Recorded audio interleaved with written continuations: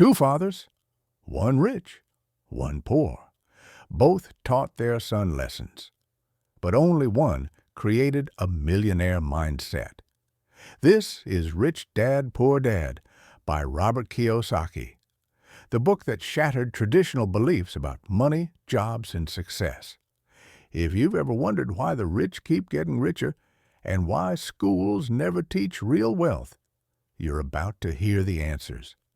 This isn't just an audiobook. It's a challenge to everything you thought you knew about money. Let's begin. Introduction. Rich Dad, Poor Dad. Having two dads offered me the choice of contrasting points of view. One of a rich man and one of a poor man. I had two fathers, a rich one and a poor one. One was highly educated and intelligent. He had a PhD and completed 4 years of undergraduate work in less than 2 years.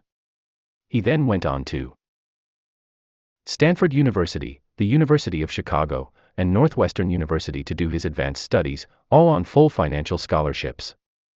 The other father never finished the 8th grade. Both men were successful in their careers, working hard all their lives. Both earned substantial incomes. Yet one always struggled financially. The other would become one of the richest men in Hawaii. One died leaving tens of millions of dollars to his family, charities, and his church. The other left bills to be paid. Both men were strong, charismatic, and influential. Both men offered me advice, but they did not advise the same things. Both men believed strongly in education but did not recommend the same course of study. If I had had only one dad, I would have had to accept or reject his advice. Having two dads offered me the choice of contrasting points of view, one of a rich man and one of a poor man. Instead of simply accepting or rejecting one or the other, I found myself thinking more, comparing, and then choosing for myself. The problem was that the rich man was not rich yet, and the poor man was not yet poor. Both were just starting out on their careers, and both were struggling with money and families. But they had very different points of view about money. For example, one dad would say, the love of money is the root of all evil. The other said, the lack of money is the root of all evil. As a young boy, having two strong fathers both influencing me was difficult. I wanted to be a good son and listen, but the two fathers did not say the same things. The contrast in their points of view, particularly about money, was so extreme that I grew curious and intrigued. I began to start thinking for long periods of time about what each was saying. Much of my private time was spent reflecting, asking myself questions such as, why does he say that, and then asking the same question of the other dad's statement. It would have been much easier to simply say, yeah, he's right. I agree with that.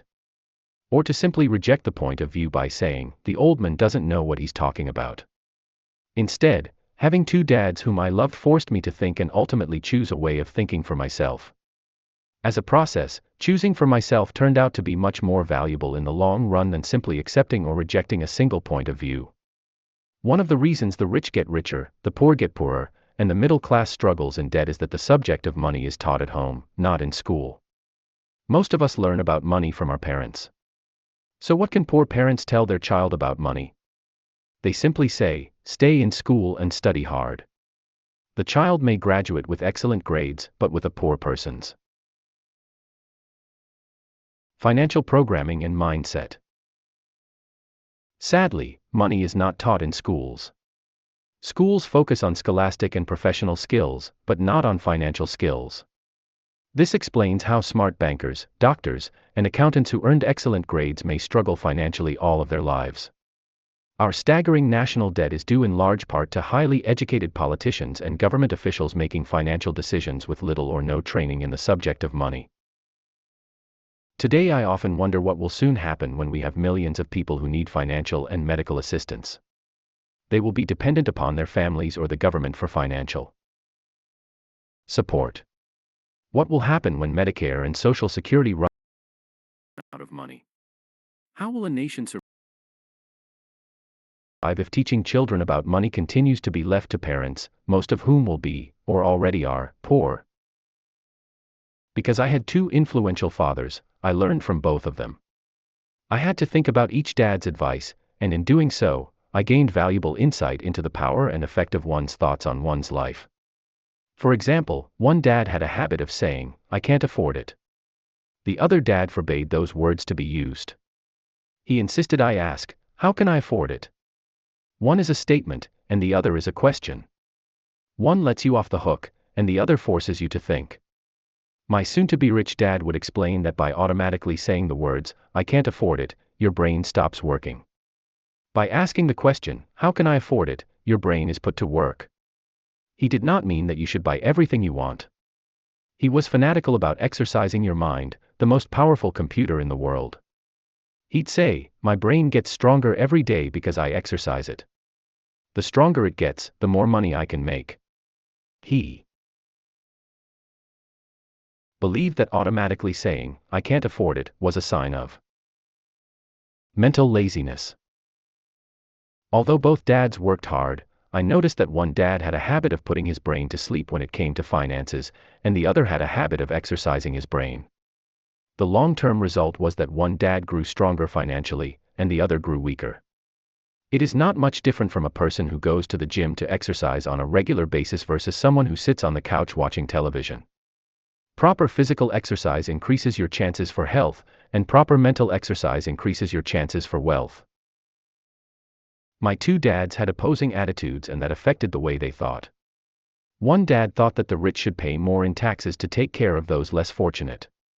The other said, "Taxes punish those who produce and reward those who don't produce." One dad recommended, "Study hard so you can find a good company to work for." The other recommended, "Study hard so you can find a good company to buy." One dad said, "The reason I'm not rich is because I have you kids."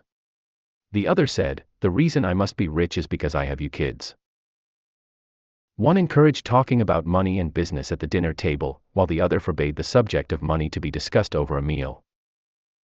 One said, "When it comes to money, play it safe. Don't take risks." The other said, "Learn to manage risk." One believed, "Our home is our largest investment and our greatest asset."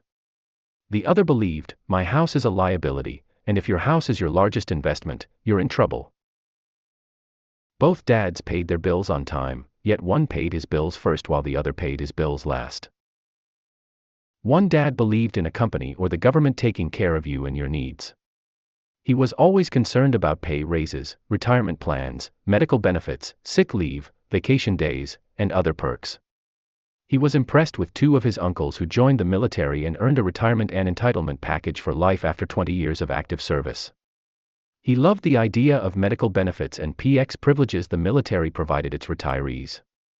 He also loved the tenure system available through the university. The idea of job protection for life and job benefits seemed more important, at times, than the job. He would often say, "I've worked hard for the government, and I'm entitled to these benefits." The other believed in total financial self-reliance. He spoke out against the entitlement mentality and how it created weak and financially needy people. He was emphatic about being financially competent. One dad struggled to save a few dollars. The other created investments. One dad taught me how to write an impressive resume so I could find a good job. The other taught me how to write strong business and financial plans so I could create jobs. Being a product of two strong dads allowed me the luxury of observing the effects different thoughts have on one's life. I noticed that people really do shape their lives through their thoughts. For example, my poor dad always said, "I'll never be rich." And that prophecy became reality. My rich dad, on the other hand, always referred to himself as rich. He would say things like, "I'm a rich man, and rich people don't do this." Even when he was flat broke after a major financial setback, he continued to refer to himself as a rich man. He would cover himself by saying, "There is a difference between being poor and being broke. Broke is temporary. Poor is eternal." My poor dad would say, "I'm not interested in money," or "Money doesn't matter." My rich dad always said, "Money is power." The power of our thoughts may never be measured or appreciated, but it became obvious to me as a young boy that it was important to be aware of my thoughts and how I expressed myself. I noticed that my poor dad was poor, not because of the amount of money he earned, which was significant, but because of his thoughts and actions. As a young boy having two fathers, I became acutely aware of being careful about which thoughts I chose to adopt as my own. Should I listen to my rich dad or to my poor dad? Although both men had tremendous respect for education and learning, they disagreed about what they thought was important to learn. One wanted me to study hard, earn a degree, and get a good job to earn money. He wanted me to study to become a professional, an attorney, or an accountant, and to go to business school for my MBA. The other encouraged me to study to be rich, to understand how money works, and to learn how to have it work for me. "I don't work for money," were words he would repeat over and over. "Money works for me." At the age of 9, I decided to listen to and learn from my rich dad about money.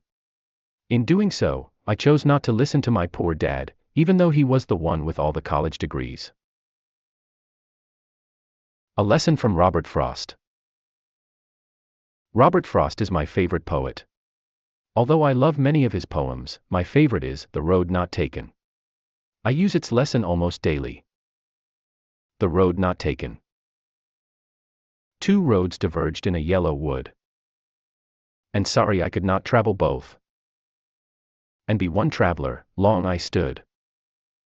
And looked down one as far as I could. To where it bent in the undergrowth, then took the other, as just as fair. And having perhaps the better claim. Because it was grassy and wanted wear. Though as for that the passing there had worn them really about the same. And both that morning equally lay in leaves no step had trodden black. Oh, I kept the first for another day. Yet knowing how way leads on to way, I doubted if I should ever come back. I shall be telling this with a sigh. Somewhere ages and ages hence. Two roads diverged in a wood, and I took the one less traveled by. And that has made all the difference. And that has made all the difference. Over the years, I have often reflected upon Robert Frost's poem. Choosing not to listen to my highly educated dad's advice and attitude about money was a painful decision, but it was a decision that shaped the rest of my life. Once I made up my mind about whom to listen to, my education about money began. My rich dad taught me over a period of 30 years until I was 39 years old. He stopped once he realized that I knew and fully understood what he had been trying to drum into my often thick skull. Money is one form of power. But what is more powerful is financial education. Money comes and goes, but if you have the education about how money works, you gain power over it and can begin building wealth. The reason positive thinking alone does not work is because most people went to school and never learned how money works, so they spend their lives working for money. Because I was only 9 years old when I started, the lessons my rich dad taught me were simple. And when it was all said and done, there were only 6 main lessons, repeated over 30 years. This book is about those 6 lessons, put as simply as possible, just as simply as my rich dad put forth those lessons to me. The lessons are meant not to be answers, but guideposts that will assist you and your children to grow wealthier no matter what happens in a world of increasing change and uncertainty. Chapter 1. Lesson 1: The rich don't work for money. The poor and the middle class work for money. The rich have money work for them. Dad, can you tell me how to get rich? My dad put down the evening paper. Why do you want to get rich, son? Because today Jimmy's mom drove up in their new Cadillac, and they were going to their beach house for the weekend. He took 3 of his friends, but Mike and I weren't invited. They told us we weren't invited because we were poor kids. They did? My dad asked incredulously. Yeah, they did, I replied in a hurt tone. My dad silently shook his head, pushed his glasses up the bridge of his nose, and went back to reading the paper. I stood waiting for an answer. The year was 1956. I was 9 years old. By some twist of fate, I attended the same public school where the rich people sent their kids. We were primarily a sugar plantation town. The managers of the plantation and the other affluent people, such as doctors, business owners, and bankers, sent their children to this elementary school. After grade 6, their children were generally sent off to private schools. Because my family lived on one side of the street, I went to this school. Had I lived on the other side of the street, I would have gone to a different school with kids from families more like mine. After grade 6, these kids and I would go on to the public intermediate and high school. There was no private school for them or for me. My dad finally put down the paper. I could tell he was thinking. Well, son, he began slowly. If you want to be rich, you have to learn to make money. How do I make money? I asked. Well, use your head, son, he said, smiling. Even then I knew that really meant, that's all I'm going to tell you, or, I don't know the answer, so don't embarrass me. A partnership is formed. The next morning, I told my best friend, Mike, what my dad had said. As best as I could tell, Mike and I were the only poor kids in this school. Mike was also in this school by a twist of fate. Someone had drawn a jog in the line for the school district, and we wound up in school with the rich kids. We weren't really poor, but we felt as if we were because all the other boys had new baseball gloves, new bicycles, new everything. Mom and Dad provided us with the basics, like food, shelter, and clothes. But that was about it. My dad used to say, if you want something, work for it. We wanted things, but there was not much work available for 9-year-old boys. So what do we do to make money? Mike asked. I don't know, I said. But do you want to be my partner? He agreed, and so on that Saturday morning, Mike became my first business partner. We spent all morning coming up with ideas on how to make money. Occasionally we talked about all the cool guys at Jimmy's beach house having fun. It hurt a little, but that hurt was good, because it inspired us to keep thinking of a way to make money. Finally, that afternoon, a bolt of lightning struck. It was an idea Mike got from a science book he had read. Excitedly, we shook hands, and the partnership now had a business. For the next several weeks, Mike and I ran around our neighborhood, knocking on doors and asking our neighbors if they would save their toothpaste tubes for us.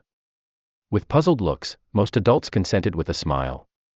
Some asked us what we were doing, to which we replied, we can't tell you. It's a business secret. My mom grew distressed as the weeks wore on. We had selected a site next to her washing machine as the place we would stockpile our raw materials. In a brown cardboard box that at one time held catsup bottles, our little pile of used toothpaste tubes began to grow. Finally my mom put her foot down. The sight of her neighbor's messy, crumpled, used toothpaste tubes had gotten to her. What are you boys doing? She asked. And I don't want to hear again that it's a business secret. Do something with this mess, or I'm going to throw it out. Mike and I pleaded and begged, explaining that we would soon have enough and then we would begin production. We informed her that we were waiting on a couple of neighbors to finish their toothpaste so we could have their tubes. Mom granted us a 1-week extension. The date to begin production was moved up, and the pressure was on. My first partnership was already being threatened with an eviction notice by my own mom. It became Mike's job to tell the neighbors to quickly use up their toothpaste, saying their dentist wanted them to brush more often anyway. I began to put together the production line. One day my dad drove up with a friend to see 2 9-year-old boys in the driveway with a production line operating at full speed. There was fine white powder everywhere. On a long table were small milk cartons from school, and our family's hibachi grill was glowing with red-hot coals at maximum heat. Dad walked up cautiously, having to park the car at the base of the driveway since the production line blocked the carport. As he and his friend got closer, they saw a steel pot sitting on top of the coals in which the toothpaste tubes were being melted down. In those days, toothpaste did not come in plastic tubes. The tubes were made of lead. So once the paint was burned off, the tubes were dropped in the small steel pot. They melted until they became liquid, and with my mom's pot holders, we poured the lead through a small hole in the top of the milk cartons. The milk cartons were filled with plaster of Paris. White powder was everywhere. In my haste, I had knocked the bag over, and the entire area looked like it had been hit by a snowstorm. The milk cartons were the outer containers for plaster of Paris molds. My dad and his friend watched as we carefully poured the molten lead through a small hole in the top of the plaster of Paris cube. "Careful," my dad said. I nodded without looking up.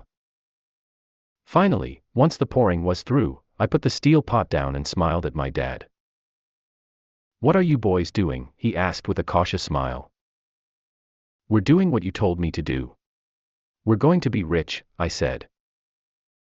"Yup," said Mike, grinning and nodding his head. "We're partners."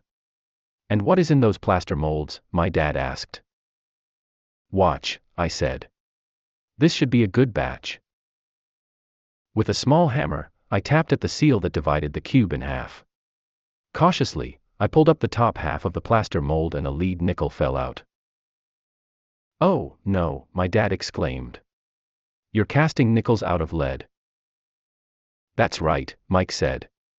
"We're doing as you told us to do. We're making money." My dad's friend turned and burst into laughter. My dad smiled and shook his head. Along with a fire and a box of spent toothpaste tubes, in front of him were two little boys covered with white dust smiling from ear to ear. He asked us to put everything down and sit with him on the front step of our house. With a smile, he gently explained what the word counterfeiting meant. Our dreams were dashed. "You mean this is illegal?" asked Mike in a quivering voice. "Let them go," my dad's friend said. "They might be developing a natural talent." My dad glared at him. "Yes, it is illegal," my dad said gently. "But you boys have shown great creativity and original thought. Keep going. I'm really proud of you." Disappointed, Mike and I sat in silence for about 20 minutes before we began cleaning up our mess. The business was over on opening day. Sweeping the powder up, I looked at Mike and said, "I guess Jimmy and his friends are right. We are poor." My father was just leaving as I said that. "Boys," he said, "you're only poor if you give up. The most important thing is that you did something. Most people only talk and dream of getting rich. You've done something. I'm very proud of the two of you. I will say it again. Keep going. Don't quit." Mike and I stood there in silence. They were nice words, but we still did not know what to do. "So how come you're not rich, Dad?" I asked. "Because I chose to be a schoolteacher. School teachers really don't think about being rich. We just like to teach.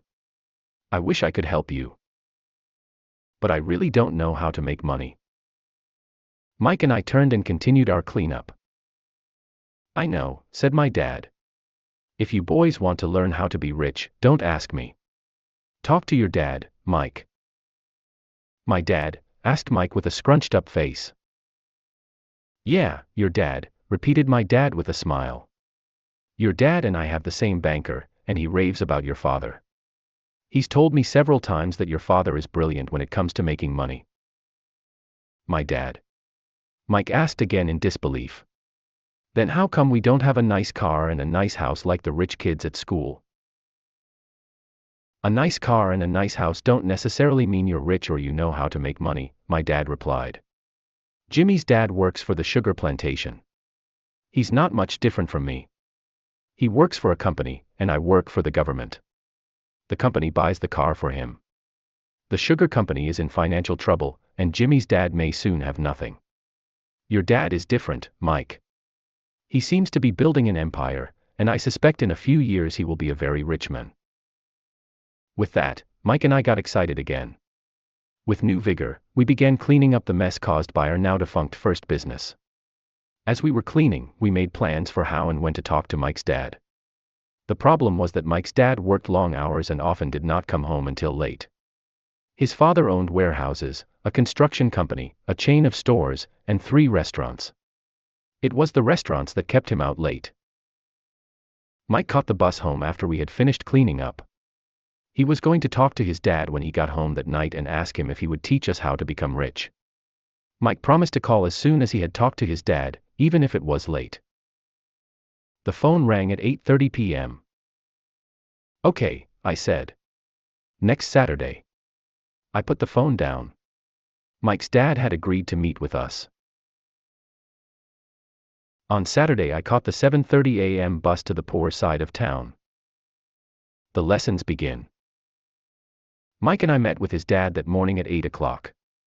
He was already busy, having been at work for more than an hour. His construction supervisor was just leaving in his pickup truck as I walked up to his simple, small, and tidy home. Mike met me at the door. "Dad's on the phone, and he said to wait on the back porch," Mike said as he opened the door. The old wooden floor creaked as I stepped across the threshold of the aging house. There was a cheap mat just inside the door. The mat was there to hide the years of wear from countless footsteps that the floor had supported. Although clean, it needed to be replaced.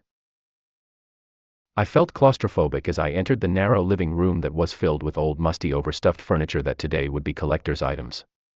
Sitting on the couch were two women, both a little older than my mom. Across from the women sat a man in workman's clothes. He wore khaki slacks and a khaki shirt, neatly pressed but without starch, and polished work boots. He was about 10 years older than my dad. They smiled as Mike and I walked past them toward the back porch. I smiled back shyly. "Who are those people?" I asked. "Oh, they work for my dad. The older man runs his warehouses, and the women are the managers of the restaurants. And as you arrived, you saw the construction supervisor who is working on a road project about 50 miles from here.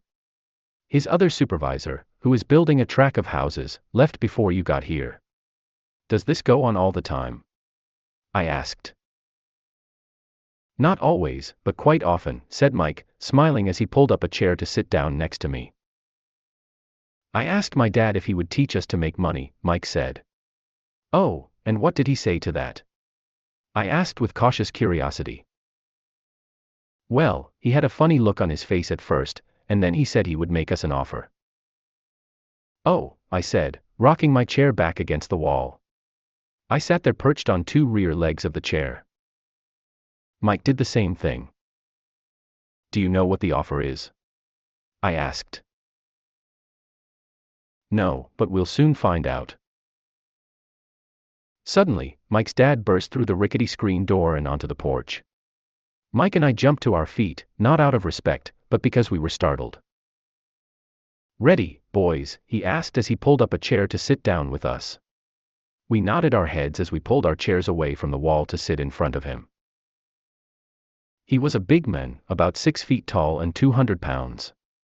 My dad was taller, about the same weight, and 5 years older than Mike's dad. They sort of looked alike, though not of the same ethnic makeup. Maybe their energy was similar. "Mike says you want to learn to make money. Is that correct, Robert?" I nodded my head quickly, but with a little trepidation. He had a lot of power behind his words and smile.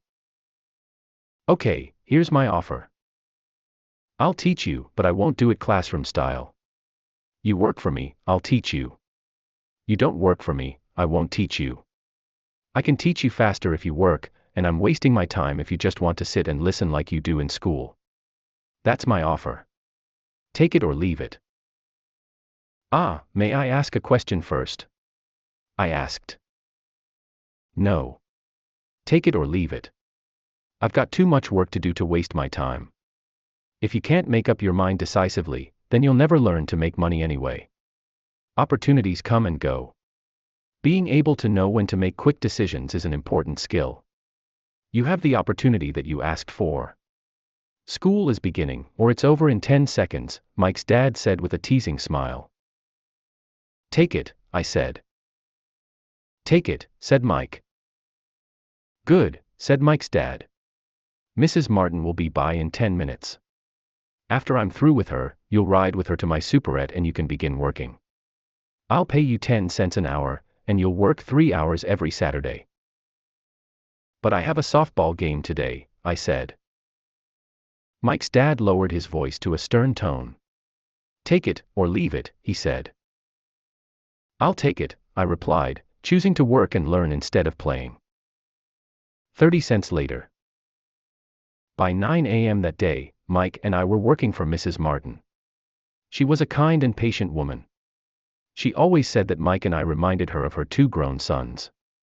Although kind, she believed in hard work and kept us moving. We spent 3 hours taking canned goods off the shelves, brushing each can with a feather duster to get the dust off, and then restacking them neatly. It was excruciatingly boring work. Mike's dad, whom I call my rich dad, owned 9 of these little superettes, each with a large parking lot. They were the early version of the 7-Eleven convenience stores, little neighborhood grocery stores where people bought items such as milk, bread, butter, and cigarettes. The problem was that this was Hawaii before air conditioning was widely used, and the stores could not close their doors because of the heat. On 2 sides of the store, the doors had to be wide open to the road and parking lot. Every time a car drove by or pulled into the parking lot, dust would swirl and settle in the store. We knew we had a job as long as there was no air conditioning. For 3 weeks, Mike and I reported to Mrs. Martin and worked our 3 hours. By noon, our work was over, and she dropped 3 little dimes in each of our hands. Now, even at the age of 9 in the mid-1950s, 30 cents was not too exciting. Comic books cost 10 cents back then, so I usually spent my money on comic books and went home. By Wednesday of the 4th week, I was ready to quit. I had agreed to work only because I wanted to learn to make money from Mike's dad, and now I was a slave for 10 cents an hour. On top of that, I had not seen Mike's dad since that first Saturday. "I'm quitting," I told Mike at lunchtime. School was boring, and now I did not even have my Saturdays to look forward to. But it was the 30 cents that really got to me. This time Mike smiled. "What are you laughing at?" I asked with anger and frustration. "Dad said this would happen. He said to meet with him when you were ready to quit." "What?" I said indignantly. "He's been waiting for me to get fed up." "Sort of," Mike said. "Dad's kind of different. He doesn't teach like your dad. Your mom and dad lecture a lot. My dad is quiet and a man of few words. You just wait till this Saturday. I'll tell him you're ready." "You mean I've been set up?" "No, not really, but maybe. Dad will explain on Saturday." Waiting in line on Saturday. I was ready to face Mike's dad. Even my real dad was angry with him. My real dad, the one I call the poor one, thought that my rich dad was violating child labor laws and should be investigated. My educated, poor dad told me to demand what I deserve, at least 25 cents an hour. My poor dad told me that if I did not get a raise, I was to quit immediately. "You don't need that damned job anyway," said my poor dad with indignation. At 8 o'clock Saturday morning, I walked through the door of Mike's house when Mike's dad opened it. "Take a seat and wait in line," he said as I entered. He turned and disappeared into his little office next to a bedroom. I looked around the room and didn't see Mike anywhere. Feeling awkward, I cautiously sat down next to the same 2 women who were there 4 weeks earlier. They smiled and slid down the couch to make room for me. 45 minutes went by, and I was steaming. The 2 women had met with him and left 30 minutes earlier. An older gentleman was in there for 20 minutes and was also gone. The house was empty, and here I sat in a musty, dark living room on a beautiful sunny Hawaiian day, waiting to talk to a cheapskate who exploited children. I could hear him rustling around the office, talking on the phone, and ignoring me. I was ready to walk out, but for some reason I stayed. Finally, 15 minutes later, at exactly 9 o'clock, Rich Dad walked out of his office, said nothing, and signaled with his hand for me to enter. "I understand you want a raise, or you're going to quit," Rich Dad said as he swiveled in his office chair.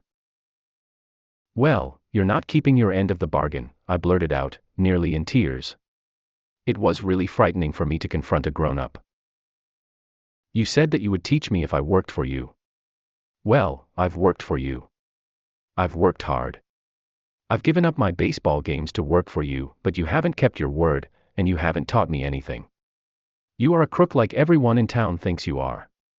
You're greedy. You want all the money and don't take care of your employees. You made me wait and don't show me any respect. I'm only a little boy, but I deserve to be treated better." Rich Dad rocked back in his swivel chair, hands up to his chin, and stared at me. "Not bad," he said. "In less than a month, you sound like most of my employees." "What?" I asked. Not understanding what he was saying, I continued with my grievance. "I thought you were going to keep your end of the bargain and teach me. Instead you want to torture me. That's cruel. That's really cruel." "I am teaching you," Rich Dad said quietly. "What have you taught me?" "Nothing," I said angrily. "You haven't even talked to me once since I agreed to work for peanuts. 10 cents an hour. Ha! I should notify the government about you. We have child labor laws, you know. My dad works for the government, you know." "Wow," said Rich Dad. "Now you sound just like most of the people who used to work for me, people I've either fired or who have quit." "So what do you have to say?" I demanded, feeling pretty brave for a little kid. "You lied to me. I've worked for you, and you have not kept your word. You haven't taught me anything." "How do you know that I've not taught you anything?" asked Rich Dad calmly. "Well, you've never talked to me. I've worked for 3 weeks and you have not taught me anything," I said with a pout. "Does teaching mean talking or a lecture?" Rich Dad asked. "Well, yes," I replied. "That's how they teach you in school," he said, smiling. "But that is not how life teaches you, and I would say that life is the best teacher of all. Most of the time, life does not talk to you. It just sort of pushes you around. Each push is life saying, 'Wake up. There's something I want you to learn.'" What is this man talking about? I asked myself silently. Life pushing me around was life talking to me. Now I knew I had to quit my job. I was talking to someone who needed to be locked up. If you learn life's lessons, you will do well. If not, life will just continue to push you around. People do 2 things. Some just let life push them around. Others get angry and push back. But they push back against their boss, or their job, or their husband or wife. They do not know it's life that's pushing. I had no idea what he was talking about. Life pushes all of us around. Some people give up and others fight. A few learn the lesson and move on. They welcome life pushing them around. To these few people, it means they need and want to learn something. They learn and move on. Most quit, and a few like you fight. Rich Dad stood and shut the creaky old wooden window that needed repair. If you learn this lesson, you will grow into a wise, wealthy, and happy young man. If you don't, you will spend your life blaming a job, low pay, or your boss for your problems. You'll live life always hoping for that big break that will solve all your money problems. Rich Dad looked over at me to see if I was still listening. His eyes met mine. We stared at each other, communicating through our eyes. Finally, I looked away once I had absorbed his message. I knew he was right. I was blaming him, and I did ask to learn. I was fighting.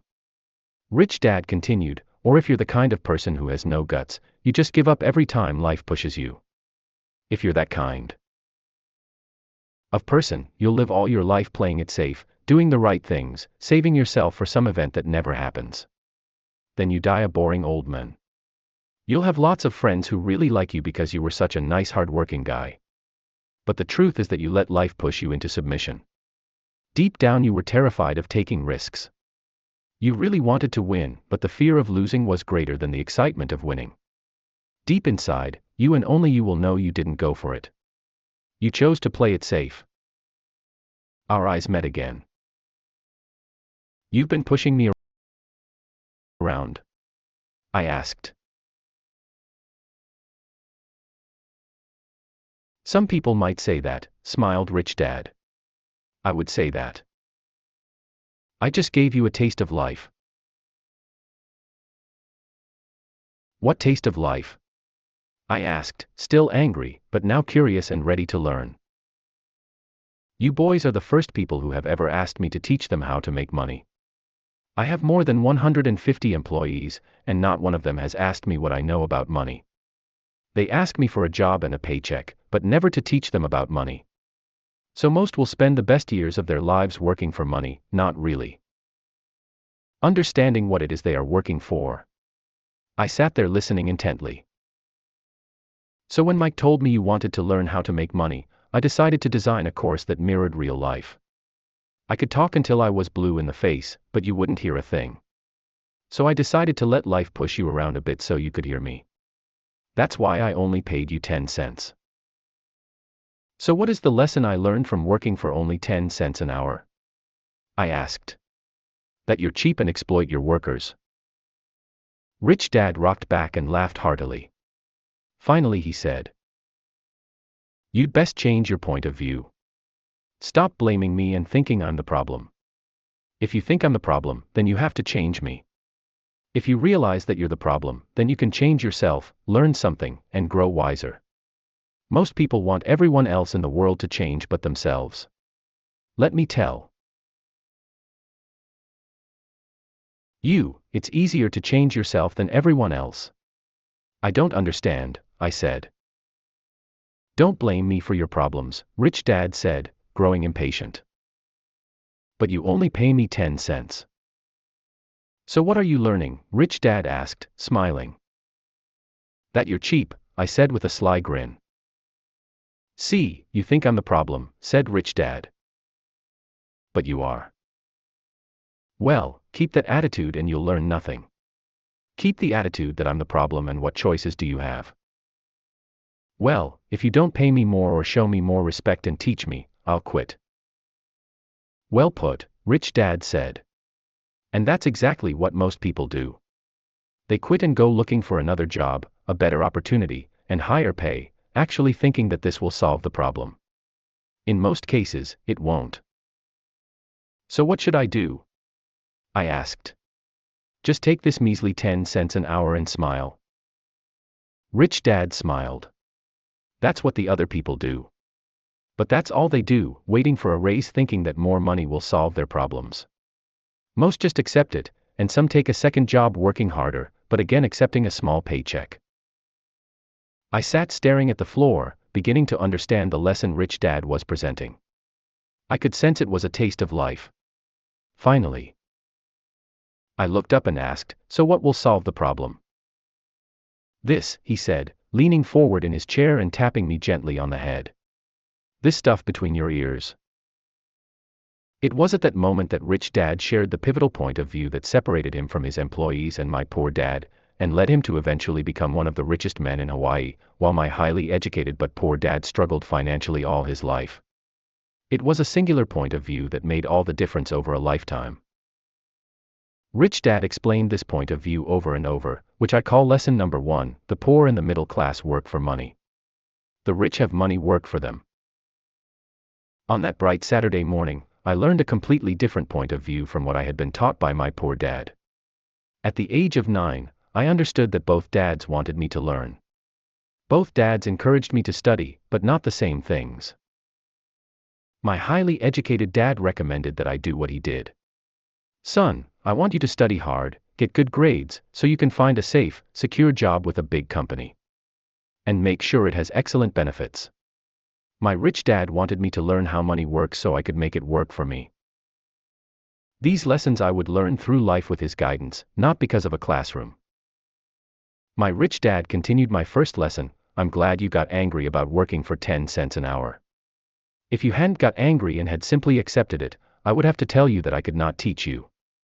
You see, true learning takes energy, passion, and a burning desire. Anger is a big part of that formula, for passion is anger and love combined. When it comes to money, most people want to play it safe and feel secure. So passion does not direct them. Fear does. So is that why they'll take jobs with low pay?" I asked. "Yes," said Rich Dad. "Some people say I exploit people because I don't pay as much as the sugar plantation or the government. I say the people exploit themselves. It's their fear, not mine." "But don't you feel you should pay them more?" I asked. "I don't have to. And besides, more money will not solve their problems. Just look at your dad. He makes a lot of money, and he still can't pay his bills. Most people, given more money, only get into more debt. So that's why the 10 cents an hour, I said, smiling. It's a part of the lesson.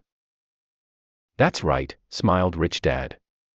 You see, your dad went to school and got an excellent education so he could get a high-paying job. But he still has money problems because he never learned anything about money in school. On top of that, he believes in working for money. And you don't? I asked. No, not really, said Rich Dad. If you want to learn to work for money, then stay in school. That is a great place to learn to do that. But if you want to learn how to have money work for you, then I will teach you that. But only if you want to learn.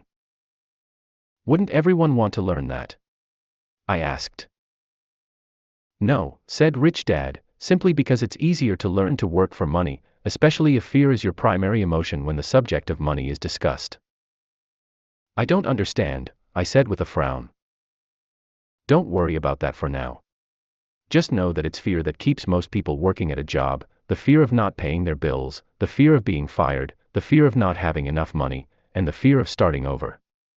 That's the price of studying to learn a profession or trade, and then working for money. Most people become a slave to money, and then get angry at their boss. Learning to have money work for you is a completely different course of study. I asked. Absolutely, Rich Dad answered. Absolutely. We sat in silence on that beautiful Hawaiian Saturday morning.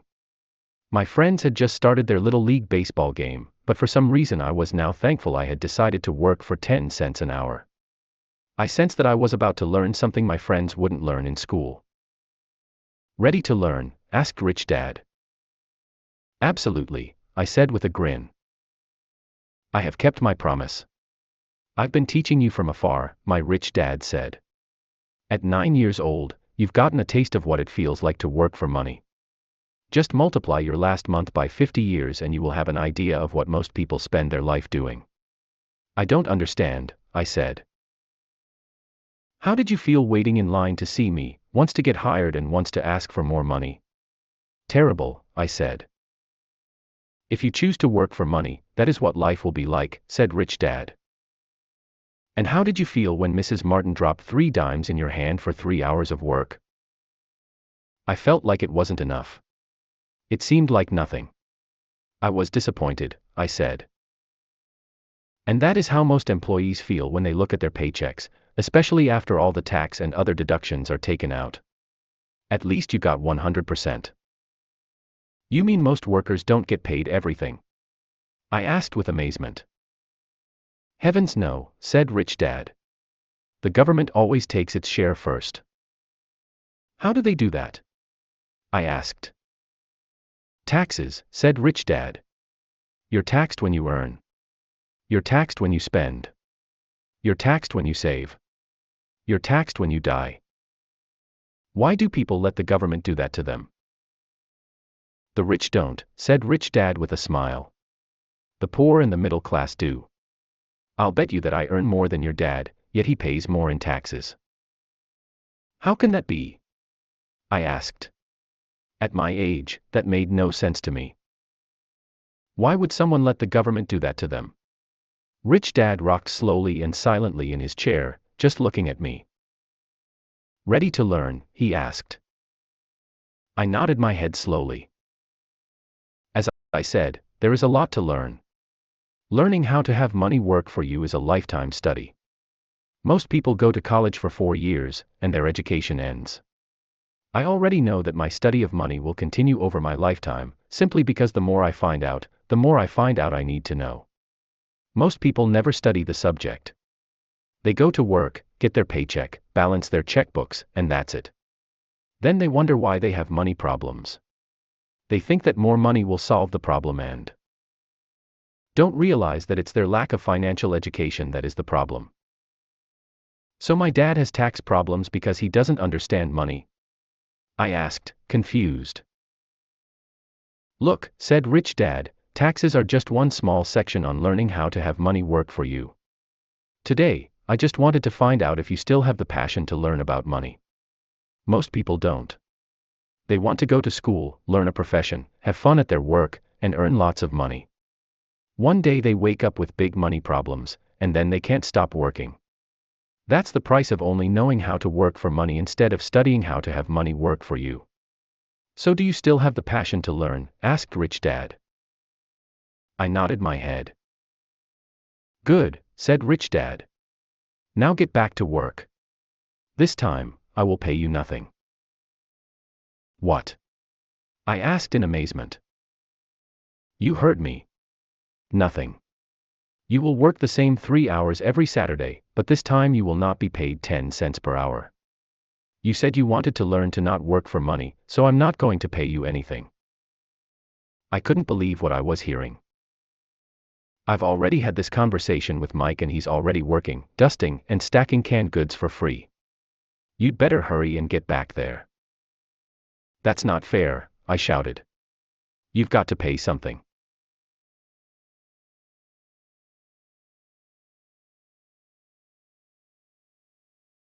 You said you wanted to learn.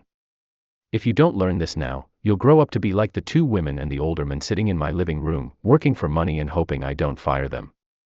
Or like your dad, earning lots of money only to be in debt up to his eyeballs, hoping more money will solve the problem. If that's what you want, I'll go back to our original deal of 10 cents an hour.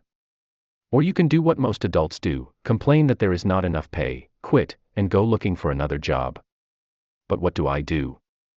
I asked. Rich Dad tapped me on the head. Use this, he said. If you use it well, you will soon thank me for giving you an opportunity and you will grow into a rich man. I stood there, still not believing what a raw deal I was handed. I came to ask for a raise, and somehow I was instead working for nothing. Rich Dad tapped me on the head again and said, use this.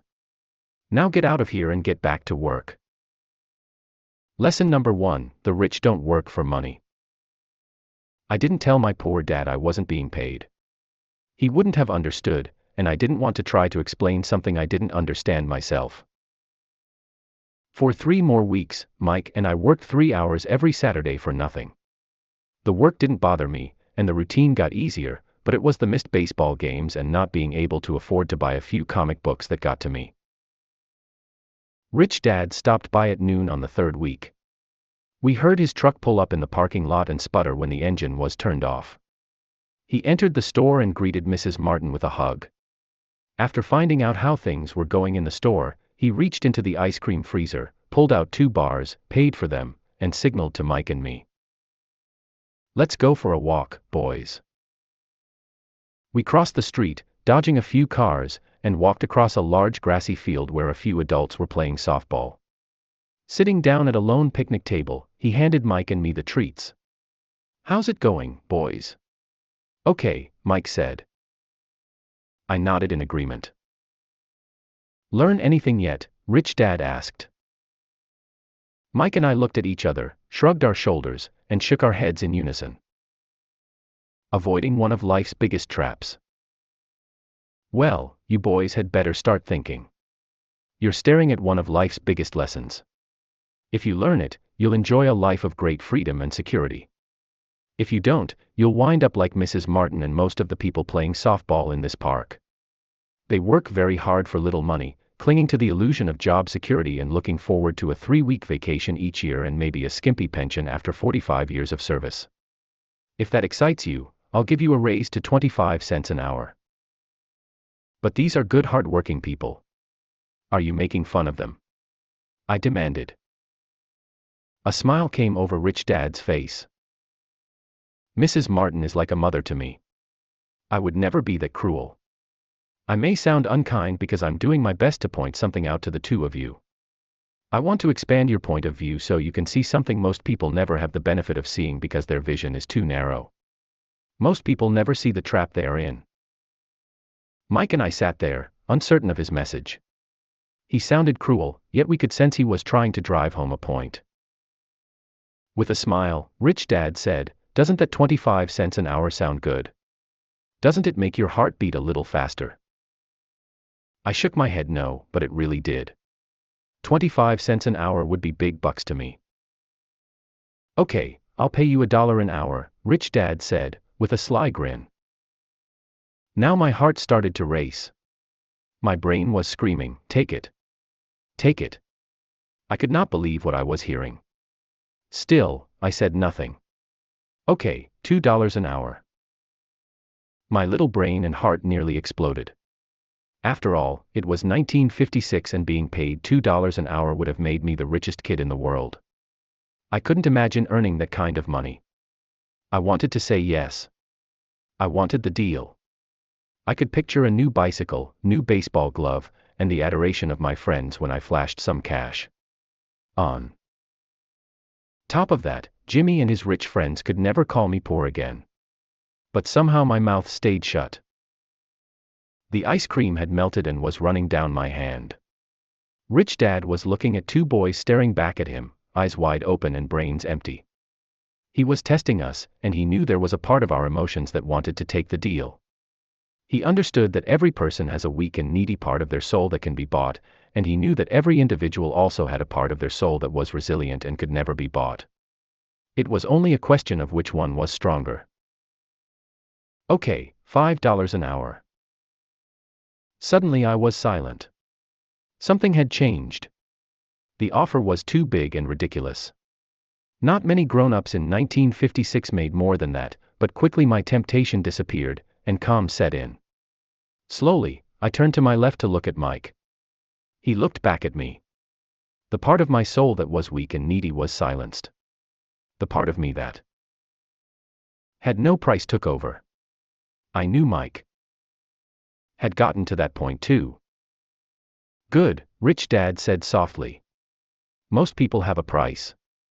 And they have a price because of human emotions named fear and greed. First, the fear of being without money motivates us to work hard, and then once we get the paycheck, greed or desire starts us thinking about all the wonderful things money can buy. The pattern is then set." "What pattern?" I asked. "The pattern of get up, go to work, pay bills, get up, go to work, pay bills." People's lives are forever controlled by two emotions, fear and greed. Offer them more money and they continue the cycle by increasing their spending. This is what I call the rat race. "There is another way?" Mike asked. "Yes," said Rich Dad slowly. "But only a few people find it." "And what is that way?" Mike asked. "That's what I hope you boys will learn as you work and study with me. That is why I took away all forms of pay." "Any hints?" Mike asked. "We're kind of tired of working hard, especially for nothing." "Well, the first step is telling the truth," said Rich Dad. "We haven't been lying," I said. "I did not say you were lying. I said to tell the truth," Rich Dad retorted. "The truth about what?" I asked. "How you're feeling," Rich Dad said. "You don't have to say it to anyone else. Just admit it to yourself." "You mean the people in this park, the people who work for you, Mrs. Martin, they don't do that?" I asked. "I doubt it," said Rich Dad. "Instead, they feel the fear of not having money. They don't confront it logically. They react emotionally instead of using their heads," Rich Dad said. "Then, they get a few bucks in their hands and again, the emotions of joy, desire, and greed take over. And again they react, instead of think. So their emotions control their brain," Mike said. "That's correct," said Rich Dad. "Instead of admitting the truth about how they feel, they react to their feelings and fail to think. They feel the fear so they go to work, hoping that money will soothe the fear, but it doesn't. It continues to haunt them and they return to work, hoping again that money will calm their fears, and again it doesn't. Fear keeps them in this trap of working, earning money, working, earning money, hoping the fear will go away. But every day they get up, and that old fear wakes up with them. For millions of people that old fear keeps them awake all night, causing a night of turmoil and worry. So they get up and go to work, hoping that a paycheck will kill that fear gnawing at their soul. Money is running their lives, and they refuse to tell the truth about that. Money is in control of their emotions and their souls." Rich Dad sat quietly, letting his words sink in. Mike and I heard what he said but didn't understand fully what he was talking about. I just knew that I often wondered why grown-ups hurried off to work. It did not seem like much fun, and they never looked that happy, but something kept them going. Realizing we had absorbed as much as possible of what he was talking about, Rich Dad said, "I want you boys to avoid the trap. That is really what I want to teach you. Not just to be rich, because being rich does not solve the problem." "It doesn't?" I asked, surprised. "No, it doesn't. Let me explain the other emotion, desire. Some call it greed, but I prefer desire. It's perfectly normal to desire something better, prettier, more fun, or exciting. So people also work for money because of desire. They desire money for the joy they think it can buy. But the joy that money brings is often short-lived, and they soon need more money for more joy, more pleasure, more comfort, and more security. So they keep working, thinking money will soothe their souls that are troubled by fear and desire. But money can't do that. Even rich people do this." Mike asked. "Rich people included," said Rich Dad. "In fact, the reason many rich people are rich isn't because of desire, but because of fear. They believe that money can eliminate the fear of being poor, so they amass tons of it, only to find the fear gets worse. Now they fear losing the money. I have friends who keep working even though they have plenty. I know people who have millions who are more afraid now than when they were poor. They're terrified of losing it all. The fears that drove them to get rich got worse. That weak and needy part of their soul is actually screaming louder. They don't want to lose the big houses, the cars, and the high life money has bought them. They worry about what their friends would say if they lost all their money. Many are emotionally desperate and neurotic. Although they look rich and have more money. So is a poor man happier?" I asked. "No, I don't think so," replied Rich Dad. "The avoidance of money is just as psychotic as being attached to money." As if on cue, the town derelict went past our table, stopping by the large rubbish can and rummaging around in it. The three of us watched him with great interest, when before we probably would have just ignored him. Rich Dad pulled $1 out of his wallet and gestured to the older men. Seeing the money, the derelict came over immediately, took the bill, thanked Rich Dad profusely, and hurried off, ecstatic with his good fortune. "He's not much different from most of my employees," said Rich Dad. "I've met so many people who say, 'Oh, I'm not interested in money.' Yet they'll work at a job for 8 hours a day. That's a denial of truth. If they weren't interested in money, then why are they working? That kind of thinking is probably more psychotic than a person who hoards money." As I sat there listening to my Rich Dad, my mind flashed back to the countless times my own dad said, "I'm not interested in money." He said those words often. Us human. The word emotion stands for energy in motion. Be truthful about your emotions and use your mind and emotions in your favor, not against yourself. "Whoa," said Mike. "Don't worry about what I just said. It will make more sense in years to come. Just be an observer, not a reactor, to your emotions. Most people do not know that it's their emotions that are doing the thinking. Your emotions are your emotions, but you have got to learn to do your own thinking." "Can you give me an example?" I asked. "Sure," replied Rich Dad. "When a person says, 'I need to find a job,' it's most likely an emotion doing the thinking. Fear of not having money generates that thought." "But people do need money if they have bills to pay," I said. "Sure they do," smiled Rich Dad. "All I'm saying is that it's fear that is all too often doing the thinking." "I don't understand," said Mike. "For example," said Rich Dad. "If the fear of not having enough money arises, instead of immediately running out to get a job, they instead might ask themselves this question: will a job be the best solution to this fear over the long run? In my opinion, the answer is no. A job is really a short-term solution to a long-term problem."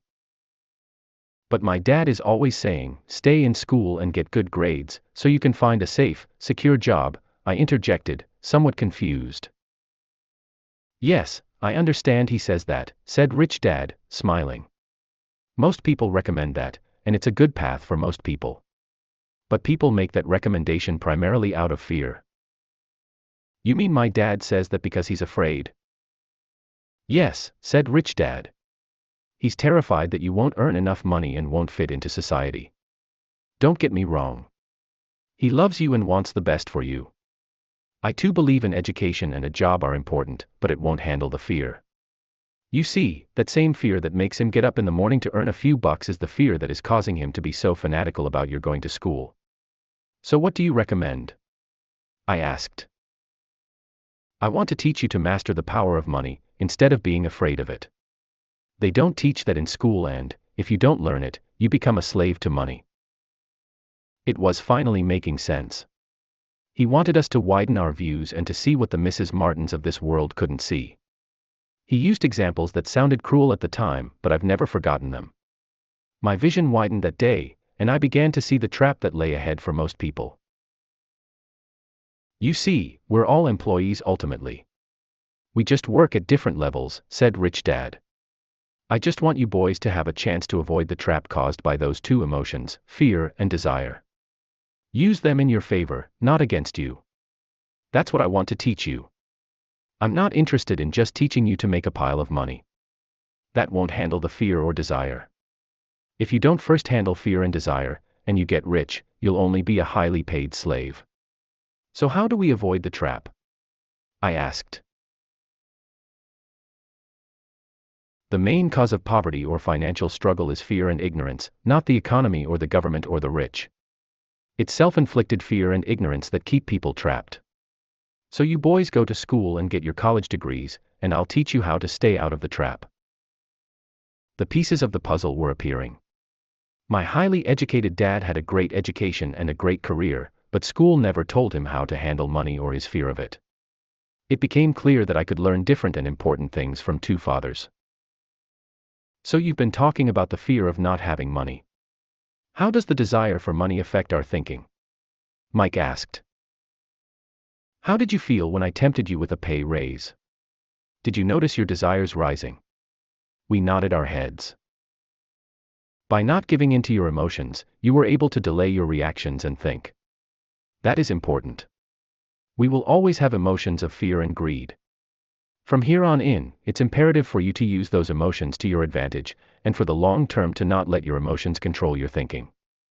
Most people use fear and greed against themselves. That's the start of ignorance. Most people live their lives chasing paychecks, pay raises and job security because of the emotions of desire and fear, not really questioning where those emotion-driven thoughts are leading them. It's just like the picture of a donkey dragging a cart with its owner dangling a carrot just in front of its nose. The donkey's owner may be going where he wants to, but the donkey is chasing an illusion. Tomorrow there will only be another carrot for the donkey. You mean the moment I picture a new baseball glove, candy, and toys, that's like a carrot to a donkey? Mike asked. Yes, and as you get older, your toys get more expensive, a new car, a boat, and a big house to impress your friends, said Rich Dad with a smile. Fear pushes you out the door, and desire calls to you. That's the trap. So what's the answer? Mike asked. What intensifies fear and desire is ignorance. That is why rich people with lots of money often have more fear the richer they get. Money is the carrot, the illusion. If the donkey could see the whole picture, it might rethink its choice to chase the carrot. Rich Dad went on to explain that a human's life is a struggle between ignorance and illumination. He explained that once a person stops searching for information and self-knowledge, ignorance sets in. That struggle is a moment-to-moment decision, to learn to open or close one's mind. Look, school is very important. You go to school to learn a skill or profession to become a contributing member of society. Every culture needs teachers, doctors, mechanics, artists, cooks, businesspeople, police officers, firefighters, and soldiers. Schools train them so society can thrive and flourish, said Rich Dad. Unfortunately, for many people school is the end, not the beginning.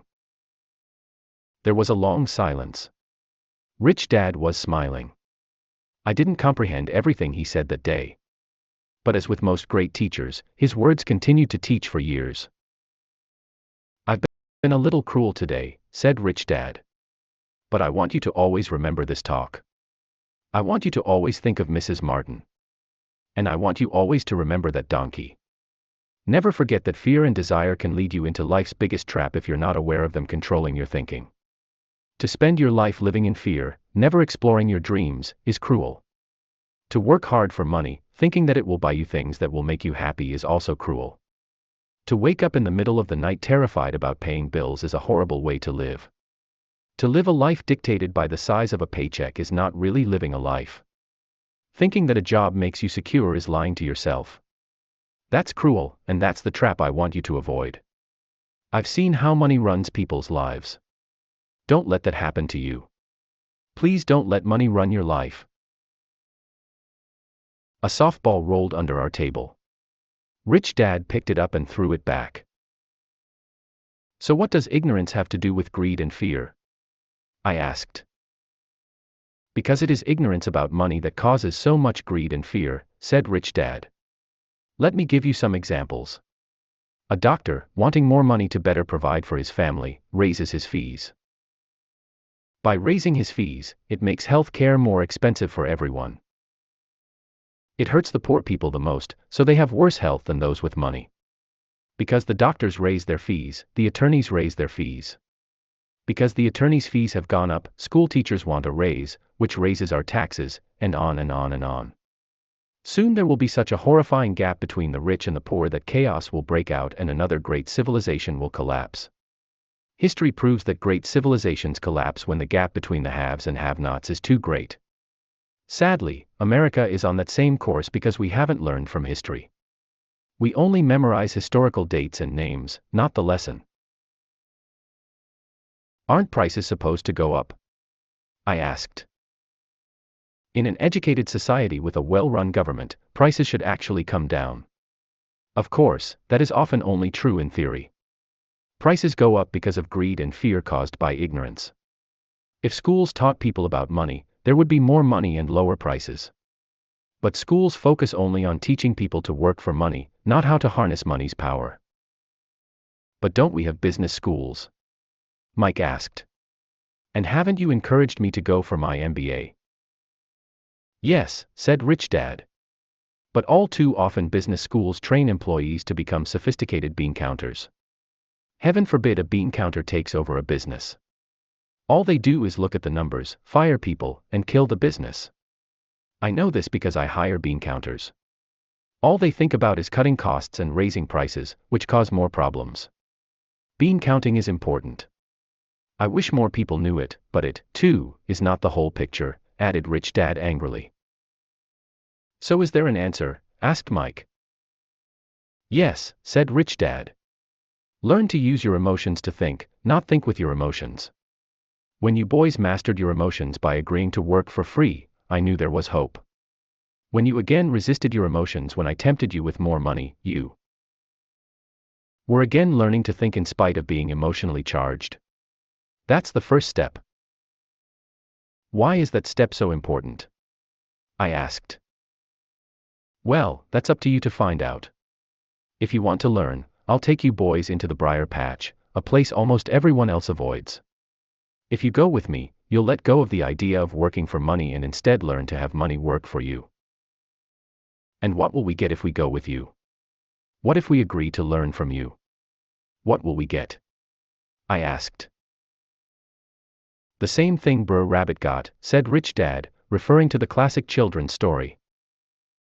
Is there a briar patch? I asked. Yes, said Rich Dad. The briar patch is our fear and greed. Confronting fear, weaknesses, and neediness by choosing our own thoughts is the way out.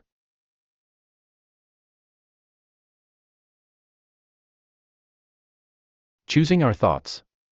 Mike asked, puzzled. Yes. Choosing what we think rather than reacting to our emotions. Instead of just getting up and going to work because not having the money to pay your bills is scaring you, ask yourself, is working harder at this the best solution to this problem? Most people are too afraid to rationally think things through and instead run out the door to a job they hate. The tar baby is in control. That's what I mean by choosing your thoughts. And how do we do that? Mike asked. That's what I will teach you. I'll teach you to have a choice of thoughts rather than a knee-jerk reaction, like gulping down your morning coffee and running out the door. Remember what I said before, a job is only a short-term solution to a long-term problem. Most people have only one problem in mind, and it's short-term. It's the bills at the end of the month, the tar baby. Money controls their lives, or should I say the fear and ignorance about money controls it. So they do as their parents did. They get up every day and go work for money, not taking the time to ask the question, is there another way? Their emotions now control their thinking, not their heads. Can you tell the difference between emotions thinking and the head thinking? Mike asked.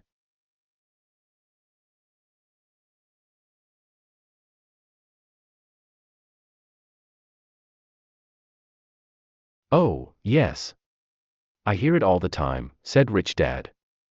I hear things like, well, everyone has to work. Or, the rich are crooks. Or, I'll get another job. I deserve this raise. You can't push me around. Or, I like this job because it's secure. No one asks, is there something I'm missing here, which would break through the emotional thought and give you time to think clearly. As we headed back to the store, Rich Dad explained that the rich really did make money. They did not work for it. He went on to explain that when Mike and I were casting 5-cent pieces out of lead, thinking we were making money, we were very close to thinking the way the rich think. The problem was that creating money is legal for the government and banks to do, but illegal for us to do. There are legal ways to create money from nothing, he told us. Rich Dad went on to explain that the rich know that money is an illusion, truly like the carrot for the donkey. It's only out of fear and greed that the illusion of money is held together by billions of people who believe that money is real. It's not. Money is really made up. It is only because of the illusion of confidence and the ignorance of the masses that this house of cards stands. He talked about the gold standard that America was on, and that each dollar bill was actually a silver certificate. What concerned him was the rumor that we would someday go off the gold standard and our dollars would no longer be backed by something tangible. If that happens, boys, all hell will break loose. The poor, the middle class, and the ignorant will have their lives ruined simply because they will continue to believe that money is real and that the company they work for, or the government, will look after them. We really did not understand what he was saying that day, but over the years, it made more and more sense. Seeing what others miss. As he climbed into his pickup truck outside his convenience store, Rich Dad said, keep working, boys, but the sooner you forget about needing a paycheck, the easier your adult life will be. Keep using your brain, work for free, and soon your mind will show you ways of making money far beyond what I could ever pay you. You will see things that other people never see. Most people never see these opportunities because they're looking for money and security, so that's all they get. The moment you see one opportunity, you'll see them for the rest of your life. The moment you do that, I'll teach you something else. Learn this, and you'll avoid one of life's biggest traps. Mike and I picked up our things from the store and waved goodbye to Mrs. Martin. We went back to the park, to the same picnic bench, and spent several more hours thinking and talking. We spent the next week at school thinking and talking, too. For 2 more weeks, we kept thinking, talking, and working for free. At the end of the second Saturday, I was again saying goodbye to Mrs. Martin and looking at the comic book stand with a longing gaze. The hard thing about not even getting 30 cents every Saturday was that I didn't have any money to buy comic books. Suddenly, as Mrs. Martin said goodbye to Mike and me, I saw her do something I'd never seen her do before. Mrs. Martin was cutting the front page of the comic book in half. She kept the top half of the comic book cover and threw the rest of the book into a large cardboard box. When I asked her what she did with the comic books, she said, I throw them away. I give the top half of the cover back to the comic book distributor for credit when he brings in the new comics. He's coming in an hour. Mike and I waited for an hour. Soon the distributor arrived, and I asked him if we could have the comic books. To my delight, he said, you can have them if you work for this store and do not resell them. Remember our old business partnership? Well, Mike and I revived it. Using a spare room in Mike's basement, we began piling hundreds of comic books in that room. Soon our comic book library was open to the public. We hired Mike's younger sister, who loved to study, to be head librarian. She charged each child 10 cents admission to the library, which was open from 2:30 p.m. to 4:30 p.m. every day after school. The customers, the children of the neighborhood, could read as many comics as they wanted in 2 hours. It was a bargain for them since a comic cost 10 cents each, and they could read 5 or 6 in 2 hours. Mike's sister would check the kids as they left to make sure they weren't borrowing any comic books. She also kept the books, logging in how many kids showed up each day, who they were, and any comments they might have. Mike and I averaged $9.50 per week over a 3-month period. We paid his sister $1 a week and allowed her to read the comics for free, which she rarely did since she was always studying. Mike and I kept our agreement by working in the store every Saturday and collecting all the comic books from the different stores. We kept our agreement to the distributor by not selling any comic books. We burned them once they got too tattered. We tried opening a branch office, but we could never quite find someone as trustworthy and dedicated as Mike's sister. At an early age, we found out how hard it was to find good staff. 3 months after the library first opened, a fight broke out in the room. Some bullies from another neighborhood pushed their way in, and Mike's dad suggested we shut down the business. So our comic book business shut down, and we stopped working on Saturdays at the convenience store. But Rich Dad was excited because he had new things he wanted to teach us. He was happy because we had learned our first lesson so well. We learned to make money work for us. By not getting paid for our work at the store, we were forced to use our imaginations to identify an opportunity to make money. By starting our own business, the comic book library, we were in control of our own finances, not dependent on an employer. The best part was that our business generated money for us, even when we weren't physically there. Our money worked for us. Instead of paying us money, Rich Dad had given us so much more.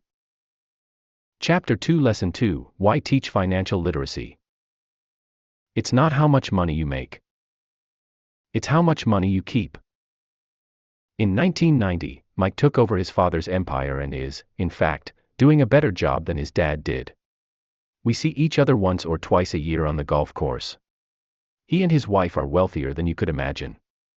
Rich Dad's empire is in great hands, and Mike is now grooming his son to take his place, as his dad had groomed us. In 1994, I retired at the age of 47, and my wife Kim was 37. Retirement does not mean not working. For us, it means that, barring unforeseen cataclysmic changes, we can work or not work, and our wealth grows automatically, staying ahead of inflation. Our assets are large enough to grow by themselves. It's like planting a tree. You water it for years, and then one day it doesn't need you anymore. Its roots are implanted deep enough. Then the tree provides shade for your enjoyment. Mike chose to run the empire, and I chose to retire.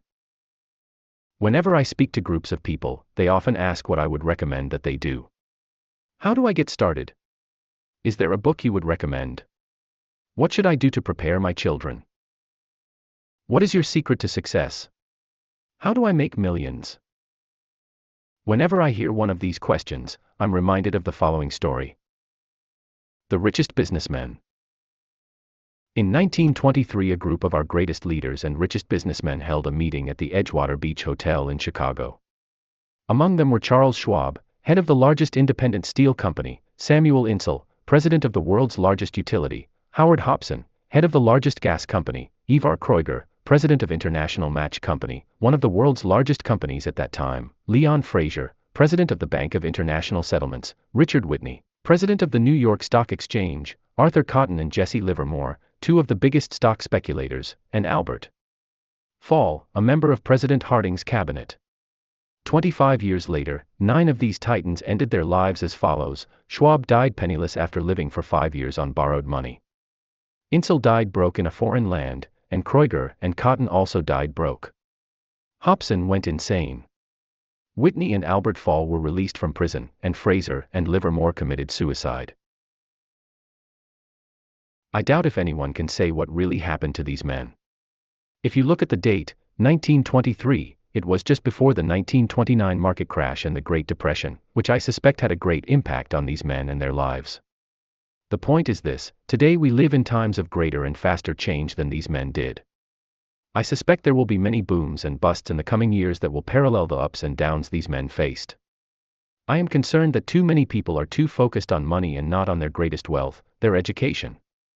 If people are prepared to be flexible, keep an open mind and learn, they will grow richer and richer despite tough changes. If they think money will solve problems, they will have a rough ride. Intelligence solves problems and produces money. Money without financial intelligence is money soon gone. Most people fail to realize that in life, it's not how much money you make. It's how much money you keep. We've all heard stories of lottery winners who are poor, then suddenly rich, and then poor again. They win millions, yet are soon back where they started. Or stories of professional athletes, who at the age of 24 are earning millions, but are sleeping under a bridge 10 years later. I remember a story of a young basketball player who a year ago had millions. Today, at just 29, he claims his friend's attorney, an accountant took his money, and he was forced to work at a car wash for minimum wage.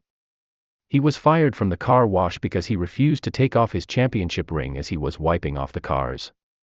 His story made national news and he is appealing his termination, claiming hardship and discrimination. He claims that the ring is all he has left and if it was stripped away, he'll crumble. I know so many people who became instant millionaires.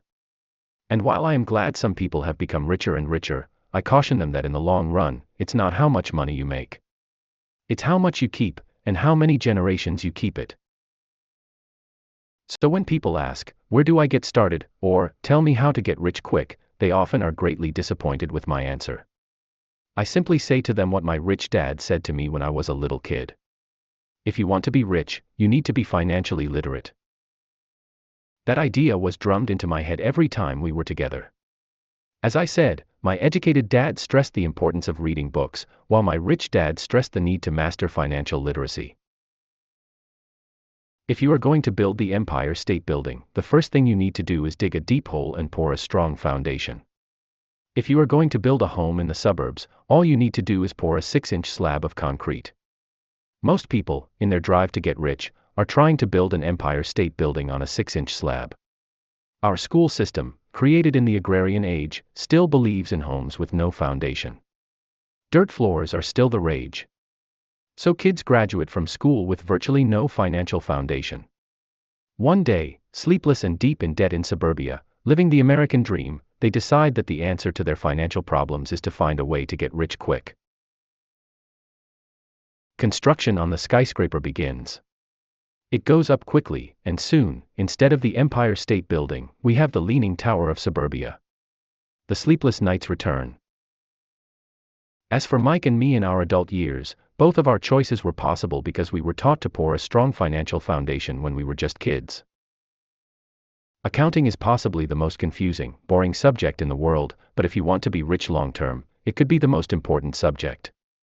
For Rich Dad, the question was how to take a boring and confusing subject and teach it to kids. The answer he found was to make it simple by teaching it in pictures. My rich dad poured a strong financial foundation for Mike and me. Since we were just kids, he created a simple way to teach us. For years he only drew pictures and used few words.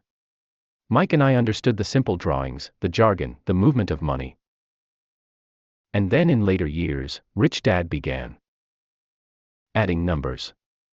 Today, Mike has gone on to master much more complex and sophisticated accounting analysis because he had to in order to run his empire. I am not as sophisticated because my empire is smaller, yet we come from the same simple foundation. Over the following pages, I offer to you the same simple line drawings Mike's dad created for us. Though basic, those drawings helped guide two little boys in building great sums of wealth on a solid and deep foundation. Rule number 1, you must know the difference between an asset and a liability, and buy assets. If you want to be rich, this is all you need to know. It is rule number 1. It is the only rule. This may sound absurdly simple, but most people have no idea how profound this rule is. Most people struggle financially because they do not know the difference between an asset and a liability. Rich people acquire assets. The poor and middle class acquire liabilities that they think are assets, said Rich Dad. When Rich Dad explained this to Mike and me, we thought he was kidding. Here we were, nearly teenagers and waiting for the secret to getting rich, and this was his answer. It was so simple that we stopped for a long time to think about it. What is an asset? Asked Mike. Don't worry right now, said Rich Dad. Just let the idea sink in. If you can comprehend the simplicity, your life will have a plan and be financially easy. It is simple. That is why the idea is missed. You mean all we need to know is what an asset is, acquire them, and we'll be rich? I asked. Rich Dad nodded his head. It's that simple. If it's that simple, how come everyone is not rich? I asked. Rich Dad smiled. Because people do not know the difference between an asset and a liability. I remember asking, how could adults be so misguided? If it is that simple, if it is that important, why would everyone not want to find out? It took Rich Dad only a few minutes to explain what assets and liabilities were. As an adult, I have difficulty explaining it to other adults. The simplicity of the idea escapes them because they have been educated differently. They were taught by other educated professionals, such as bankers, accountants, real estate agents, financial planners, and so forth. The difficulty comes in asking adults to unlearn or become children again. An intelligent adult often feels it is demeaning to pay attention to simplistic definitions. Rich Dad believed in the KISS principle, keep it simple, stupid, or keep it super simple, so he kept it simple for us, and that made our financial foundation strong.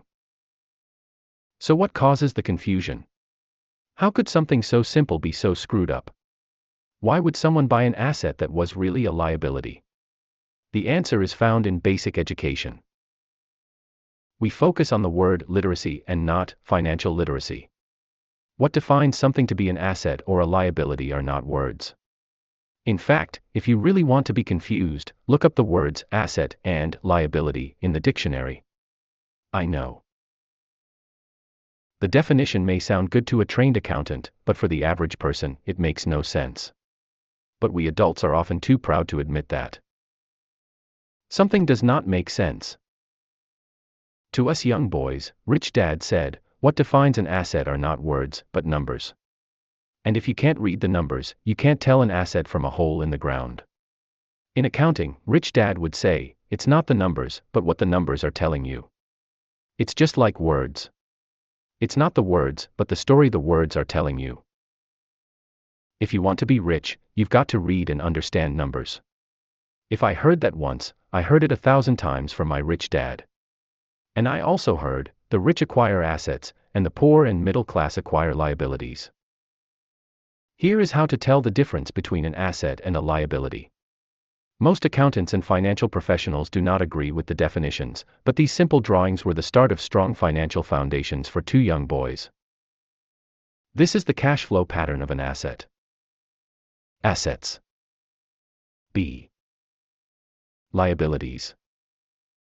Income. Expenses. Income statement. The top part of the diagram is an income statement, often called a profit and loss statement. It measures income and expenses, money in and money out. The lower part of the diagram is a balance sheet. It's called that because it's supposed to balance assets against liabilities. Many financial novices do not know the relationship between the income statement and the balance sheet, and it is vital to understand that relationship. So as I said earlier, my rich dad simply told two young boys that assets put money in your pocket. Nice, simple, and usable. This is the cash flow pattern of a liability. Assets. Balance sheet. Liabilities. Income. Expenses. Income statement. Now that assets and liabilities have been defined through pictures, it may be easier to understand my definitions in words. An asset is something that puts money in my pocket. A liability is something that takes money out of my pocket. This is really all you need to know. If you want to be rich, simply spend your life buying assets. If you want to be poor or middle class, spend your life buying liabilities. Illiteracy, both in words and numbers, is the foundation of financial struggle. If people are having difficulties financially, there is something that they don't understand, either in words or numbers. The rich are rich because they are more literate in different areas than people who struggle financially. So if you want to be rich and maintain your wealth, it's important to be financially literate, in words as well as numbers. Income. Expenses. Taxes. Rent. Food. Transportation. Clothes. Job. Salary. The arrows in the diagrams represent the flow of cash, or cash flow. Numbers alone mean little, just as words out of context mean little. It's the story that counts. In financial reporting, reading numbers is looking for the plot, the story of where the cash is flowing. In 80% of most families, the financial story paints a picture of hard work to get ahead. However, this effort is for naught because they spend their lives buying liabilities instead of assets. This is the cash flow pattern of a poor person. Income statement. Balance sheet. Assets, liabilities. This is the cash flow pattern of a person in the middle class. Job. Assets. Income. Income statement. Balance sheet. Expenses. Liabilities. Salary. Taxes. Mortgage payment. Car payment. Credit card payment. School loan payment. Mortgage. Car loans. Credit card debt. School loans. This is the cash flow pattern of a rich person. Assets. BA. Liabilities. Income. Expenses. Taxes. Mortgage payment. Rental income. Dividend. Interest. Royalties. Real estate. Stocks. Bonds.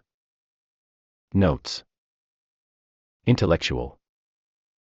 Property. Mortgage. Consumer loans. Credit cards. Income statement. All of these diagrams are obviously oversimplified. Everyone has living expenses, the need for food, shelter, and clothing. The diagrams show the flow of cash through a poor, middle class, and wealthy person's life. It is the cash flow that tells the story of how a person handles their money. The reason I started with the story of the richest man in America is to illustrate the flaw in believing that money will solve all problems. That is why I cringe whenever I hear people ask me how to get rich quicker, or where they should start. I often hear, I'm in debt, so I need to make more money.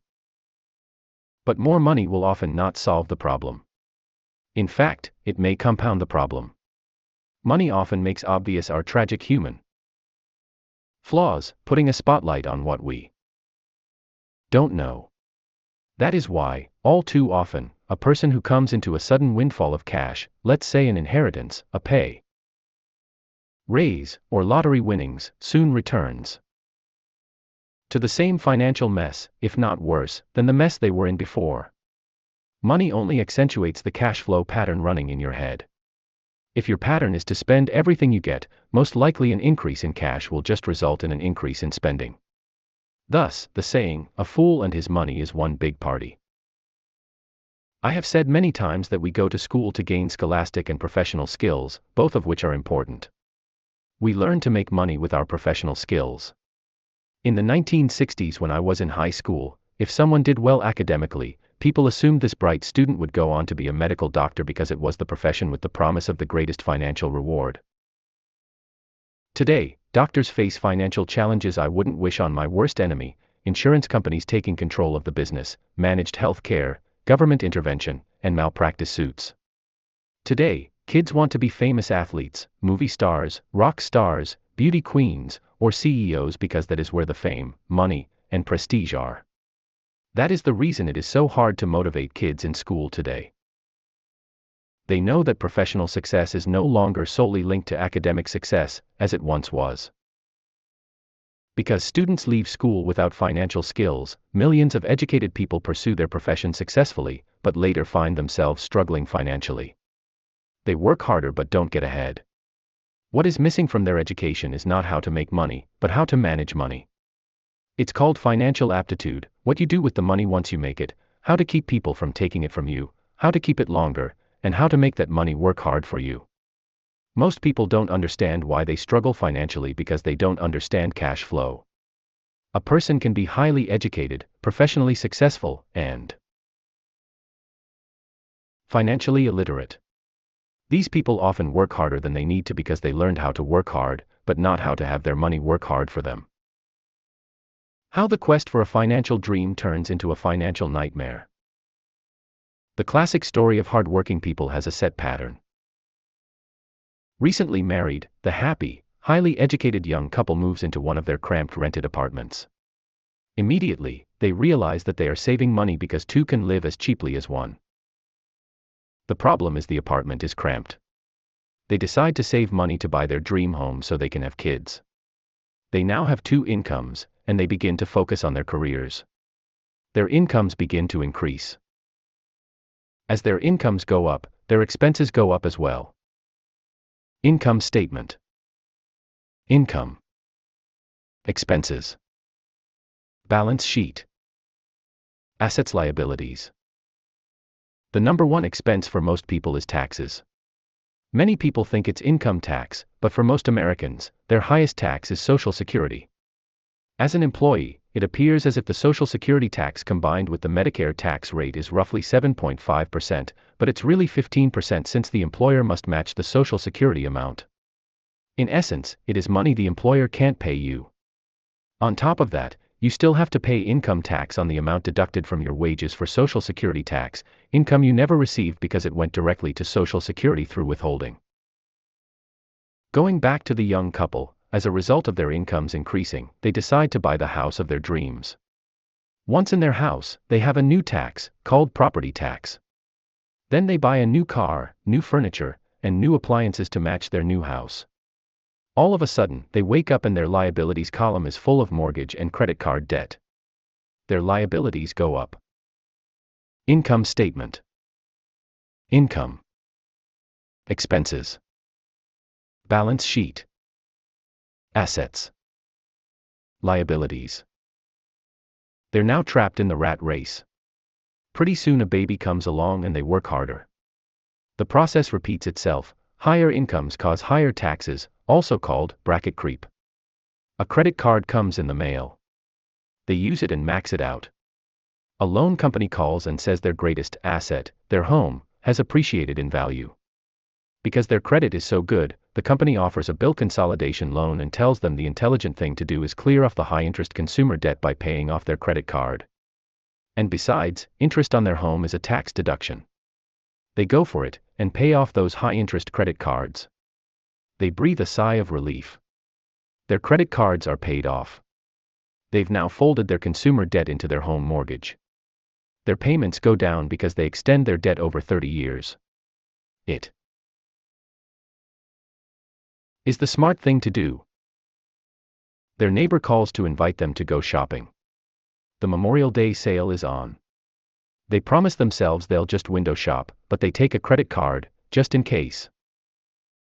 I run into this young couple all the time. Their names change, but their financial dilemma is the same. They come to one of my talks to hear what I have to say. They ask me, "Can you tell us how to make more money?" They don't understand that their trouble is really how they choose to spend the money they do have. It is caused by financial illiteracy and not understanding the difference between an asset and a liability. More money seldom solves someone's money problems. Intelligence solves problems. There is a saying a friend of mine says over and over to people in debt: if you find you have dug yourself into a hole, stop digging. As a child, my dad often told us that the Japanese were aware of three powers: the power of the sword, the jewel, and the mirror. The sword symbolizes the power of weapons. America has spent trillions of dollars on weapons and, because of this, is a powerful military presence in the world. The jewel symbolizes the power of money. There is some degree of truth to the saying, remember the golden rule. He who has the gold makes the rules. The mirror symbolizes the power of self-knowledge. This self-knowledge, according to Japanese legend, was the most treasured of the three. All too often, the poor and middle class allow the power of money to control them. By simply getting up and working harder, failing to ask themselves if what they do makes sense, they shoot themselves in the foot as they leave for work every morning. By not fully understanding money, the vast majority of people allow its awesome power to control them. If they used the power of the mirror, they would have asked themselves, does this make sense? All too often, instead of trusting their inner wisdom, that genius inside, most people follow the crowd. They do things because everybody else does them. They conform, rather than question. Often, they mindlessly repeat what they have been told, diversify. Your home is an asset. Your home is your biggest investment. You get a tax break for going into greater debt. Get a safe job. Don't make mistakes. Don't take risks. It is said that the fear of public. A person can be highly speaking is a fear greater than. Educated, professionally deaf for most people. According successful, and to psychiatrists, the fear of public. Financially illiterate.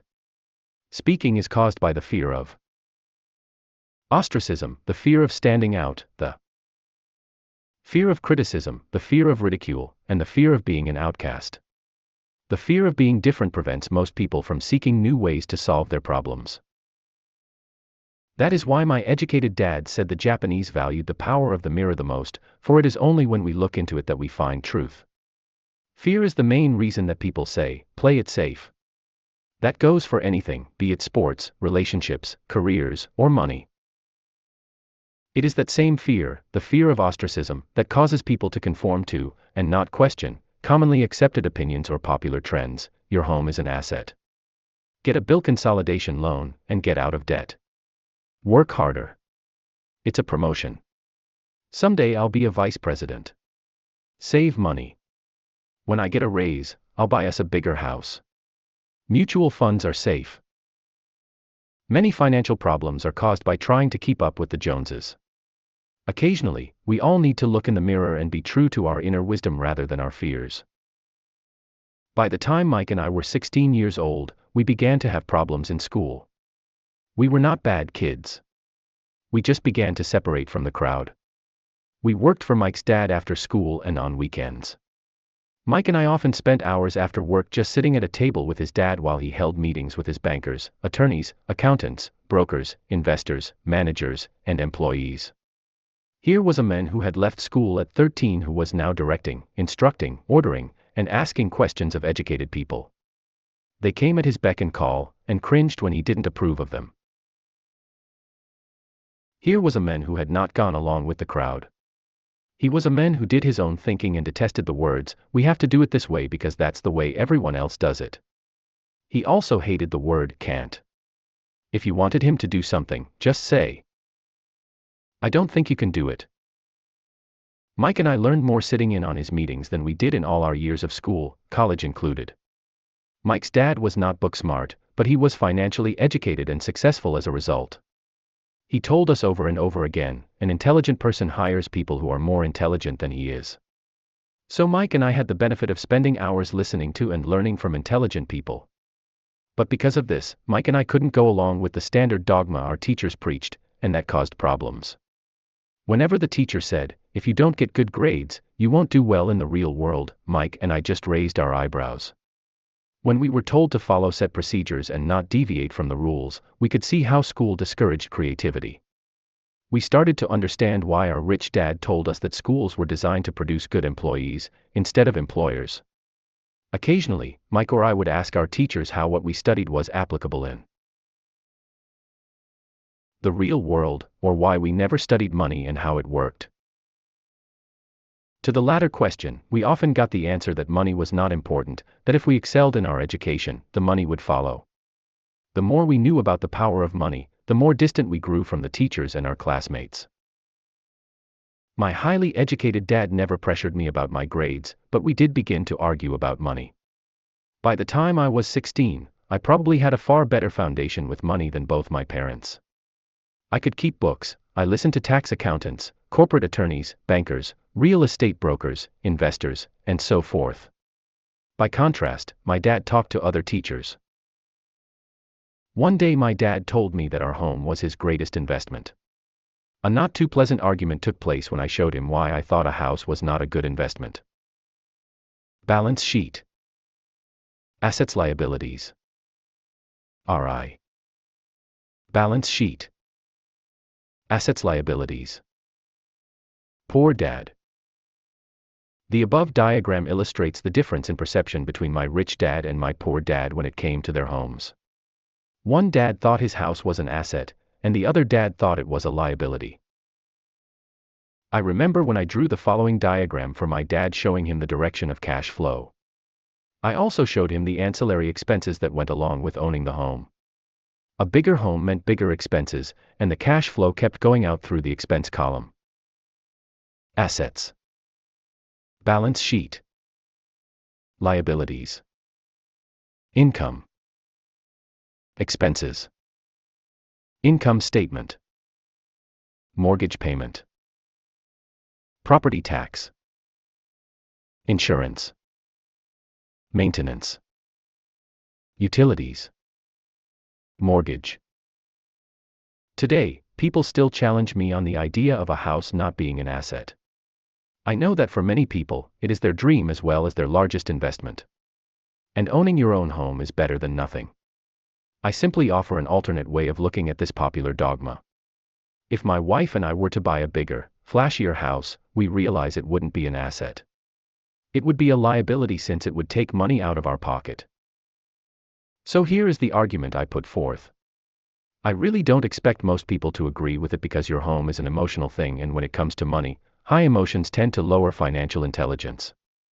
I know from personal experience that money has a way of making every decision emotional. When it comes to houses, most people work all their lives paying for a home they never own. In other words, most people buy a new house every few years, each time incurring a new 30-year loan to pay off the previous one. Even though people receive a tax deduction for interest on mortgage payments, they pay for all their other expenses with after-tax dollars, even after they pay off their mortgage. My wife's parents were shocked when the property taxes on their home increased to $1,000 a month. This was after they had retired, so the increase put a strain on their retirement budget, and they felt forced to move. Houses do not always go up in value. I have friends who owe $1 million for a home that today would sell for far less. The greatest losses of all are those from missed opportunities. If all your money is tied up in your house, you may be forced to work harder because your money continues blowing out of the expense column, instead of adding to the asset column. The classic middle class cash flow pattern. If a young couple would put more money into their asset column early on, their later years would be easier. Their assets would have grown and would be available to help cover expenses. All too often, a house only serves as a vehicle for incurring a home equity loan to pay for mounting expenses. In summary, the end result in making a decision to own a house that is too expensive in lieu of starting an investment portfolio impacts an individual in at least the following 3 ways. 1. Loss of time, during which other assets could have grown in value. 2. Loss of additional capital, which could have been invested instead of paying for high maintenance expenses related directly to the home. 3. Loss of education. Too often, people count their house and savings and retirement plans as all they have in their asset column. Because they have no money to invest, they simply don't invest. This costs them investment experience. Most never become what the investment world calls a sophisticated investor. And the best investments are usually first sold to sophisticated investors, who then turn around and sell them to the people playing it safe. I am not saying don't buy a house. What I am saying is that you should understand the difference between an asset and a liability. When I want a bigger house, I first buy assets that will generate the cash flow to pay for the house.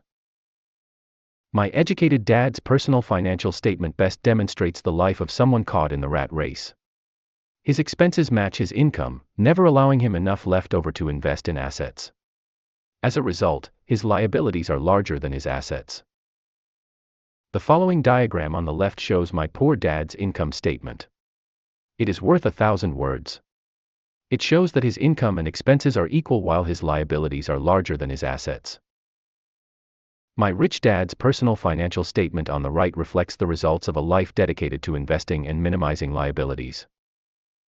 Poor Dad's Rich Dad's Financial Statement. Financial Statement. Rich Dad's Financial Statement.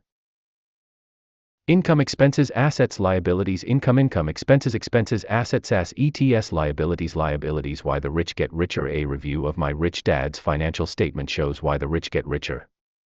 The asset column generates more than enough income to cover expenses, with the balance reinvested into the asset column. The asset column continues to grow and, therefore, the income it produces grows with it. The result is that the rich get richer. Income statement. Income, expenses. Balance sheet. Assets, liabilities. Why the middle class struggle. The middle class finds itself in a constant state of financial struggle. Their primary income is through their salary. As their wages increase, so do their taxes. Their expenses tend to increase in proportion to their salary increase, hence, the phrase, the rat race. They treat their home as their primary asset, instead of investing in income-producing assets. Income statement. Income, expenses, balance sheet, assets, liabilities. Balance sheet. Assets, liabilities. The number one expense for most people is taxes. Many people think it's income tax, but for most Americans, their highest tax is Social Security.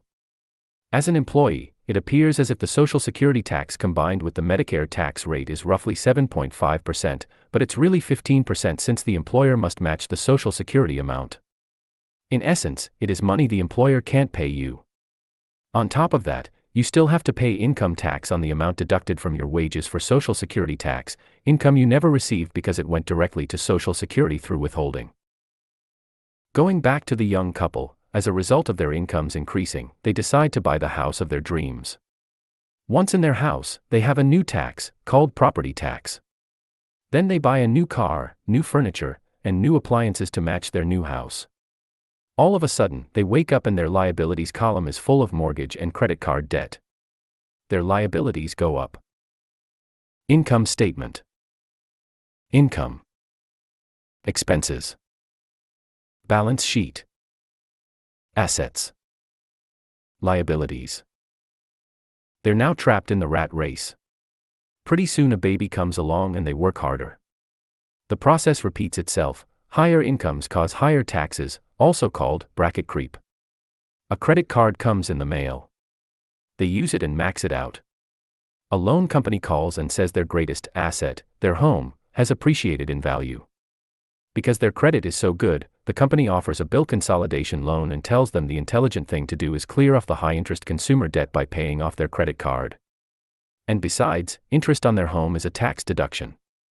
They go for it, and pay off those high-interest credit cards. They breathe a sigh of relief. Their credit cards are paid off. They've now folded their consumer debt into their home mortgage. Their payments go down because they extend their debt over 30 years. It is the smart thing to do. Their neighbor calls to invite them to go shopping. The Memorial Day sale is on.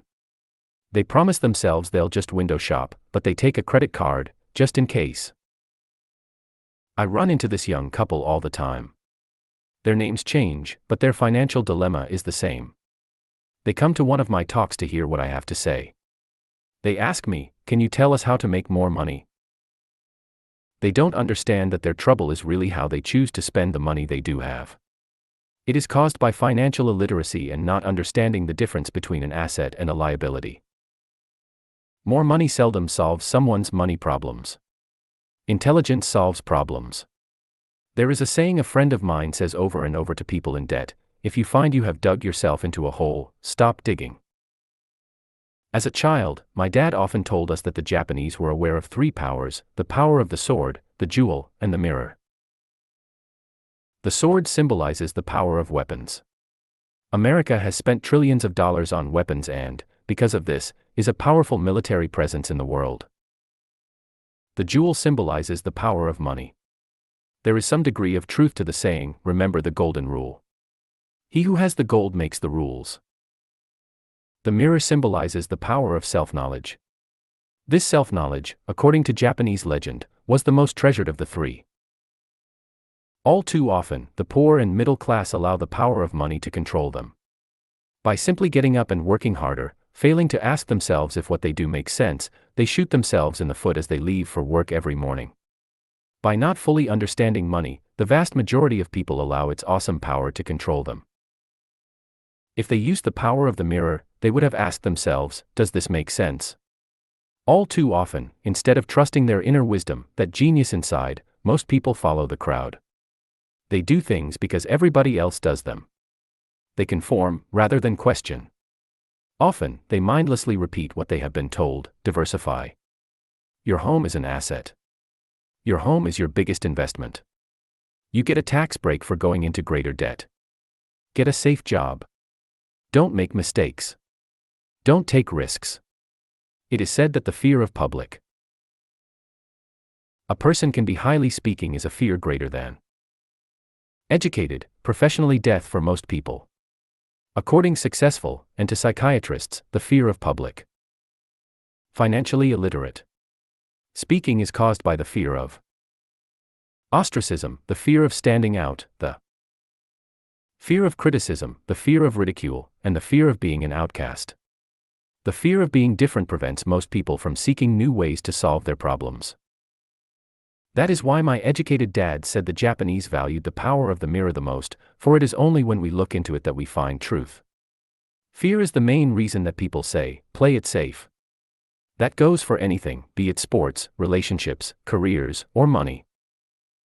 It is that same fear, the fear of ostracism, that causes people to conform to, and not question, commonly accepted opinions or popular trends. Your home is an asset. Get a bill consolidation loan, and get out of debt. Work harder. It's a promotion. Someday I'll be a vice president. Save money. When I get a raise, I'll buy us a bigger house. Mutual funds are safe. Many financial problems are caused by trying to keep up with the Joneses. Occasionally, we all need to look in the mirror and be true to our inner wisdom rather than our fears. By the time Mike and I were 16 years old, we began to have problems in school. We were not bad kids. We just began to separate from the crowd. We worked for Mike's dad after school and on weekends. Mike and I often spent hours after work just sitting at a table with his dad while he held meetings with his bankers, attorneys, accountants, brokers, investors, managers, and employees. Here was a man who had left school at 13 who was now directing, instructing, ordering, and asking questions of educated people. They came at his beck and call, and cringed when he didn't approve of them. Here was a man who had not gone along with the crowd. He was a man who did his own thinking and detested the words, "We have to do it this way because that's the way everyone else does it." He also hated the word "can't." If you wanted him to do something, just say, "I don't think you can do it." Mike and I learned more sitting in on his meetings than we did in all our years of school, college included. Mike's dad was not book smart, but he was financially educated and successful as a result. He told us over and over again, an intelligent person hires people who are more intelligent than he is. So Mike and I had the benefit of spending hours listening to and learning from intelligent people. But because of this, Mike and I couldn't go along with the standard dogma our teachers preached, and that caused problems. Whenever the teacher said, "If you don't get good grades, you won't do well in the real world," Mike and I just raised our eyebrows. When we were told to follow set procedures and not deviate from the rules, we could see how school discouraged creativity. We started to understand why our rich dad told us that schools were designed to produce good employees, instead of employers. Occasionally, Mike or I would ask our teachers how what we studied was applicable in the real world, or why we never studied money and how it worked. To the latter question, we often got the answer that money was not important, that if we excelled in our education, the money would follow. The more we knew about the power of money, the more distant we grew from the teachers and our classmates. My highly educated dad never pressured me about my grades, but we did begin to argue about money. By the time I was 16, I probably had a far better foundation with money than both my parents. I could keep books, I listened to tax accountants, corporate attorneys, bankers, real estate brokers, investors, and so forth. By contrast, my dad talked to other teachers. One day my dad told me that our home was his greatest investment. A not too pleasant argument took place when I showed him why I thought a house was not a good investment. Balance sheet. Assets liabilities. RI. Balance sheet. Assets liabilities. Poor dad. The above diagram illustrates the difference in perception between my rich dad and my poor dad when it came to their homes. One dad thought his house was an asset, and the other dad thought it was a liability. I remember when I drew the following diagram for my dad showing him the direction of cash flow. I also showed him the ancillary expenses that went along with owning the home. A bigger home meant bigger expenses, and the cash flow kept going out through the expense column. Assets. Balance sheet. Liabilities. Income. Expenses. Income statement. Mortgage payment. Property tax. Insurance. Maintenance. Utilities. Mortgage. Today, people still challenge me on the idea of a house not being an asset. I know that for many people, it is their dream as well as their largest investment. And owning your own home is better than nothing. I simply offer an alternate way of looking at this popular dogma. If my wife and I were to buy a bigger, flashier house, we realize it wouldn't be an asset. It would be a liability since it would take money out of our pocket. So here is the argument I put forth. I really don't expect most people to agree with it because your home is an emotional thing, and when it comes to money, high emotions tend to lower financial intelligence. I know from personal experience that money has a way of making every decision emotional. When it comes to houses, most people work all their lives paying for a home they never own. In other words, most people buy a new house every few years, each time incurring a new 30-year loan to pay off the previous one. Even though people receive a tax deduction for interest on mortgage payments, they pay for all their other expenses with after-tax dollars, even after they pay off their mortgage. My wife's parents were shocked when the property taxes on their home increased to $1,000 a month. This was after they had retired, so the increase put a strain on their retirement budget, and they felt forced to move. Houses do not always go up in value. I have friends who owe $1 million for a home that today would sell for far less. The greatest losses of all are those from missed opportunities. If all your money is tied up in your house, you may be forced to work harder because your money continues blowing out of the expense column, instead of adding to the asset column. The classic middle class cash flow pattern. If a young couple would put more money into their asset column early on, their later years would be easier. Their assets would have grown and would be available to help cover expenses. All too often, a house only serves as a vehicle for incurring a home equity loan to pay for mounting expenses. In summary, the end result in making a decision to own a house that is too expensive in lieu of starting an investment portfolio impacts an individual in at least the following 3 ways. 1. Loss of time, during which other assets could have grown in value. 2. Loss of additional capital, which could have been invested instead of paying for high maintenance expenses related directly to the home. 3. Loss of education. Too often, people count their house end savings and retirement plans as all they have in their asset column. Because they have no money to invest, they simply don't invest. This costs them investment experience. Most never become what the investment world calls a sophisticated investor. And the best investments are usually first sold to sophisticated investors, who then turn around and sell them to the people playing it safe. I am not saying don't buy a house. What I am saying is that you should understand the difference between an asset and a liability. When I want a bigger house, I first buy assets that will generate the cash flow to pay for the house. My educated dad's personal financial statement best demonstrates the life of someone caught in the rat race. His expenses match his income, never allowing him enough left over to invest in assets. As a result, his liabilities are larger than his assets. The following diagram on the left shows my poor dad's income statement. It is worth 1,000 words. It shows that his income and expenses are equal while his liabilities are larger than his assets. My rich dad's personal financial statement on the right reflects the results of a life dedicated to investing and minimizing liabilities. Poor dad's rich dad's financial statement. Rich Dad's Financial Statement. Income, expenses, assets, liabilities. Income, expenses, assets, assets, liabilities. Why the rich get richer. A review of My Rich Dad's Financial Statement shows why the rich get richer. The asset column generates more than enough income to cover expenses, with the balance reinvested into the asset column. The asset column continues to grow and, therefore, the income it produces grows with it.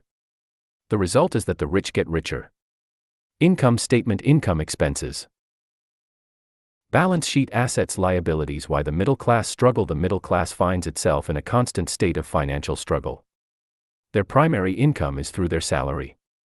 As their wages increase, so do their taxes. Their expenses tend to increase in proportion to their salary increase, hence, the phrase, the rat race. They treat their home as their primary asset, instead of investing in income-producing assets. Income statement. Income, expenses, balance sheet. Assets, liabilities. This pattern of treating your home as an investment, and the philosophy that a pay raise means you can buy a larger home or spend more, is the foundation of today's debt-ridden society. Increased spending throws families into greater debt and into more financial uncertainty, even though they may be advancing in their jobs and receiving raises on a regular basis. This is high-risk living caused by weak financial education. The massive loss of jobs in recent times proves how shaky the middle class really is financially. Company pension plans are being replaced by 401k plans. Social Security is obviously in trouble and can't be relied upon as a source for retirement. Panic has set in for the middle class. Today, mutual funds are popular because they supposedly represent safety. Average mutual fund buyers are too busy working to pay taxes and mortgages, save for their children's college, and pay off credit cards. They do not have time to study investing, so they rely on the expertise of the manager of a mutual fund. Also, because the mutual fund includes many different types of investments, they feel their money is safer because it is diversified. This educated middle class subscribes to the dogma put out by mutual fund brokers and financial planners: play it safe. Avoid risk.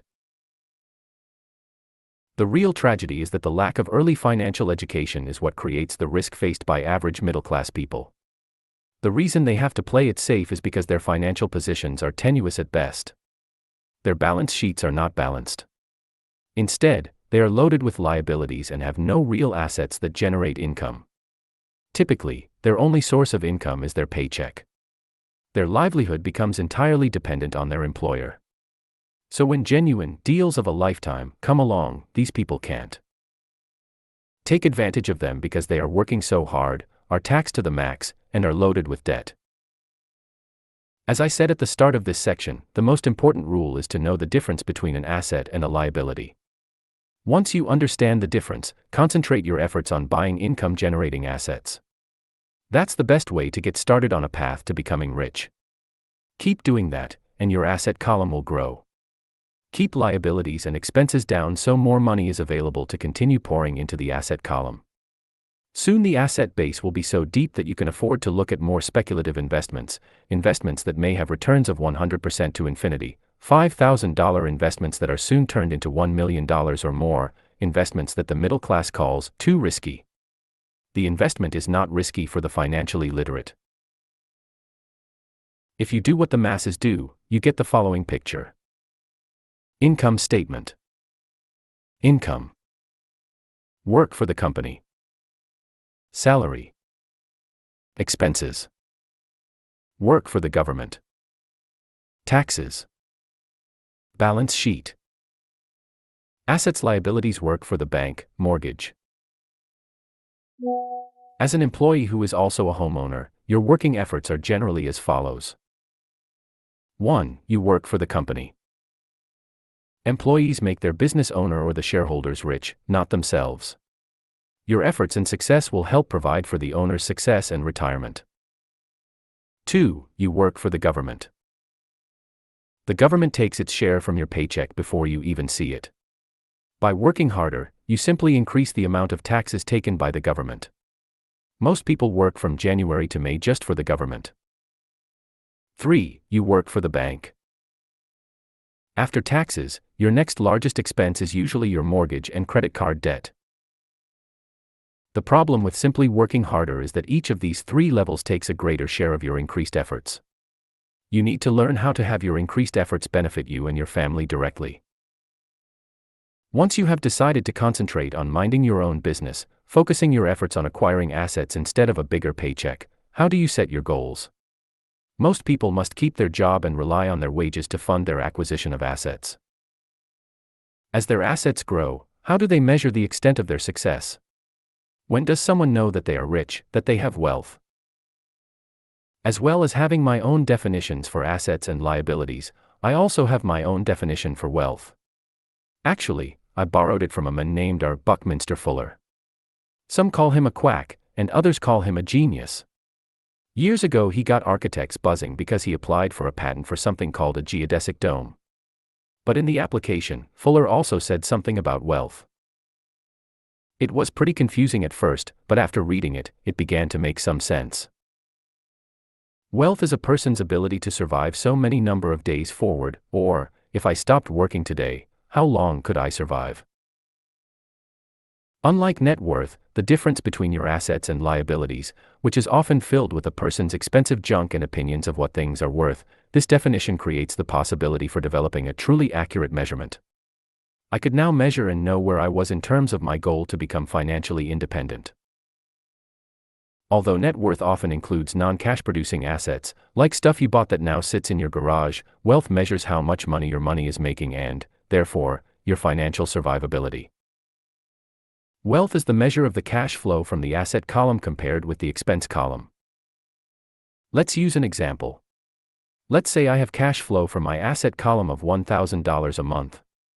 And I have monthly expenses of $2,000. What is my wealth? Let's go back to Buckminster Fuller's definition.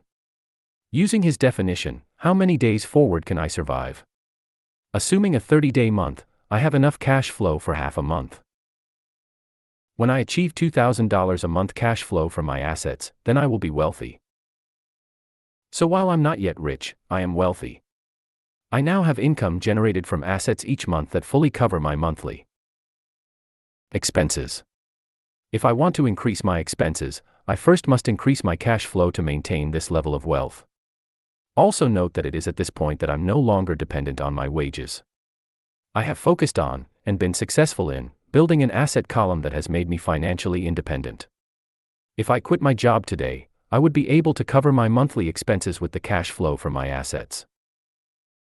My next goal would be to have the excess cash flow from my assets reinvested into the asset column. The more money that goes into my asset column, the more my asset column grows. The more my assets grow, the more my cash flow grows. And as long as I keep my expenses less than the cash flow from these assets, I grow richer with more and more income from sources other than my physical labor. As this reinvestment process continues, I am well on my way to becoming rich. Just remember this simple observation. The rich buy assets, the poor only have expenses, the middle class buy liabilities they think are assets. So how do I start minding my own business? What is the answer? Listen to the founder of McDonald's in the next chapter. Chapter 3. Lesson 3, Mind Your Own Business. The rich focus on their asset columns while everyone else focuses on their income statements.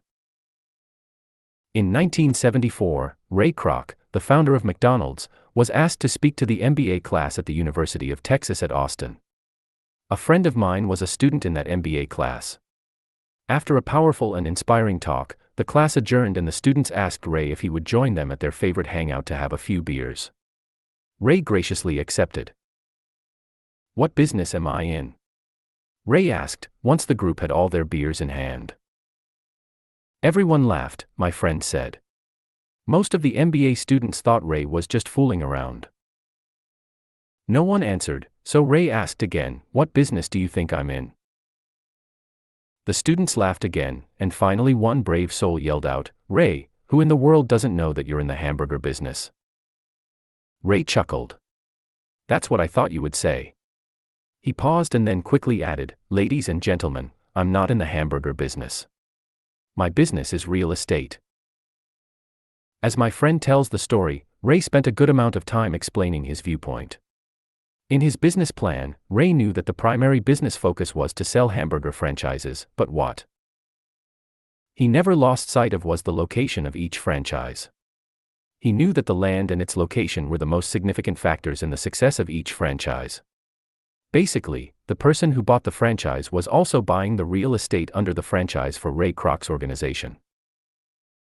Today, McDonald's is the largest single owner of real estate in the world, owning even more than the Catholic Church. McDonald's owns some of the most valuable intersections and street corners in America and around the globe. My friend considers this as one of the most important lessons in his life. Today he owns car washes, but his business is the real estate under those car washes. The previous chapter presented diagrams illustrating that most people work for everyone but themselves. They work first for the owners of the company, then for the government through taxes, and finally for the bank that owns their mortgage. When I was a young boy, we did not have a McDonald's nearby. Yet my rich dad was responsible for teaching Mike and me the same lesson that Ray Kroc talked about at the University of Texas. It is secret number 3 of the rich. That secret is, mind your own business. Financial struggle is often directly the result of people working all their lives for someone else. Many people will simply have nothing at the end of their working days to show for their efforts. Our current educational system focuses on preparing today's youth to get good jobs by developing scholastic skills. Their lives will revolve around their wages or, as described earlier, their income column. Many will study further to become engineers, scientists, cooks, police officers, artists, writers, and so on. These professional skills allow them to enter the workforce and work for money. But there is a big difference between your profession and your business. Often I ask people, what is your business? And they will say, oh, I'm a banker. Then I ask them if they own the bank. And they usually respond, no, I work there. In that instance, they have confused their profession with their business. Their profession may be a banker, but they still need their own business. A problem with school is that you often become what you study. So if you study cooking, you become a chef. If you study the law, you become an attorney, and a study of auto mechanics makes you a mechanic. The mistake in becoming what you study is that too many people forget to mind their own business. They spend their lives minding someone else's business and making that person rich. To become financially secure, a person needs to mind their own business. Your business revolves around your asset column, not your income column. As stated earlier, the number 1 rule is to know the difference between an asset and a liability, and to buy assets. The rich focus on their asset columns, while everyone else focuses on their income statements. That is why we hear so often, I need a raise. If only I had a promotion. I am going back to school to get more training so I can get a better job. I am going to work overtime. Maybe I can get a second job. In some circles, these are sensible ideas. But you are still not minding your own business. These ideas all still focus on the income column and will only help a person become more financially secure if the additional money is used to purchase income-generating assets. The primary reason the majority of the poor and middle class are fiscally conservative, which means, I can't afford to take risks, is that they have no financial foundation. They have to cling to their jobs and play it safe. When downsizing became the in thing to do, millions of workers found out their largest so-called asset, their home, was eating them alive. Their asset was costing them money every month. Their car, another asset, was eating them alive. The golf clubs in the garage that cost $1,000 were not worth $1,000 anymore. Without job security, they had nothing to fall back on. What they thought were assets could not help them survive in a time of financial crisis. I assume most of us have filled out a credit application to buy a house or a car. It's always interesting to look at the net worth section because of what accepted banking and accounting practices allow a person to count as assets. One day when I wanted a loan, my financial position did not look too good. So I added my new golf clubs, my art collection, books, electronics, Armani suits, wristwatches, shoes, and other personal effects to boost the number in the asset column. But I was turned down because I had too much investment real estate. The loan committee didn't like that I made so much money from rent. They wanted to know why I did not have a normal job with a salary. They did not question the Armani suits, golf clubs, or art collection. Life is sometimes tough when you do not fit the standard profile. I cringe every time I hear someone say to me that their net worth is $1 million or $100,000 or whatever. One of the main reasons net worth is not accurate is simply because, the moment you begin selling your assets, you are taxed for any gains. So many people have put themselves in deep financial trouble when they run short of income. To raise cash, they sell their assets. But their personal assets can generally be sold for only a fraction of the value that is listed on their personal balance sheet. Or if there is a gain on the sale of the assets, they are taxed on the gain. So again, the government takes its share, thus reducing the amount available to help them out of debt. That is why I say someone's net worth is often worth less than they think. Start minding your own business. Keep your daytime job, but start buying real assets, not liabilities or personal effects that have no real value once you get them home. A new car loses nearly 25% of the price you pay for it the moment you drive it off the lot. It is not a true asset even if your banker lets you list it as one. My $400 new titanium driver was worth $150 the moment I teed off. Keep expenses low, reduce liabilities, and diligently build a base of solid assets. For young people who have not yet left home, it is important for parents to teach them the difference between an asset and a liability. Get them to start building a solid asset column before they leave home, get married, buy a house, have kids, and get stuck in a risky financial position, clinging to a job, and buying everything on credit. I see so many young couples who get married and trap themselves into a lifestyle that will not let them get out of debt for most of their working years. For many people, just as the last child leaves home, the parents realize they have not adequately prepared for retirement and they begin to scramble to put some money away. Then their own parents become ill and they find themselves with new responsibilities. So what kind of assets am I suggesting that you or your children acquire? In my world, real assets fall into the following categories. Businesses that do not require my presence. I own them, but they are managed or run by other people. If I have to work there, it's not a business. It becomes my job. Stocks or bonds, income-generating real estate, notes, IOUs, royalties from intellectual property such as music, scripts, and patents, anything else that has value, produces income or appreciates, and has a ready market. As a young boy, my educated dad encouraged me to find a safe job. But my rich dad encouraged me to begin acquiring assets that I loved. If you don't love it, you won't take care of it. I collect real estate simply because I love buildings and land. I love shopping for them, and I could look at them all day long. When problems arise, the problems aren't so bad that it changes my love for real estate. For people who hate real estate, they shouldn't buy it. I also love stocks of small companies, especially startups, because I am an entrepreneur, not a corporate person. In my early years, I worked in large organizations, such as Standard Oil of California, the U.S. Marine Corps, and Xerox Corporation. I enjoyed my time with those organizations and have fond memories, but I know deep down I am not a company man. I like starting companies, not running them. So my stock buys are usually of small companies. Sometimes I even start the company and take it public. Fortunes are made in new stock issues, and I love the game. Many people are afraid of small-cap companies and call them risky, and they are. But that risk is diminished if you love what the investment is, understand it, and know the game. With small companies, my investment strategy is to be out of the stock in a year. On the other hand, my real estate strategy is to start small and keep trading up for bigger properties and, therefore, delay paying taxes on the gain. This allows the value to increase dramatically. I generally hold real estate less than 7 years. For years, even while I was with the Marine Corps and Xerox, I did what my rich dad recommended.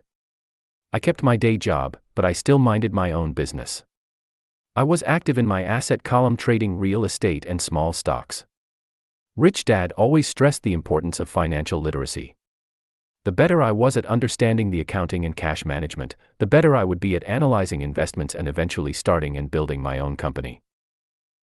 I don't encourage anyone to start a company unless they really want to. Knowing what I know about running a company, I wouldn't wish that task on anyone.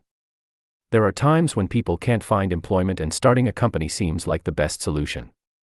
But the odds are against success. 9 out of 10 companies fail in 5 years. Of those that survive the first 5 years, 9 out of every 10 of those eventually fail as well. So only if you really have the desire to own your own company do I recommend it. Otherwise, keep your day job and mind your own business. When I say mind your own business, I mean to build and keep your asset column strong. Once a dollar goes into it, never let it come out. Think of it this way: once a dollar goes into your asset column, it becomes your employee. The best thing about money is that it works 24 hours a day and can work for generations. Keep your day job, be a great hard-working employee, but keep building that asset column. As your cash flow grows, you can indulge in some luxuries. An important distinction is that rich people buy luxuries last, while the poor and middle class tend to buy luxuries first. The poor and the middle class often buy luxury items like big houses, diamonds, furs, jewelry, or boats because they want to look rich. They look rich, but in reality they just get deeper in debt on credit. The old money people, the long-term rich, build their asset column first. Then the income generated from the asset column buys their luxuries. The poor and middle class buy luxuries with their own sweat, blood, and children's inheritance. A true luxury is a reward for investing in and developing a real asset.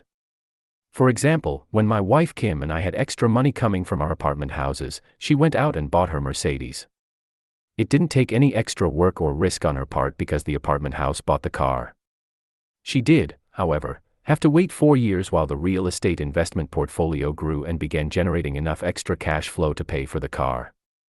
But the luxury, the Mercedes, was a true reward because she proved she knew how to grow her asset column.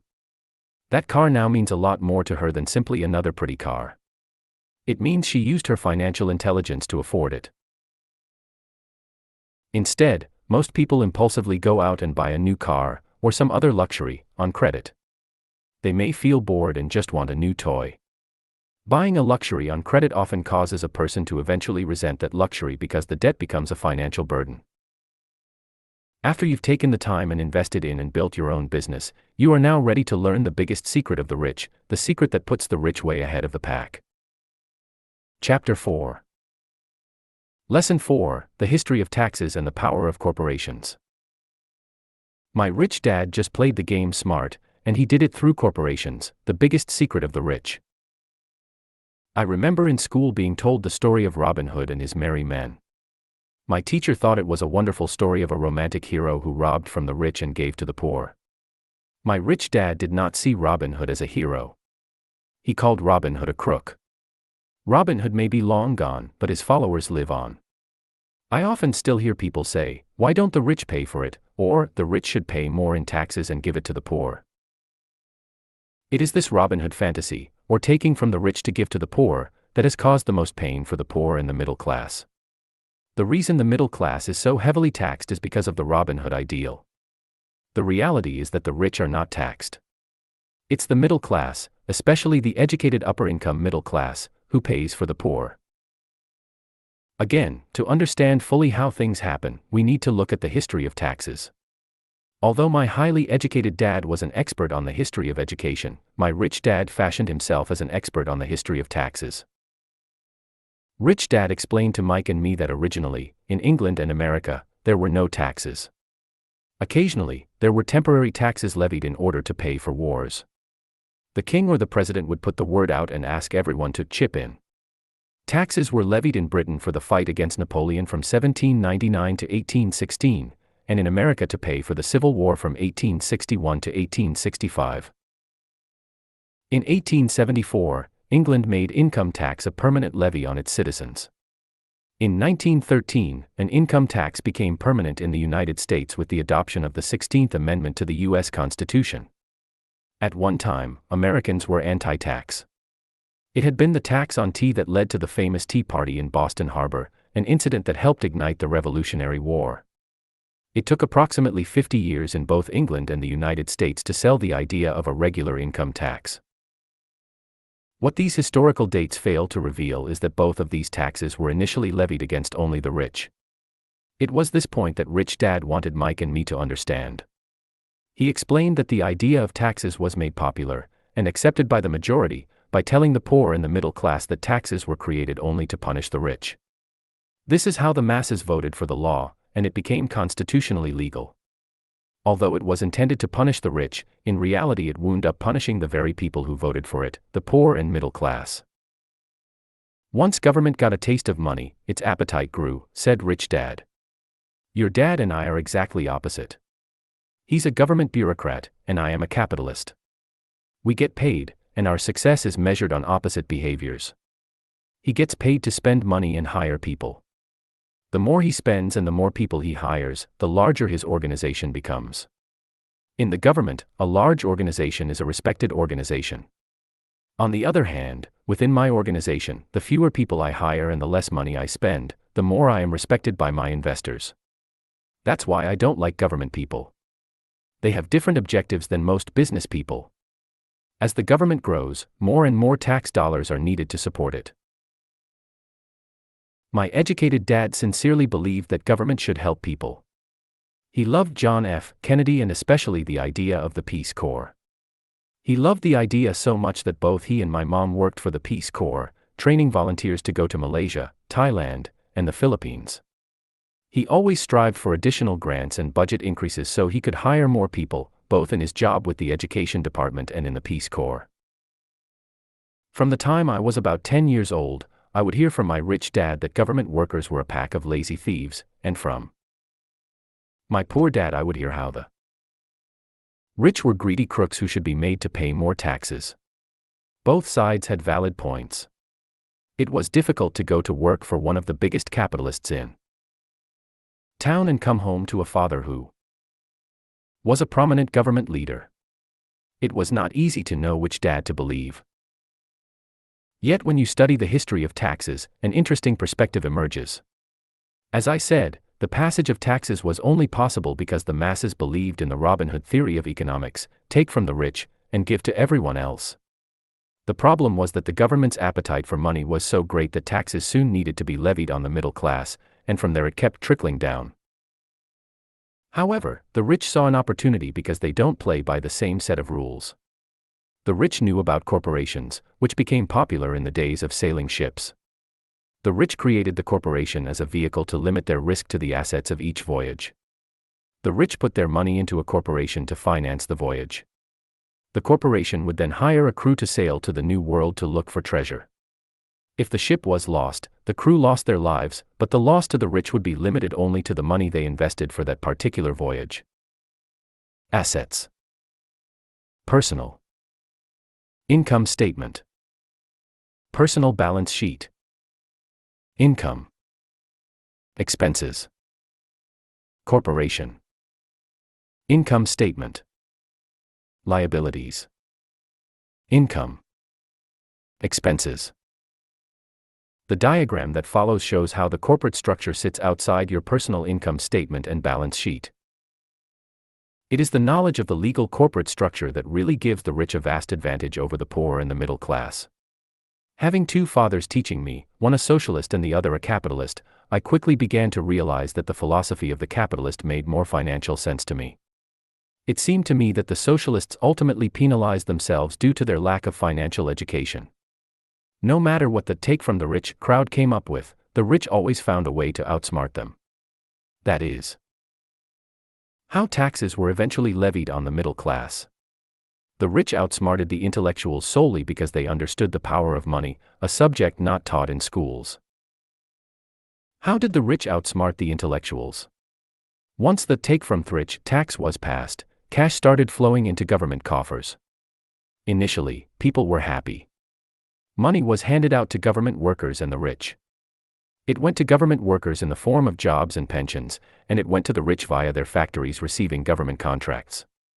The government received a large pool of money, but the problem was the fiscal management of that money. The government ideal is to avoid having excess money. If you fail to spend your allotted funds, you risk losing it in the next budget. You would certainly not be recognized for being efficient. Business people, on the other hand, are rewarded for having excess money and are applauded for their efficiency.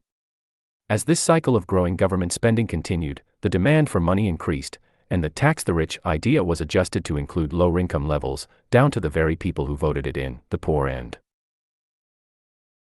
The middle class. True capitalists used their financial knowledge to simply find an escape. They headed back to the protection of a corporation. But what many people who have never formed a corporation don't know is that a corporation is not really a thing. A corporation is merely a file folder with some legal documents in it, sitting in some attorney's office and registered with a state government agency. It's not a big building or a factory or a group of people. A corporation is merely a legal document that creates a legal body without a soul. Using it, the wealth of the rich was once again protected. It was popular because the income tax rate of a corporation is less than the individual income tax rates. In addition, certain expenses could be paid by a corporation with pre-tax dollars. This war between the haves and have-nots has raged for hundreds of years. The battle is waged whenever and wherever laws are made, and it will go on forever. The problem is that the people who lose are the uninformed, the ones who get up every day and diligently go to work and pay taxes. If they only understood the way the rich play the game, they could play it too. Then they would be on their way to their own financial independence. This is why I cringe every time I hear a parent advise their children to go to school so they can find a safe, secure job. An employee with a safe, secure job, without financial aptitude, has no escape. Average Americans today work 4 to 5 months for the government just to cover their taxes. In my opinion, that is simply too long. The harder you work, the more you pay the government. That is why I believe that the idea of take from the rich backfired on the very people who voted it in. Every time people try to punish the rich don't simply comply. They react. They have the money, power, and intent to change things. They don't just sit there and voluntarily pay more taxes. Instead, they search for ways to minimize their tax burden. They hire smart attorneys and accountants, and persuade politicians to change laws or create legal loopholes. They use their resources to effect change. The tax code of the United States also allows other ways to reduce taxes. Most of these vehicles are available to anyone, but it is the rich who find them because they are minding their own business. For example, 1031 is jargon for Section 1031 of the Internal Revenue Code, which allows a seller to delay paying taxes on a piece of real estate that is sold for a capital gain through an exchange for a more expensive piece of real estate. Real estate is one investment vehicle that has a great tax advantage. As long as you keep trading up in value, you will not be taxed on the gains until you liquidate. People who don't take advantage of these legal tax savings are missing a great opportunity to build their asset columns. The poor and middle class don't have the same resources.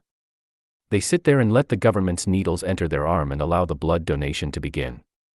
Today, I am constantly shocked at the number of people who pay more taxes, or take fewer deductions, simply because they are afraid of the government. I have friends who have had their businesses shut down and destroyed, only to find out it was a mistake on the part of the government. I realize all that.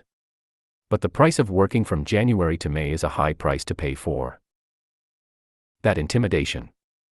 My poor dad never fought back. My rich dad didn't either. He just played the game smarter, and he did it through corporations, the biggest secret of the rich. That requires the right knowledge to keep it and make it multiply. Without that knowledge, the world pushes you around. Rich Dad constantly reminded Mike and me that the biggest bully was not the boss or the supervisor, but the... You may remember the first lesson I learned from my rich dad. I was a little boy of 9 who had to sit and wait for him to choose to talk to me. I sat in his office waiting for him to get to me. He was ignoring me on purpose. He wanted me to recognize his power and to desire to have that power for myself one day. During all the years I studied and learned from him, he always reminded me that knowledge is power. And with money comes great power. Taxman. The taxman will always take more if you let him. The first lesson of having money work for you, as opposed to you working for money, is all about power. If you work for money, you give the power to your employer. If money works for you, you keep the power and control it. Once we had this knowledge of the power of money working for us, he wanted us to be financially smart and not let anyone or anything push us around. If you're ignorant, it's easy to be bullied. If you know what you're talking about, you have a fighting chance. That is why he paid so much for smart tax accountants and attorneys. It was less expensive to pay them than to pay the government. His best lesson to me was, be smart and you won't be pushed around as much. He knew the law because he was a law-abiding citizen and because it was expensive to not know the law. If you know you're right, you're not afraid of fighting back. Even if you are taking on Robin Hood and his band of merry men. My highly educated dad always encouraged me to land a good job with a strong corporation. He spoke of the virtues of working your way up the corporate ladder. He didn't understand that, by relying solely on a paycheck from a corporate employer, I would be a docile cow ready for milking. When I told my rich dad of my father's advice, he only chuckled. "Why not on the ladder?" was all he said. As a young boy, I did not understand what rich dad meant by owning my own corporation. It was an idea that seemed impossible and intimidating. Although I was excited by the idea, my inexperience wouldn't let me envision the possibility that grown-ups would someday work for a company I would own. The point is that, if not for my rich dad, I would have probably followed my educated dad's advice. It was merely the occasional reminder of my rich dad that kept the idea of owning my own corporation alive and kept me on a different path. By the time I was 15 or 16, I knew I wasn't going to continue down the path my educated dad recommended. I didn't know how I was going to do it, but I was determined not to head in the direction most of my classmates were heading. That decision changed my life. It was not until my mid-20s that my rich dad's advice began to make more sense to me. I was just out of the Marine Corps and working for Xerox. I was making a lot of money, but every time I looked at my paycheck, I was disappointed. The deductions were so large and, the more I worked, the greater they became.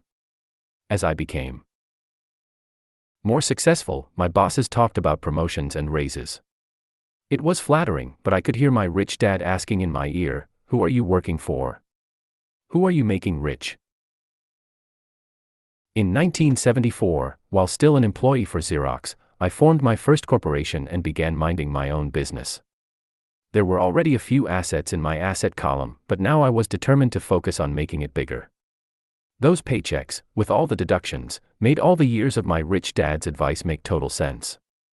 I could see the future if I followed my educated dad's advice. Many employers feel that advising their workers to mind their own business is bad for business. But for me, focusing on my own business and developing assets made me a better employee because I now had a purpose. I came in early and worked diligently, amassing as much money as possible so I could invest in real estate. Hawaii was just set to boom, and there were fortunes to be made. The more I realized that we were in the beginning stages of a boom, the more Xerox machines I sold. The more I sold, the more money I made and, of course, the more deductions came out of my paycheck. It was inspiring. I wanted out of the employee trap so badly that I worked even harder so I could invest more. By 1978, I was consistently one of the top 5 salespeople at the company. I badly wanted out of the rat race. In less than 3 years, I was making more in my real estate holding corporation than I was making at Xerox. And the money I was making in my asset column in my own corporation was money working for me, not me pounding on doors selling copiers. My rich dad's advice made much more sense. Soon the cash flow from my properties was so strong that my company bought me my first Porsche. My fellow Xerox salespeople thought I was spending my commissions. I wasn't. I was investing my commissions in assets. My money was working hard to make more money. Each dollar in my asset column was a great employee, working hard to make more employees and buy the boss a new Porsche with before-tax dollars. I began to work harder for Xerox. The plan was working. And my Porsche was the proof. By using the lessons I learned from my rich dad, I was able to get out of the proverbial rat race at an early age. It was made possible because of the strong financial knowledge I had acquired through rich dad's lessons. Without this financial knowledge, which I call financial intelligence or financial IQ, my road to financial independence would have been much more difficult. I now teach others in the hope that I may share my knowledge with them. I remind people that financial IQ is made up of knowledge from 4 broad areas of expertise. 1. Accounting. Accounting is financial literacy, or the ability to read numbers. This is a vital skill if you want to build an empire. The more money you are responsible for, the more accuracy is required, or the house comes tumbling down. This is the left brain side, or the details. Financial literacy is the ability to read and understand financial statements, which allows you to identify the strengths and weaknesses of any business. 2. Investing. Investing is the science of making money. This involves strategies and formulas which use the creative right brain side. 3. Understanding markets. Understanding markets is the science of supply and demand. You need to know the technical aspects of the market, which are emotion-driven, in addition to the fundamental or economic aspects of an investment. Does an investment make sense, or does it not make sense based on current market conditions? 4. The law. A corporation wrapped around the technical skills of accounting, investing, and markets can contribute to explosive growth. A person who understands the tax advantages and protections provided by a corporation can get rich so much faster than someone who is an employee or a small business sole proprietor. It's like the difference between someone walking and someone flying. The difference is profound when it comes to long-term wealth. Tax advantages. A corporation can do many things that an employee cannot, like pay expenses before paying taxes. That is a whole area of expertise that is very exciting. Employees earn and get taxed, and they try to live on what is left. A corporation earns, spends everything it can, and is taxed on anything that is left. It's one of the biggest legal tax loopholes that the rich use. They're easy to set up and are not expensive if you own investments that are producing good cash flow. For example, by owning your own corporation, your vacations can be board meetings in Hawaii. Car payments, insurance, repairs, and health club memberships are company expenses. Most restaurant meals are partial expenses, and on and on. But it's done legally with pre-tax dollars. Protection from lawsuits. We live in a litigious society. Everybody wants a piece of your action. The rich hide much of their wealth using vehicles such as corporations and trusts to protect their assets from creditors. When someone sues a wealthy individual, they are often met with layers of legal protection and often find that the wealthy person actually owns nothing. They control everything but own nothing. The poor and middle class try to own everything and lose it to the government or to fellow citizens who like to sue the rich. They learned it from the Robin Hood story: take from the rich and give it to the poor. It is not the purpose of this book to go into the specifics of owning a corporation. But I will say that if you own any kind of legitimate assets, I would consider finding out more about the benefits and protection offered by a corporation as soon as possible. There are many books written on the subject that will detail the benefits and even walk you through the steps necessary to set up a corporation. Garrett Sutton's books on corporations provide wonderful insight into the power of personal corporations. Financial IQ is actually the synergy of many skills and talents. I would say it is the combination of the 4 technical skills listed above that make up basic financial intelligence. If you aspire to great wealth, it is the combination of these skills that will greatly amplify your financial intelligence. In summary, business owners, employees who work. 1. Earn 1. Earn 2. Spend 2. Pay taxes 3. Pay taxes 3. Spend. As part of your overall financial strategy, I recommend that you learn about the protection that legal entities can provide for businesses and assets. Chapter 5. Lesson 5. The rich invent money. Often in the real world, it's not the smart who get ahead, but the bold. Last night, I took a break from writing and watched a TV program on the history of a young man named Alexander Graham Bell. Bell had just patented his telephone and was having growing pains because the demand for his new invention was so strong.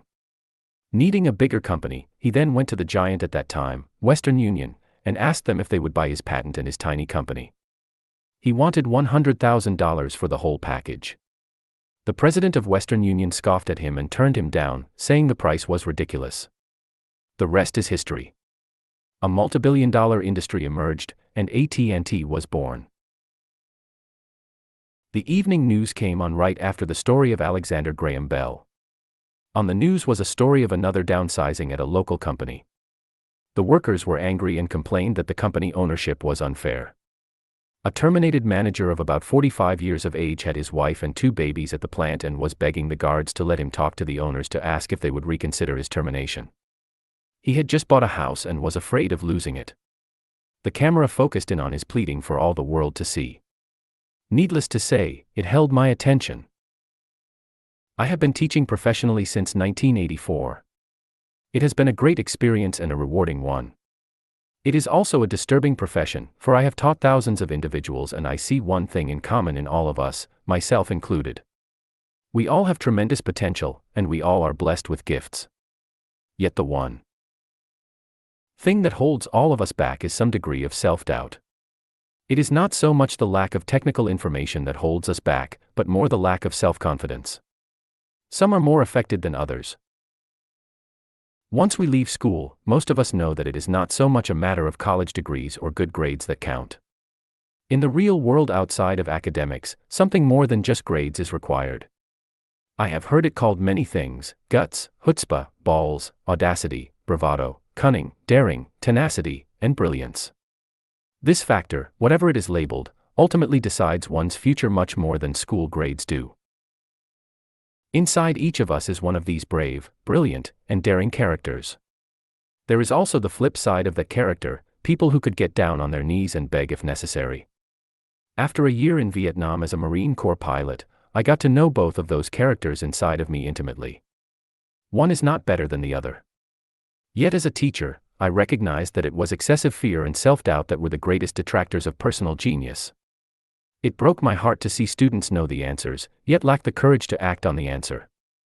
Often in the real world, it's not the smart who get ahead, but the bold. In my personal experience, your financial genius requires both technical knowledge as well as courage. If fear is too strong, the genius is suppressed. In my classes, I strongly urge students to learn to take risks, to be bold, and to let their genius convert that fear into power and brilliance. It works for some and just terrifies others. I have come to realize that for most people, when it comes to the subject of money, they would rather play it safe. I have had to field questions such as, why take risks? Why should I bother developing my financial IQ? Why should I become financially literate? And I answer, just to have more options. There are huge changes up ahead. In the coming years, there will be more people just like the young inventor Alexander Graham Bell. There will be 100 people like Bill Gates and hugely successful companies like Microsoft created every year, all over the world. And there also will be many more bankruptcies, layoffs, and downsizings. So why bother developing your financial IQ? No one can answer that but you. Yet I can tell you why I myself do it.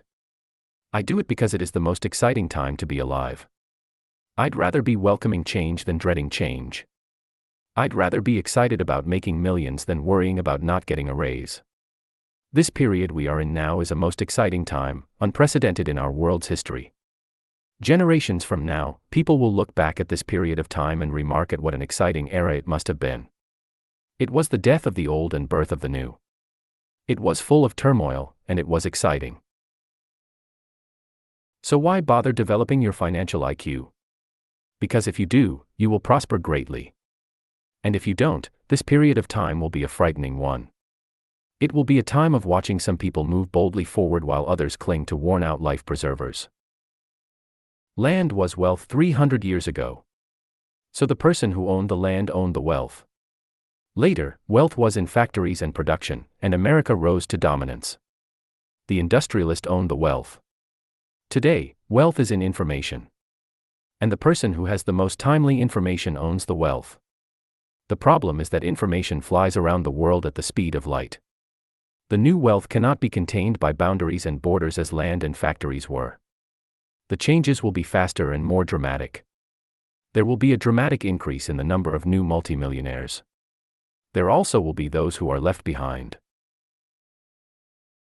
I find so many people struggling today, often working harder, simply because they cling to old ideas. They want things to be the way they were, and they resist change. I know people who are losing their jobs or their houses, and they blame technology or the economy or their boss. Sadly, they fail to realize that they might be the problem. Old ideas are their biggest liability. It is a liability simply because they fail to realize that while that idea or way of doing something was an asset yesterday, yesterday is gone. One afternoon I was teaching how to invest using a board game I had invented, Cash Flow, as a teaching tool. A friend had brought someone along to attend the class. This friend of a friend was recently divorced, had been badly burned in the divorce settlement, and was now searching for some answers. Her friend thought the class might help. The game was designed to help people learn how money works. In playing the game, they learn about the interaction of the income statement with the balance sheet, they learn how cash flows between the two and how the road to wealth is through striving to increase your monthly cash flow from the asset column to the point that it exceeds your monthly expenses. Once you accomplish this, you are able to get out of the rat race and out onto the fast track. As I have said, some people hate the game, some love it, and others miss the point. This woman missed a valuable opportunity to learn something. In the opening round, she drew a doodad card with the boat on it. At first she was happy. "Oh, I've got a boat." Then, as her friend tried to explain how the numbers worked on her income statement and balance sheet, she got frustrated because she had never liked math. The rest of her table waited while her friend continued explaining the relationship between the income statement, balance sheet, and monthly cash flow. Suddenly, when she realized how the numbers worked, it dawned on her that her boat was eating her alive. Later on in the game, she was also downsized and had a child. It was a horrible game for her. After the class, her friend came by and told me that she was upset. She had come to the class to learn about investing and did not like the idea that it took so long to play a silly game. Her friend attempted to tell her to look within herself to see if the game reflected her in any way. With that suggestion, the woman demanded her money back. She said that the very idea that a game could be a reflection of her was ridiculous. Her money was promptly refunded, and she left. Since 1984, I have made millions simply by doing what the school system does not do. In school, most teachers lecture. I hated lectures as a student. I was soon bored, and my mind would drift. In 1984, I began teaching via games and simulations, and I still rely on these tools today. I always encourage adult students to look at games as reflecting back to them what they know and what they need to learn. Most importantly, games reflect behavior. They are instant feedback systems. Instead of the teacher lecturing you, the game is giving you a personalized lecture, one that is custom-made just for you. The friend of the woman who left later called to give me an update. She said her friend was fine and had calmed down. In her cooling-off period, she could see some slight relationship between the game and her life. Although she and her husband did not own a boat, they did own everything else imaginable. She was angry after their Devo. She realized that her anger at doing the numbers, the income statement and balance sheet, came from her embarrassment about not understanding them. She had believed that finances were the man's job. She maintained the house and did the entertaining, and he handled the finances. She was now quite certain that in the last 5 years of their marriage, he had hidden money from her. She was angry at herself for not being more aware of where the money was going, as well as for not knowing about the other woman. Just like a board game, the world is always providing us with instant feedback. We could learn a lot if we tuned in more. One day not long ago, I complained to my wife that the cleaners must have shrunk my pants. My wife gently smiled and poked me in the stomach to inform me that the pants had not shrunk. Something else had expanded, me. The cash flow game was designed to give every player personal feedback. Its purpose is to give you options. If you draw the boat card and it puts you into debt, the question is, now what can you do? How many different financial options can you come up with? That is the purpose of the game, to teach players to think and create new and various financial options. Thousands of people throughout the world have played this game. The players who get out of the rat race the quickest are the people who understand numbers and have creative financial minds. They recognize different financial options. Rich people are often creative and take calculated risks. People who take the longest are people who are not familiar with numbers and often do not understand the power of investing. Some people playing cash flow gain lots of money in the game, but they don't know what to do with it. Even though they have money, everyone else seems to be getting ahead of them. And that is true in real life.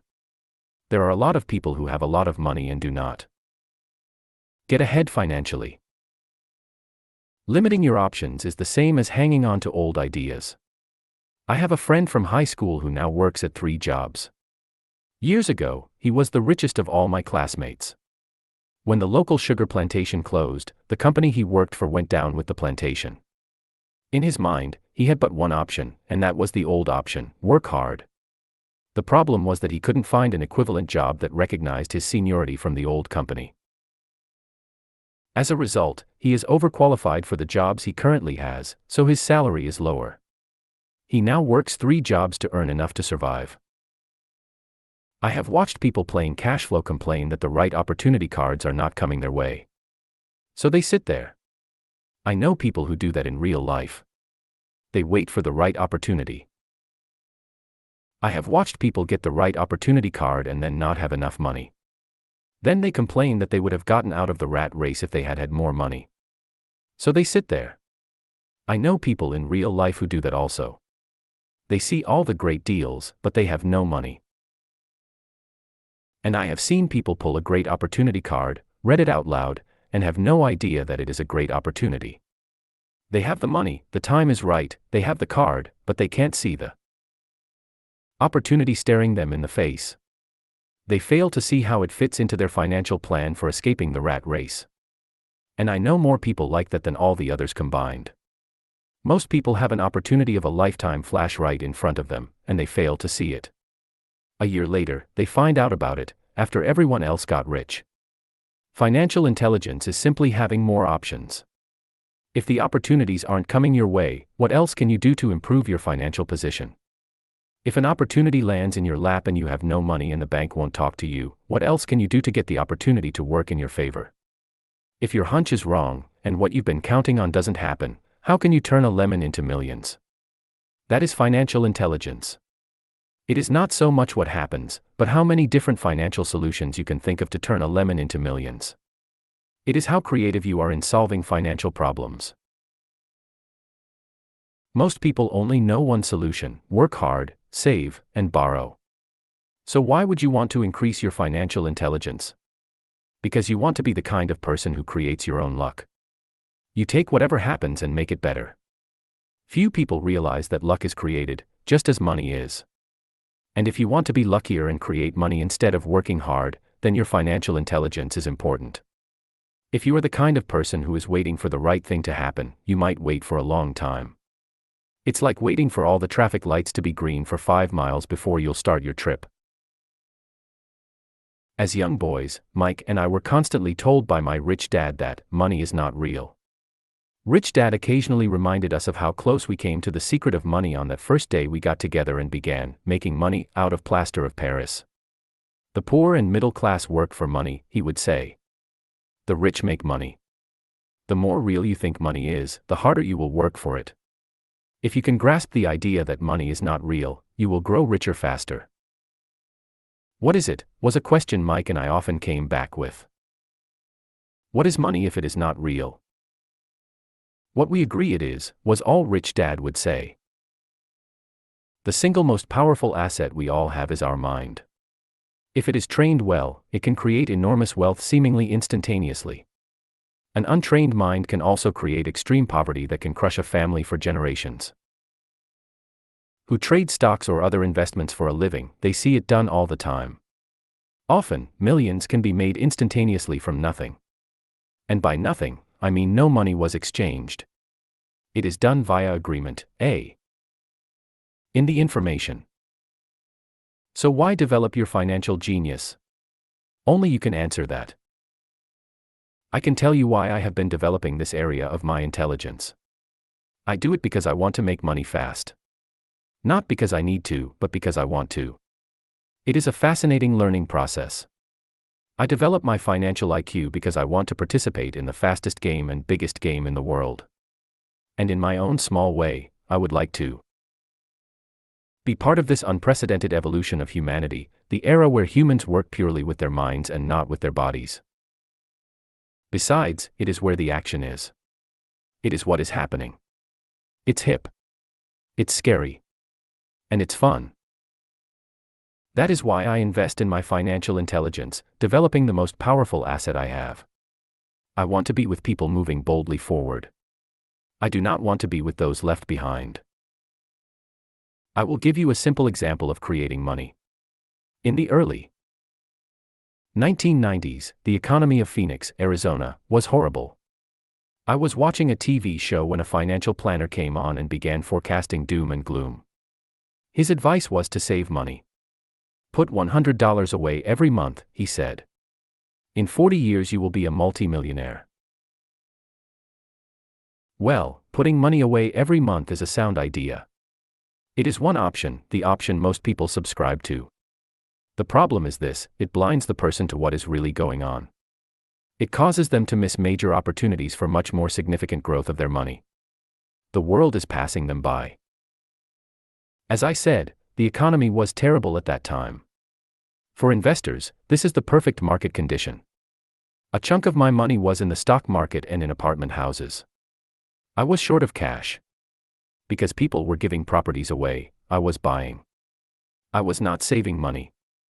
I was investing. Kim and I had more than $1 million in cash working in a market that was rising fast. It was the best opportunity to invest. The economy was terrible. I just could not pass up these small deals. Houses that were once $100,000 were now $75,000. But instead of shopping with local real estate agents, I began shopping at the bankruptcy attorney's office or the courthouse steps. In these shopping places, a $75,000 house could sometimes be bought for $20,000 or less. For $2,000, which was loaned to me from a friend for 90 days for $200, I gave an attorney a cashier's check as a down payment. While the acquisition was being processed, I ran an ad advertising a $75,000 house for only $60,000 and no money down. The phone rang hard and heavy. Prospective buyers were screened, and once the property was legally mine, all the prospective buyers. Assets. Balance sheet. Liabilities. Income. Expenses. Taxes. Mortgage payment. $40,000. Note. $20,000. Mortgage. Income statement. We're allowed to look at the house. It was a feeding frenzy. The house sold in a few minutes. I asked for a $2,500 processing fee, which they gladly handed over, and the escrow and title company took over from there. I returned the $2,000 to my friend with an additional $200.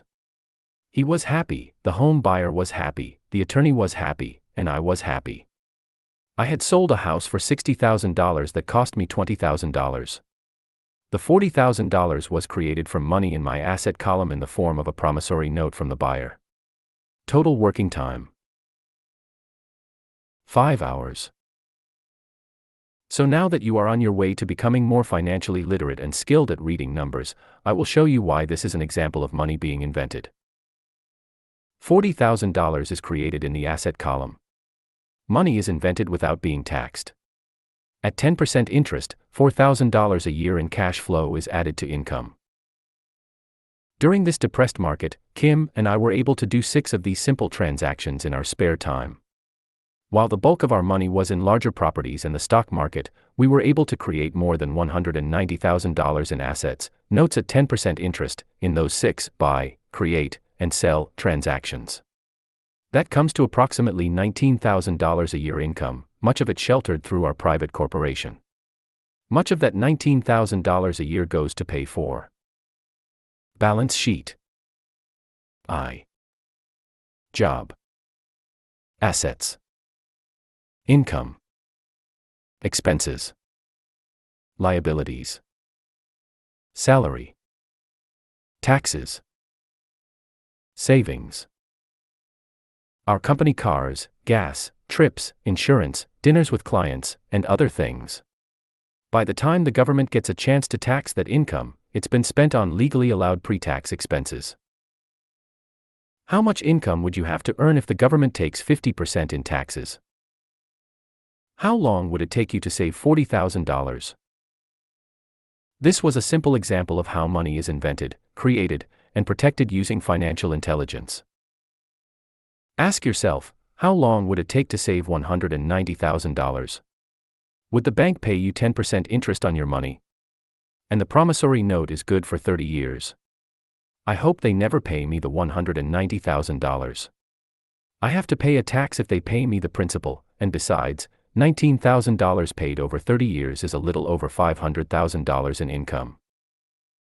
I have people ask what happens if the person doesn't pay. That does happen, and it's good news. That $60,000 home could be taken back and resold for $70,000, and another $2,500 collected as a loan processing fee. It would still be a zero-down transaction in the mind of the new buyer. And the process would go on.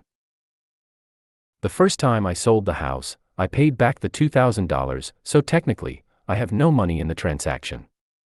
My return on investment, ROI, is infinity. It's an example of no money making a lot of money. In the second transaction, when resold, I would have put $2,000 in my pocket and re-extended the loan to 30 years. What would my ROI be if I got paid money to make money? I do not know, but it sure beats saving $100 a month, which actually starts out as $150 because it's after-tax income for 40 years earning low interest. And again, you're taxed on the interest. That is not too intelligent. It may be safe, but it's not smart. A few years later, as the Phoenix real estate market strengthened, those houses we sold for $60,000 became worth $110,000. Foreclosure opportunities were still available, but became rare. It cost a valuable asset, my time, to go out looking for them. Thousands of buyers were looking for the few available deals. The market had changed. It was time to move on and look for other opportunities to put in the asset column. You can't do that here. That is against the law. You're lying. I hear those comments much more often than, "Can you show me how to do that?" The math is simple. You do not need algebra or calculus. And the escrow company handles the legal transaction and the servicing of the payments. I have no roofs to fix or toilets to unplug because the owners do that. It's their house. Occasionally someone does not pay. And that is wonderful because there are late fees, or they move out and the property is sold again. The court system handles that. And it may not work in your area. The market conditions may be different. But the example illustrates how a simple financial process can create hundreds of thousands of dollars with little money and low risk. It is an example of money being only an agreement. Anyone with a high school education can do it. Yet most people won't. Most people listen to the standard advice of work hard and save money. For about 30 hours of work, approximately $190,000 was created in the asset column, and no taxes were paid. Which one sounds harder to you? 1. Work hard. Pay 50% in taxes. Save what is left. Your savings then earn 5%, which is also taxed. Or 2. Take the time to develop your financial intelligence, harness the power of your brain and the asset column. If you use option number 1, be sure to factor in how much time it takes you to save $190,000. Time is one of your greatest assets. Now you may understand why I silently shake my head when I hear parents say, "My child is doing well in school and receiving a good education." It may be good, but is it adequate? I know the above investment strategy is a small one. It is used to illustrate how small can grow into big. Again, my success reflects the importance of a strong financial foundation, which starts with a strong financial education. I have said it before, but it's worth repeating. Financial intelligence is made up of these 4 main technical skills. 1. Accounting. Accounting is financial literacy, or the ability to read numbers. This is a vital skill if you want to build businesses or investments. 2. Investing. Investing is the science of money making money. 3. Understanding markets. Understanding markets is the science of supply and demand. Alexander Graham Bell gave the market what it wanted. So did Bill Gates. A $75,000 house offered for $60,000 that cost $20,000 was also the result of seizing an opportunity created by the market. Somebody was buying, and someone was selling. 4. The law. The law is the awareness of accounting corporate, state and federal regulations. I recommend playing by the rules. It is this basic foundation, or the combination of these skills, that is needed to be successful in the pursuit of wealth, whether it be through the buying of small homes, apartment buildings, companies, stocks, bonds, precious metals, baseball cards, or the like. A few years later, the real estate market rebounded and everyone else was getting in. The stock market was booming and everyone was getting in. The US economy was getting back on its feet. I began selling and was now traveling to Peru, Norway, Malaysia, and the Philippines. The investment landscape had changed. We were Northwest longer buying real estate. Now I just watch the values climb inside the asset column and will probably begin selling. I suspect that some of those 6 little house deals will sell and the $40,000 note will be converted to cash. I need to call my accountant to be prepared for cash and seek ways to shelter it. The point I would like to make is that investments come and go. The market goes up and comes down. Economies improve and crash. The world is always handing you opportunities of a lifetime, every day of your life, but all too often we fail to see them. But they are there. And the more the world changes and the more technology changes, the more opportunities there will be to allow you and your family to be financially secure for generations to come. So why bother developing your financial intelligence? Again, only you can answer that. I know why I continue to learn and develop. I do it because I know there are changes coming. I'd rather welcome change than cling to the past. I know there will be market booms and market crashes. I want to continually develop my financial intelligence because, at each market change, some people will be on their knees begging for their jobs.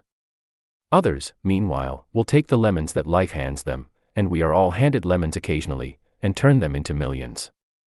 That's financial intelligence. I am often asked about the lemons I have turned into millions. I hesitate using many more examples of personal investments because I am afraid it comes across as bragging or tooting my own horn. That is not my intention. I use the examples only as numerical and chronological illustrations of actual and simple cases. I use the examples because I want you to know that it is easy. And the more familiar you become with the 4 pillars of financial intelligence, the easier it becomes. Personally, I use 2 main vehicles to achieve financial growth: real estate and small-cap stocks. I use real estate as my foundation. Day in and day out, my properties provide cash flow and occasional spurts of growth in value. The small-cap stocks are used for fast growth. I do not recommend anything that I do. The examples are just that, examples. If the opportunity is too complex and I do not understand the investment, I don't do it. Simple math and common sense are all you need to do well financially. There are 5 reasons for using examples. 1. To inspire people to learn more. Point 2. To let people know it is easy if the foundation is strong. 3. To show that anyone can achieve great wealth. Point 4. To show that there are millions of ways to achieve your goals. Point 5. To show that it's not rocket science. In 1989, I used to jog through a lovely neighborhood in Portland, Oregon. It was a suburb that had little gingerbread houses. They were small and cute. I almost expected to see Little Red Riding Hood skipping down the sidewalk on her way to Granny's. There were for sale signs everywhere. The timber market was terrible, the stock market had just crashed, and the economy was depressed. On one street, I noticed a for sale sign that was up longer than most. It looked old. Jogging past it one day, I ran into the owner, who looked troubled. "What are you asking for your house?" I asked. The owner turned and smiled weakly. "Make me an offer," he said. "It's been for sale for over a year. Nobody even comes by anymore to look at it." "I'll look," I said, and I bought the house a half hour later for $20,000 less than his asking price. It was a cute little 2-bedroom home, with gingerbread trim on all the windows. It was light blue with gray accents and had been built in 1930. Inside there was a beautiful rock fireplace, as well as 2 tiny bedrooms. It was a perfect rental house. I gave the owner $5,000 down for a $45,000 house that was really worth $65,000, except that no one wanted to buy it. The owner moved out in a week, happy to be free, and my first tenant moved in, a local college professor. After the mortgage, expenses, and management fees were paid, I put a little less than $40 in my pocket at the end of each month. Hardly exciting. A year later, the depressed Oregon real estate market had begun to pick up. California investors, flush with money from their still booming real estate market, were moving north and buying up Oregon and Washington. I sold that little house for $95,000 to a young couple from California who thought it was a bargain. My capital gains of approximately $40,000 were placed into a 1031 tax-deferred exchange, and I went shopping for a place to put my money. In about a month, I found a 12-unit apartment house right next to the Intel plant in Beaverton, Oregon. The owners lived in Germany, had no idea what the place was worth, and again, just wanted to get out of it. I offered $275,000 for a $450,000 building. They agreed to $300,000. I bought it and held it for 2 years. Utilizing the same 1031 exchange process, we sold the building for $495,000 and bought a 30-unit apartment building in Phoenix, Arizona. We had moved to Phoenix by then to get out of the rain, and needed to sell anyway. Like the former Oregon market, the real estate market in Phoenix was depressed. The price of the 30-unit apartment building in Phoenix was $875,000, with $225,000 down. The cash flow from the 30 units was a little over $5,000 a month. The Arizona market began moving up and, a few years later, a Colorado investor offered us $1.2 million for the property. The point of this example is how a small amount can grow into a large amount. Again, it is a matter of understanding financial statements, investment strategies, a sense of the market, and the laws. If people are not versed in these subjects, then obviously they must follow standard dogma, which is to play it safe, diversify, and only invest in secure investments. The problem with secure investments is that they are often sanitized, that is, made so safe that the gains are less. Most large brokerage houses will not touch speculative transactions in order to protect themselves and their clients. And that is a wise policy. The really hot deals are not offered to people who are novices. Often, the best deals that make the rich even richer are reserved for those who understand the game. It is technically illegal to offer speculative deals to someone who is considered not sophisticated, but of course it happens. The more sophisticated I get, the more opportunities come my way. Another case for developing your financial intelligence over a lifetime is simply that more opportunities are presented to you. And the greater your financial intelligence, the easier it is to tell whether a deal is good. It's your intelligence that can spot a bad deal, or make a bad deal good. The more I learn, and there is a lot to learn, the more money I make simply because I gain experience and wisdom as the years go on. I have friends who are playing it safe, working hard at their profession, and failing to gain financial wisdom, which does take time to develop. My overall philosophy is to plant seeds inside my asset column. That is my formula. I start small and plant seeds. Some grow, some don't. Inside our real estate corporation, we have property worth several $1 million. It is our own REIT, or Real Estate Investment Trust. The point I'm making is that most of those millions started out as little $5,000 to $10,000 investments. All of those down payments were fortunate to catch a fast-rising market and increase tax-free. We traded in and out several times over a number of years. We also own a stock portfolio, surrounded by a corporation that Kim and I call our personal mutual fund. We have friends who deal specifically with investors like us who have extra money each month to invest. We buy high-risk, speculative private companies that are just about to go public on a stock exchange in the United States or Canada. An example of how fast gains can be made are 100,000 shares purchased for 25 cents each before the company goes public. 6 months later, the company is listed, and the 100,000 shares now are worth $2 each. If the company is well managed, the price keeps going up, and the stock may go to $20 or more per share. There are years when our $25,000 has gone to $1 million in less than a year.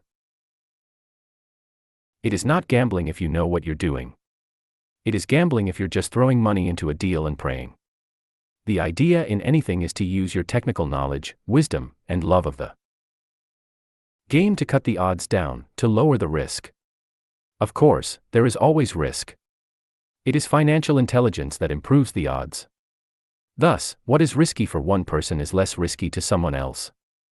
That is the primary reason I constantly encourage people to invest more in their financial education than in stocks, real estate, or other markets. The smarter you are, the better chance you have of beating the odds. The stock plays I personally invested in were extremely high risk for most people and absolutely not recommended. I have been playing that game since 1979 and have paid more than my share in dues. But if you will reread why investments such as these are high risk for most people, you may be able to set your life up differently, so that the ability to take $25,000 and turn it into $1 million in a year is low risk for you. As stated earlier, nothing I have written is a recommendation. It is only used as an example of what is simple and possible. What I do is small potatoes in the grand scheme of things. Yet for the average, then $100,000 a year is nice and not hard to achieve. Depending on the market and how smart you are, it could be done in 5 to 10 years. If you keep your living expenses modest, $100,000 coming in as additional income is I choose and use the government tax system in your favor, rather than against you. My personal basis is real estate. I love real estate because it's stable and slow-moving. I keep the base solid. The cash flow is fairly steady and, if properly managed, has a good chance of increasing in value. The beauty of a solid base of real estate is that it allows me to take greater risks, as I do with speculative stocks. If I make great profits in the stock market, I pay my capital gains tax on the gain and then reinvest what's left in real estate, again further securing my asset foundation. A last word on real estate: I have traveled all over the world and taught investing. In every city, I hear people say you cannot buy real estate cheap. That is not my experience. Even in New York or Tokyo, or just on the outskirts of the city, prime bargains are overlooked by most people. In Singapore, with their high real estate prices, there are still bargains to be found within a short driving distance. So whenever I hear someone say, "You can't do that here," pointing at me, I remind them that maybe the real statement is, "I don't know how to do that here, yet." Great opportunities are not seen with your eyes. They are seen with your mind. Most people never get wealthy simply because they are not trained financially to recognize opportunities right in front of them. I am often asked, how do I start? In the final chapter of this book, I offer 10 steps that I followed on the road to my financial freedom. But always remember to have fun. When you learn the rules and the vocabulary of investing and begin to build, find that it's as fun a game as you've ever played. Sometimes you win and sometimes you learn. But have fun. Most people never win because they're more afraid of losing. That is why I found school so silly. In school we learn that mistakes are bad, and we are punished for making them. Yet if you look at the way humans are designed to learn, we learn by making mistakes. We learn to walk by falling down. If we never fell down, we would never walk. The same is true for learning to ride a bike. I still have scars on my knees, but today I can ride a bike without thinking. The same is true for getting rich. Unfortunately, the main reason most people are not rich is because they are terrified of losing. Winners are not afraid of losing. But losers are. Failure is part of the process of success.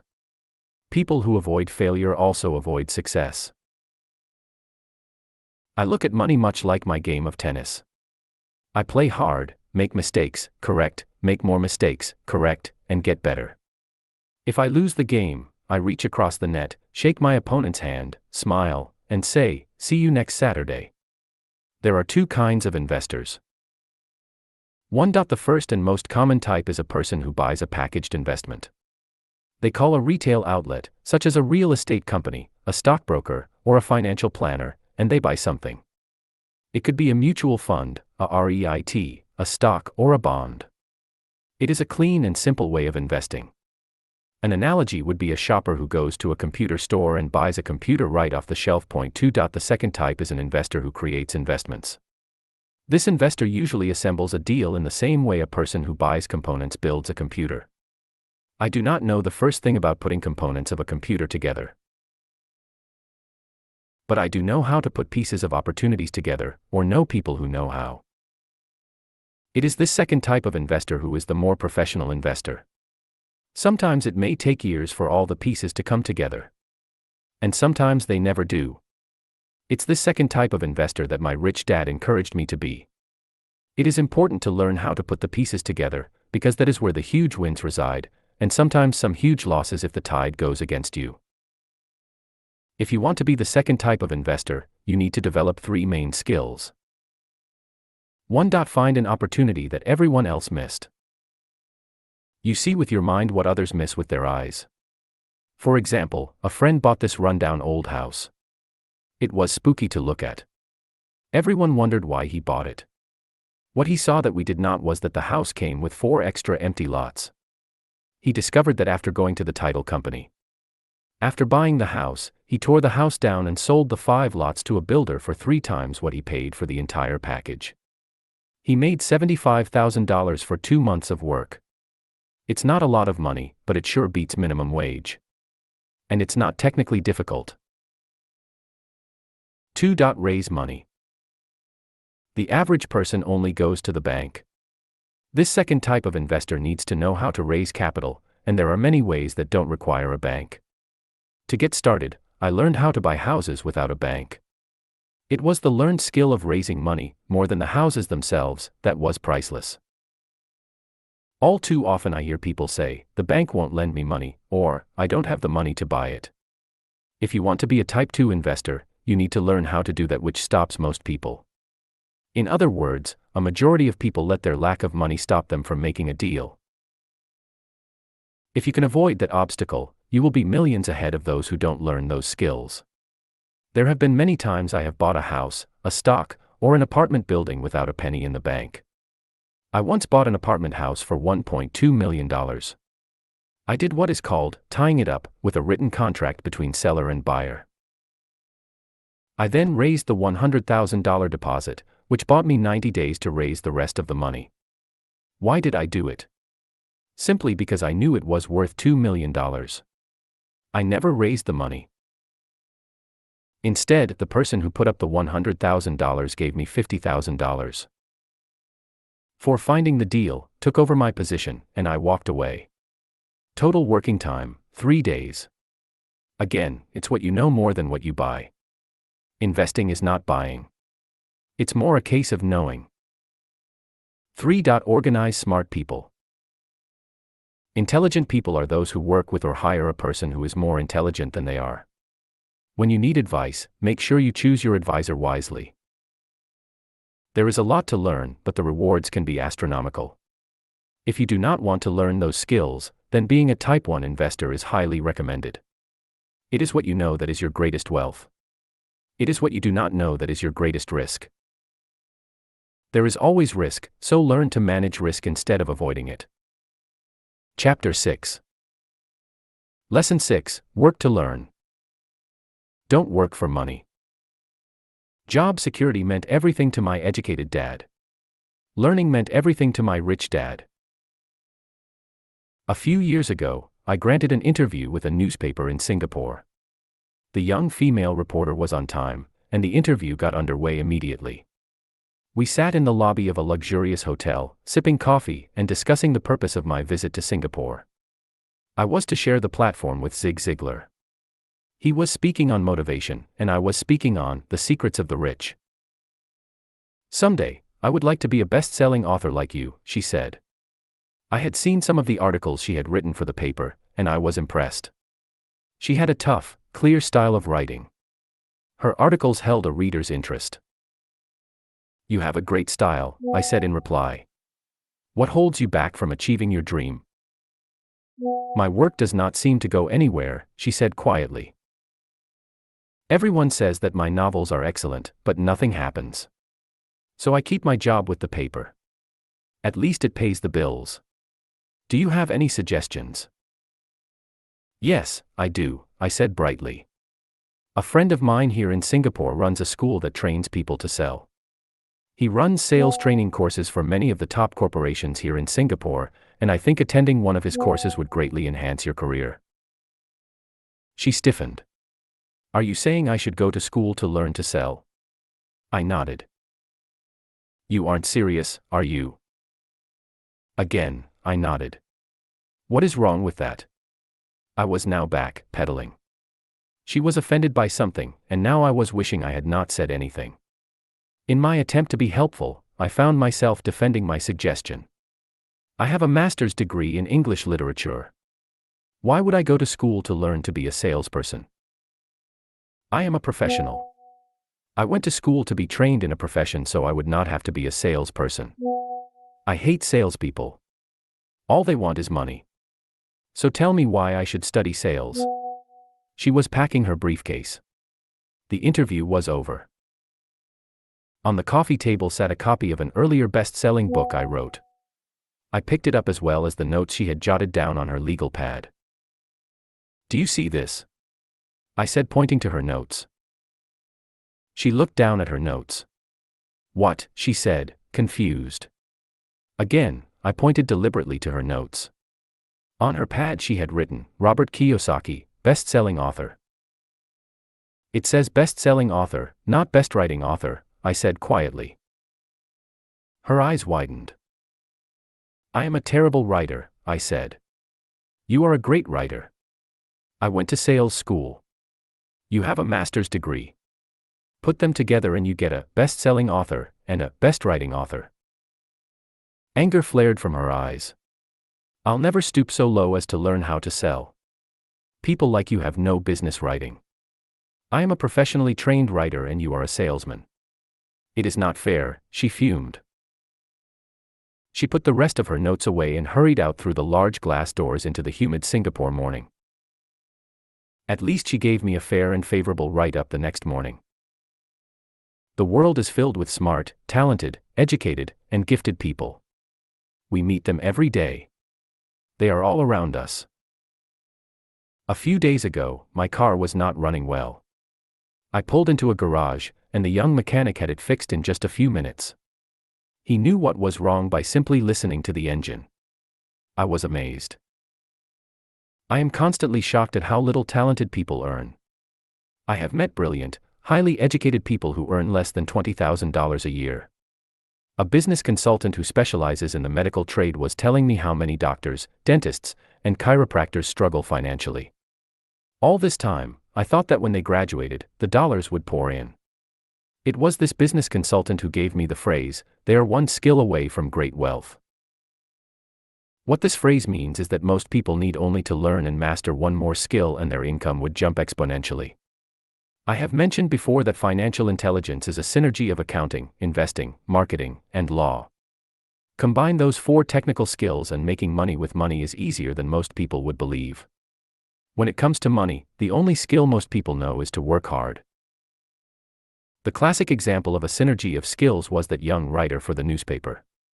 If she diligently learned the skills of sales and marketing, her income would jump dramatically. If I were her, I would take some courses in advertising copywriting as well as sales.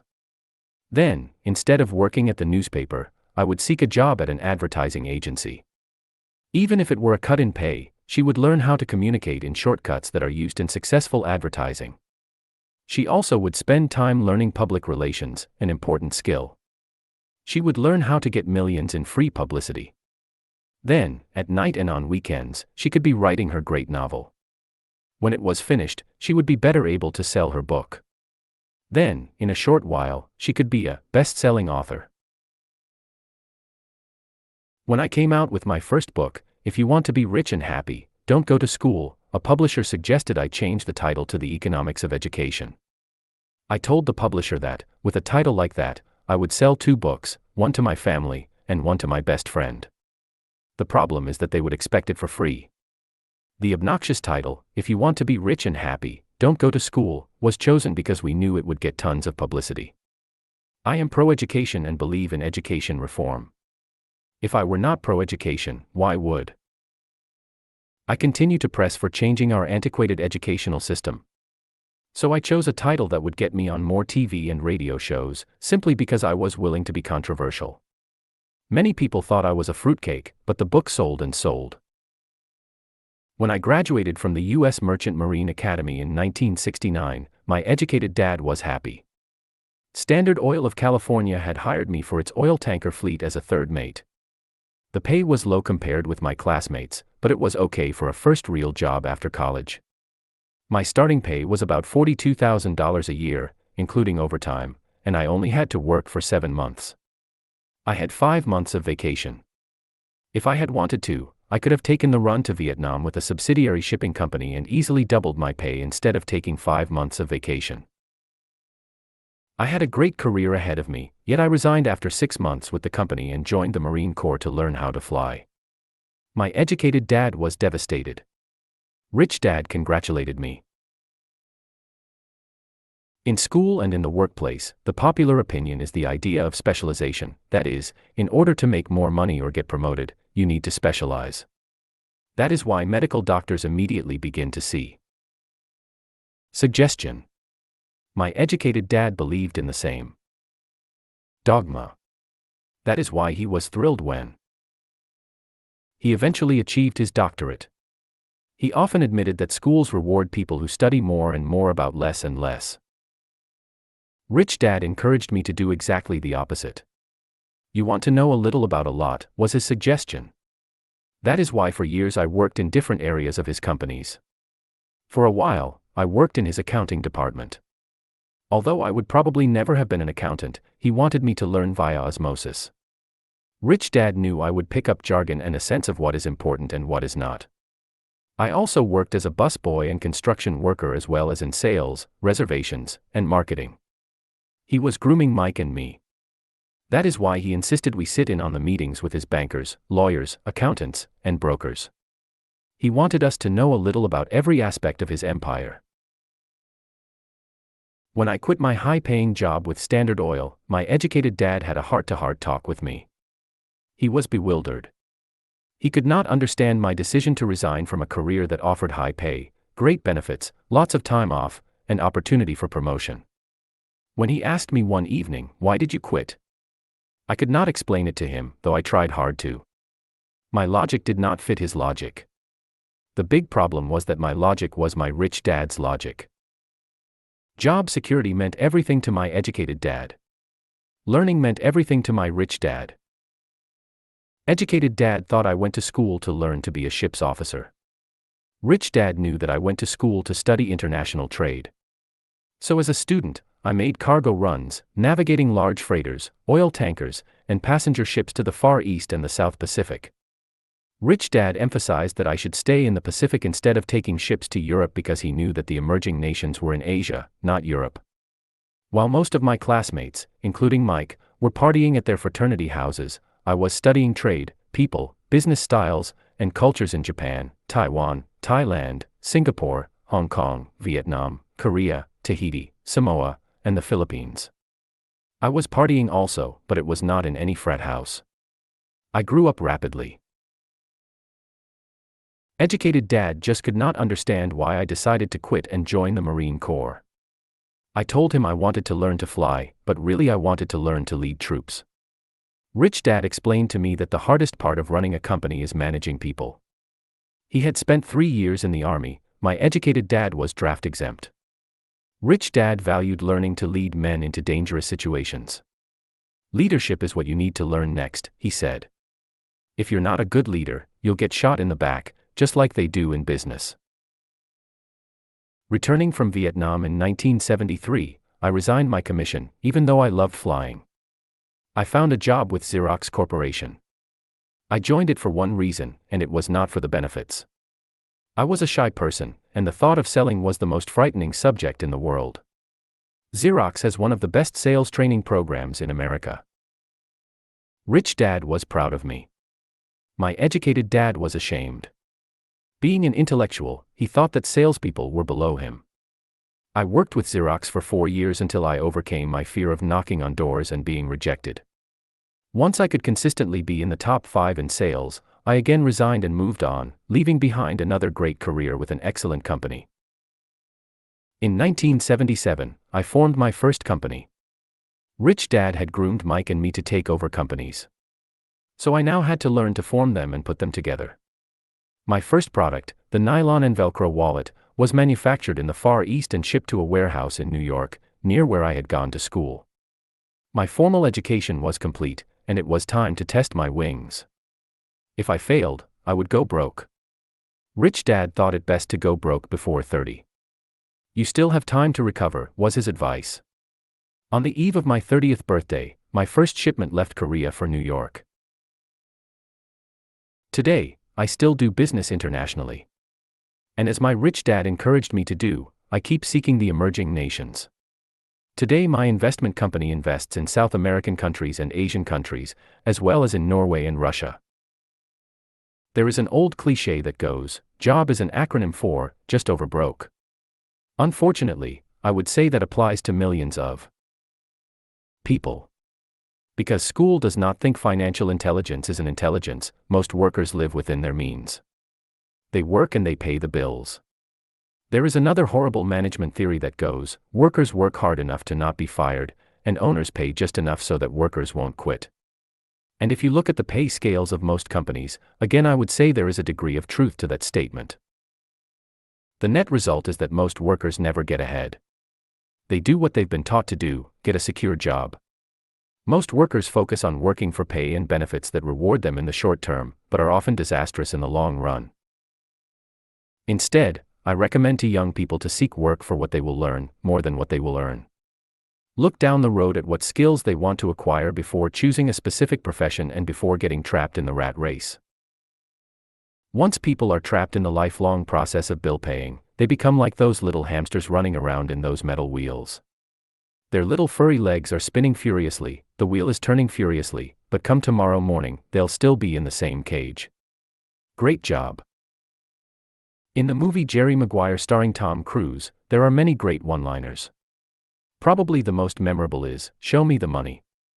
But there is one line I thought most truthful. It comes from the scene where Tom Cruise is leaving the firm. He has just been fired, and he is asking the entire company, "Who wants to come with me?" And the whole place is silent and frozen. Only one woman speaks up and says, "I'd like to, but I'm due for a promotion in 3 months." That statement is probably the most truthful statement in the whole movie. It is the type of statement that people use to keep themselves busy, working away to pay bills. I know my educated dad looked forward to his pay raise every year, and every year he was disappointed. So he would go back to school to earn more qualifications so he could get another raise. Then, once again, there would be another disappointment.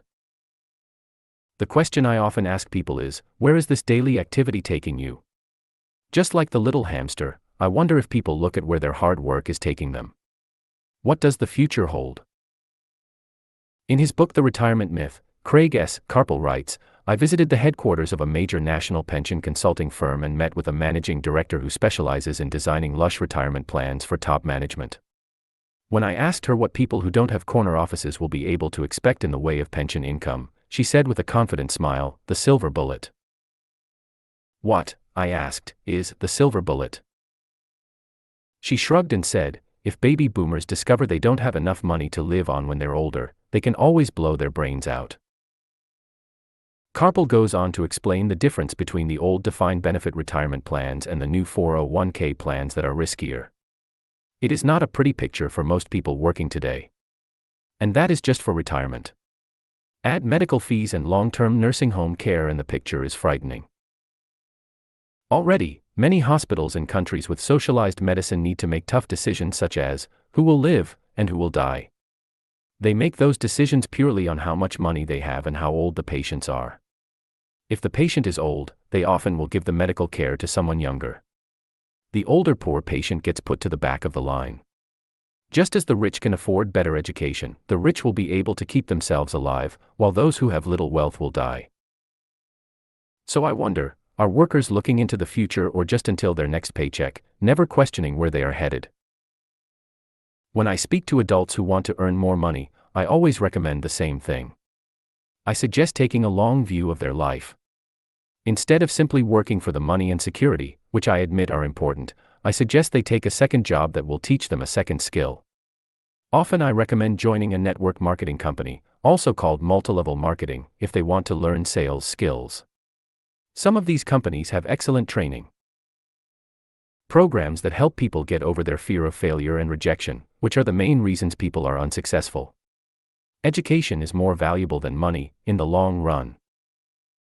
When I offer this suggestion, I often hear in response, "Oh, that is too much hassle," or, "I only want to do what I am interested in." If they say, "It's too much of a hassle," I ask, "So you would rather work all your life giving 50% of what you earn to the government?" If they tell me, "I only do what I am interested in," I say, "I'm not interested in going to the gym, but I go because I want to feel better and live longer." Unfortunately, there is some truth to the old statement, "You can't teach an old dog new tricks." Unless a person is used to changing, it's hard to change. But for those of you who might be on the fence when it comes to the idea of working to learn something new, I offer this word of encouragement: life is much like going to the gym. The most painful part is deciding to go. Once you get past that, it's easy. There have been many days I have dreaded going to the gym, but once I am there and in motion, it is a pleasure. After the workout is over, I am always glad I talked myself into going. If you are unwilling to work to learn something new and instead insist on becoming highly specialized within your field, make sure the company you work for is unionized. Labor unions are designed to protect specialists. My educated dad, after falling from grace with the governor, became the head of the teachers' union in Hawaii. He told me that it was the hardest job he ever held. My rich dad, on the other hand, spent his life doing his best to keep his companies from becoming unionized. He was successful. Although the unions came close, Rich Dad was always able to fight them off. Personally, I take no sides because I can see the need for and the benefits of both sides. If you do as school recommends, become highly specialized. Then seek union protection. For example, had I continued with my flying career, I would have sought a company that had a strong pilots' union. Why? Because my life would be dedicated to learning a skill that was valuable in only one industry. If I were pushed out of that industry, my life skills would not be as valuable to another industry. A displaced senior pilot, with 100,000 hours of heavy airline transport time, earning $150,000 a year, would have a hard time finding an equivalent high-paying job teaching in school. Skills do not necessarily transfer from industry to industry. Skills the pilots are paid for in the airline industry are not as important in, say, the school system. The same is true even for doctors today. With all the changes in medicine, many medical specialists are needing to conform to medical organizations such as HMOs. School teachers definitely need to be union members. Today in America, the teachers' union is the largest and the richest labor union of all. The NEA, the National Education Association, has tremendous political clout. Teachers need the protection of their union because their skills are also of limited value to an industry outside of education. So the rule of thumb is, highly specialized, then unionize. It's the smart thing to do. When I ask the classes I teach, "How many of you can cook a better hamburger than McDonald's?" almost all the students raise their hands. I then ask, "So if most of you can cook a better hamburger, how come McDonald's makes more money than you?" The answer is obvious: McDonald's is excellent at business systems. The reason so many talented people are poor is because they focus on building a better hamburger and know little to nothing about business systems. A friend of mine in Hawaii is a great artist. He makes a sizable amount of money. One day his mother's attorney called to tell him that she had left him $35,000. That is what was left of her estate after the attorney and the government took their shares. Immediately, he saw an opportunity to increase his business by using some of this money to advertise. 2 months later, his first 4-color, full-page ad appeared in an expensive magazine that targeted the very rich. The ad ran for 3 months. He received no replies from the ad, and all of his inheritance is now gone. He now wants to sue the magazine for misrepresentation. This is a common case of someone who can build a beautiful hamburger, but knows little about business. When I asked him what he learned, his only reply was, "Advertising salespeople are crooks." I then asked him if he would be willing to take a course in sales and a course in direct marketing. His reply, "I don't have the time, and I don't want to waste my money." The world is filled with talented poor people. All too often, they're poor or struggle financially or earn less than they are capable of, not because of what they know, but because of what they do not know. They focus on perfecting their skills at building a better hamburger rather than the skills of selling and delivering the hamburger. Maybe McDonald's does not make the best hamburger, but they are the best at selling and delivering a basic average burger. Poor Dad wanted me to specialize. That was his view on how to be paid more. Even after being told by the governor of Hawaii that he could no longer work in state government, my educated dad continued to encourage me to get specialized. Educated Dad then took up the cause of the teachers' union, campaigning for further protection and benefits for these highly skilled and educated professionals. We argued often, but I know he never agreed that overspecialization is what caused the need for union protection.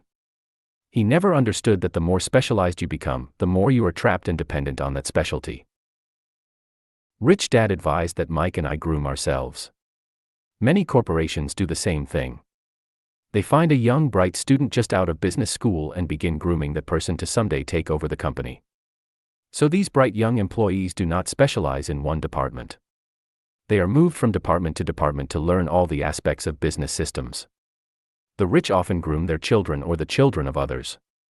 By doing so, their children gain an overall knowledge of the operations of the business and how the various departments interrelate. For the World War II generation, it was considered bad to skip from company to company. Today, it is considered smart.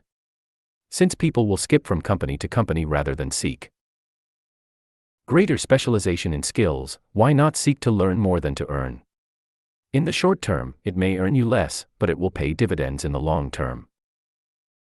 The main management skills needed for success are: 1. Management of cash flow. 2. Management of systems. 3. Management of people. The most important specialized skills are sales and marketing. The ability to sell, to communicate to another human being, be it a customer, employee, boss, spouse, or child, is the base skill of personal success. Communication skills such as writing, speaking, and negotiating are crucial to a life of success. These are skills I work on constantly, attending courses or buying educational resources to expand my knowledge.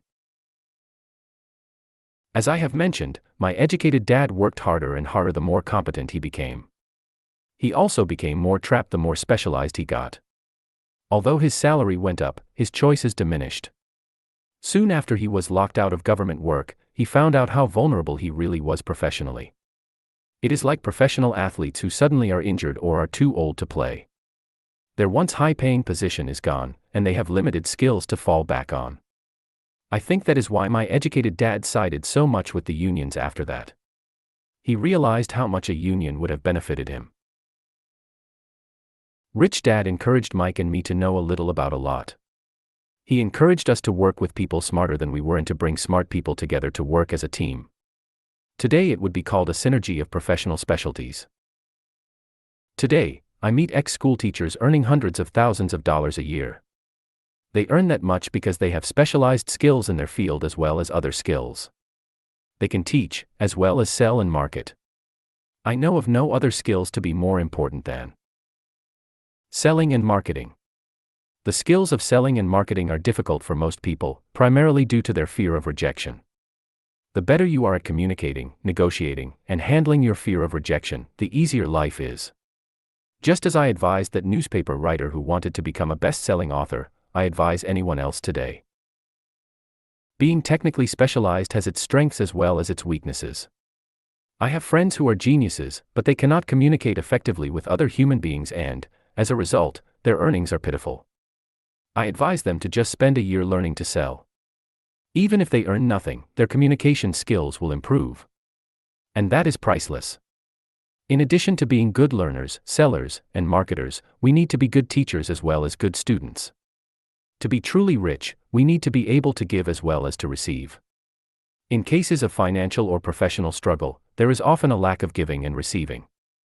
I know many people who are poor because they are neither good students nor good teachers. Both of my dads were generous men. Both made it a practice to give first. Teaching was one of their ways of giving. The more they gave, the more they received. One glaring difference was in the giving of money. My rich dad gave lots of money away. He gave to his church, to charities, and to his foundation. He knew that to receive money, you had to give money. Giving money is the secret to most great wealthy families. That is why there are organizations like the Rockefeller Foundation and the Ford Foundation. These are organizations designed to take their wealth and increase it, as well as give it away in perpetuity. My educated dad always said, "When I have some extra money, I'll give it." The problem was that there was never any extra. So he worked harder to draw more money in, rather than focus on the most important law of money: give, and you shall receive. Instead, he believed in receive, and then you give. In conclusion, I became both dads. One part of me is a hardcore capitalist who loves the game of money making money. The other part is a socially responsible teacher who is deeply concerned with this ever-widening gap between the haves and have-nots. I personally hold the archaic educational system primarily responsible for this growing gap. Chapter 7. Overcoming Obstacles. The primary difference between a rich person and a poor person is how they manage fear. Once people have studied and become financially literate, they may still face roadblocks to becoming financially independent. There are 5 main reasons why financially literate people may still not develop abundant asset columns that could produce a large cash flow. The 5 reasons are: 1. Fear, 2. Cynicism, 3. Laziness, 4. Bad habits, 5. Arrogance. Overcoming fear. I have never met anyone who really likes losing money. And in all my years, I have never met a rich person who has never lost money. But I have met a lot of poor people who have never lost a dime, investing, that is. The fear of losing money is real. Everyone has it. Even the rich. But it's not having fear that is the problem. It's how you handle fear. It's how you handle losing. It's how you handle failure that makes the difference in one's life. The primary difference between a rich person and a poor person is how they manage that fear. It's okay to be fearful. It's okay to be a coward when it comes to money. You can still be rich. We're all heroes at something, and cowards at something else. My friend's wife is an emergency room nurse. When she sees blood, she flies into action. When I mention investing, she runs away. When I see blood, I don't run. I pass out. My rich dad understood phobias about money. Some people are terrified of snakes. Some people are terrified about losing money. Both are phobias, he would say. So his solution to the phobia of losing money was this little rhyme: if you hate risk and worry, start early. If you start young, it's easier to be rich. I won't go into it here, but there is a staggering difference between a person who starts investing at age 20 versus age 30. The purchase of Manhattan Island is said to be one of the greatest bargains of all time. New York was purchased for $24 in trinkets and beads. Yet if that $24 had been invested at 8% annually, that $24 would have been worth more than $28 trillion by 1995. Manhattan could be repurchased with money left over to buy much of Los Angeles. But what if you don't have much time left or would like to retire early? How do you handle the fear of losing money? My poor dad did nothing. He simply avoided the issue, refusing to discuss the subject. My rich dad, on the other hand, recommended that I think like a Texan. I like Texas and Texans, he used to say. In Texas, everything is bigger.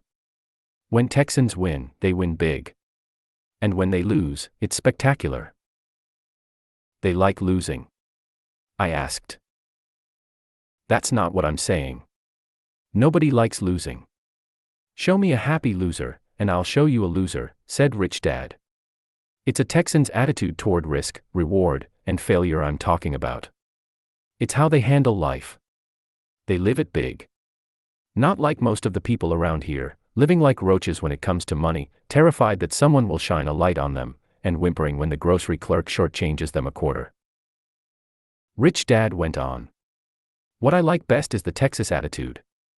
They're proud when they win, and they brag when they lose. Texans have a saying: if you're going to go broke, go big. You don't want to admit you went broke over a duplex. He constantly told Mike and me that the greatest reason for lack of financial success was because most people played it too safe. People are so afraid of losing that they lose, were his words. Fran Tarkenton, a one-time great NFL quarterback, says it's still another way: winning means being unafraid to lose. In my own life, I've noticed that winning usually follows losing. Before I finally learned to ride a bike, I first fell down many times. I've never met a golfer who has never lost a golf ball.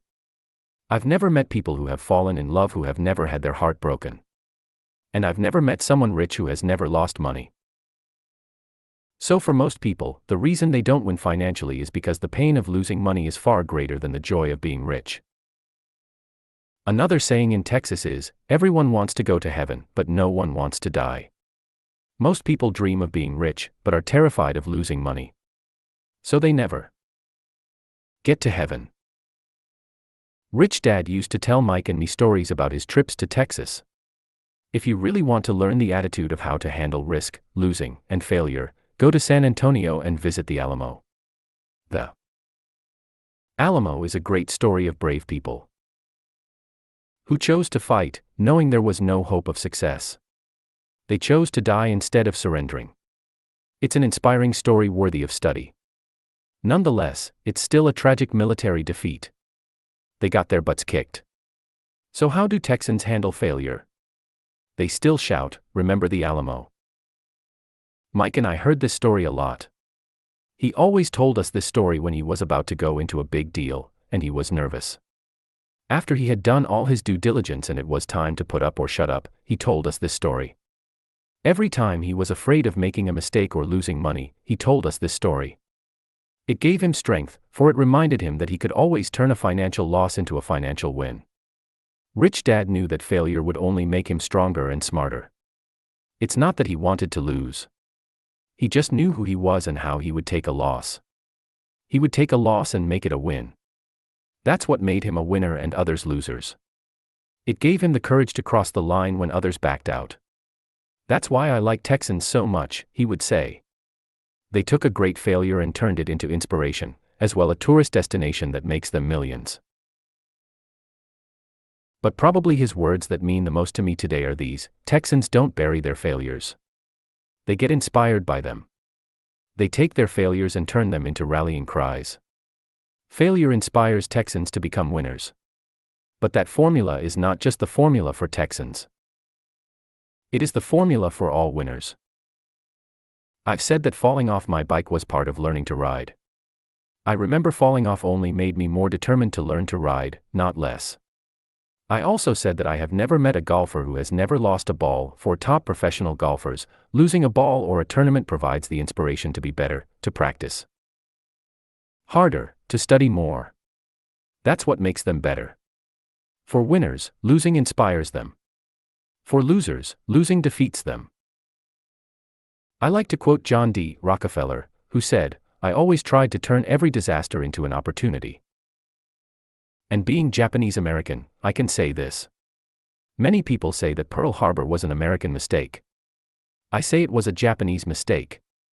From the movie, Tora, Tora, Tora, a somber Japanese admiral says to his cheering subordinates, "I am afraid we have awakened a sleeping giant." Remember Pearl Harbor became a rallying cry. It turned one of America's greatest losses into the reason to win. This great defeat gave America strength, and America soon emerged as a world power. Failure inspires winners. And failure defeats losers. It is the biggest secret of winners. It's the secret that losers do not know. The greatest secret of winners is that failure inspires winning, thus, they're not afraid of losing. Repeating Fran Tarkenton's quote, "Winning means being unafraid to lose." People like Fran Tarkenton are not afraid of losing because they know who they are. They hate losing, so they know that losing will only inspire them to become better. There is a big difference between hating losing and being afraid to lose. Most people are so afraid of losing money that they lose. They go broke over a duplex. Financially, they play life too safe and too small. They buy big houses and big cars, but not big investments. The main reason that over 90% of the American public struggles financially is because they play not to lose. They don't play to win. They go to their financial planners or accountants or stockbrokers and buy a balanced portfolio. Most have lots of cash in CDs, low yield bonds, mutual funds that can be traded within a mutual fund family, and a few individual stocks. It is a safe and sensible portfolio. But it is not a winning portfolio. It is a portfolio of someone playing not to lose. Don't get me wrong. It's probably a better portfolio than more than 70% of the population has, and that's frightening. It's a great portfolio for someone who loves safety.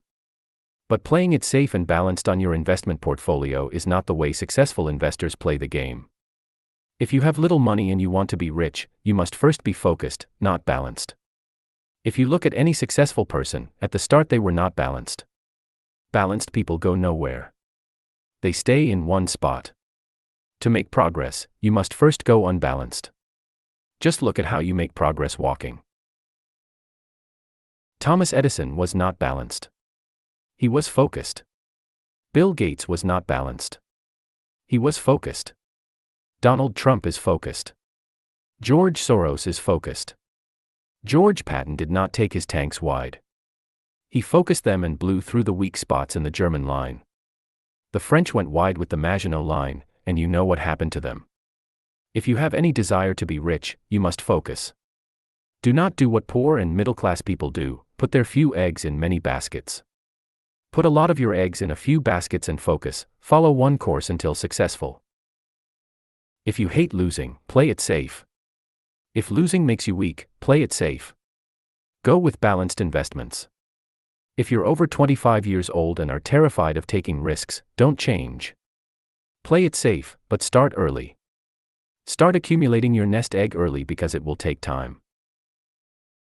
But if you have dreams of freedom, of getting out of the rat race, the first question to ask yourself is, how do I respond to failure? If failure inspires you to win, maybe you should go for it, but only maybe. If failure makes you weak or causes you to throw temper tantrums, like spoiled brats who call attorneys to file lawsuits every time something doesn't go their way, then play it safe. Keep your daytime job. Or buy bonds or mutual funds. But remember, there is risk in those financial instruments also, even though they may appear safe. I say all this, mentioning Texas and friend Tarkenton, because stacking the asset column is easy. It's really a low-aptitude game. It doesn't take much education. 5th grade math will do. But building your asset column is a game in which attitude plays a major role. It takes guts, patience, and a great attitude toward failure. Losers avoid failing. And failure turns losers into winners. Just remember the Alamo. Overcoming cynicism. The sky is falling. The sky is falling. Most of us know the story of Chicken Little who ran around warning the barnyard of impending doom. We all know people who are that way. There's a Chicken Little inside each of us. As I stated earlier, the cynic is really a little chicken. We all get a little chicken when fear and doubt cloud our thoughts. All of us have doubts. I'm not smart. I'm not good enough. So-and-so is better than me. Our doubts often paralyze us. We play the what-if game. What if the economy crashes right after I invest? What if I lose control and I can't pay the money back? What if things don't go as I planned? Or we have friends or loved ones who will remind us of our shortcomings. They often say, "What makes you think you can do that? If it's such a good idea, how come someone else hasn't done it?" That will never work. You don't know what you're talking about. These words of doubt often get so loud that we fail to act. A horrible feeling builds in our stomach. Sometimes we can't sleep. We fail to move forward. So we stay with what is safe, and opportunities pass us by. We watch life passing by as we sit immobilized with a cold knot in our body. We have all felt this at one time in our lives, some more than others. Peter Lynch of Fidelity Magellan Mutual Fund fame refers to warnings about the sky falling as noise, and we all hear it. Noise is either created inside our heads or comes from outside, often from friends, family, co-workers, and the media. Lynch recalls the time during the 1950s when the threat of nuclear war was so prevalent in the news that people began building fallout shelters and storing food and water. If they had invested that money wisely in the market, instead of building a fallout shelter, they'd probably be financially independent today. When violence breaks out in a city, gun sales go up all over the country. A person dies from rare hamburger meat in the state of Washington, and the Arizona Health Department orders restaurants to have all beef cooked well done. A drug company runs a TV commercial in February showing people catching the flu. Colds go up as well as sales of cold medicine. Most people are poor because, when it comes to investing, the world is filled with chicken littles running around yelling, "The sky is falling. The sky is falling."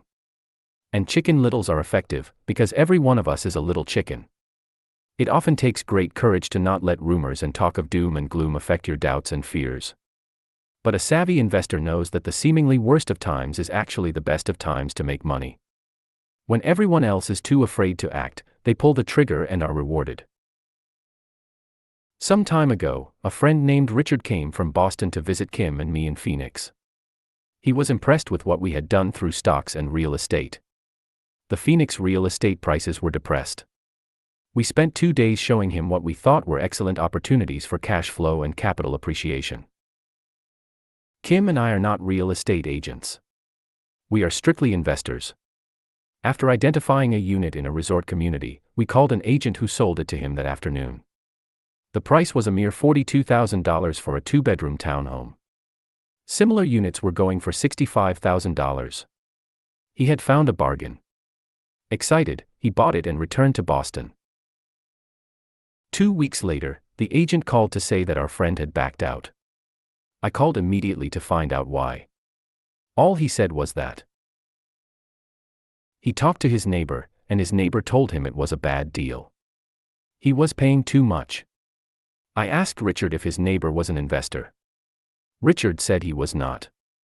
When I asked why he listened to him, Richard got defensive and simply said he wanted to keep looking. The real estate market in Phoenix turned, and a few years later, that little unit was renting for $1,000 a month, $500 in the peak winter months. The unit was worth $95,000. All Richard had to put down was $5,000 and he would have had a start at getting out of the rat race. Today, he still has done nothing. Richard's backing out did not surprise me. It's called buyer's remorse, and it affects all of us. The little chicken won, and a chance at freedom was lost.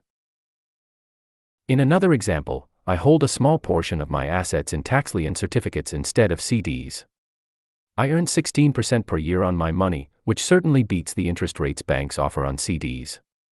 The certificates are secured by real estate and enforced by state law, which is also better than most banks. The formula they're bought on makes them safe. They just lack liquidity. So I look at them as 2 to 7-year CDs. Almost every time I tell someone that I hold my money this way, especially if they have money in CDs, they will tell me it's risky.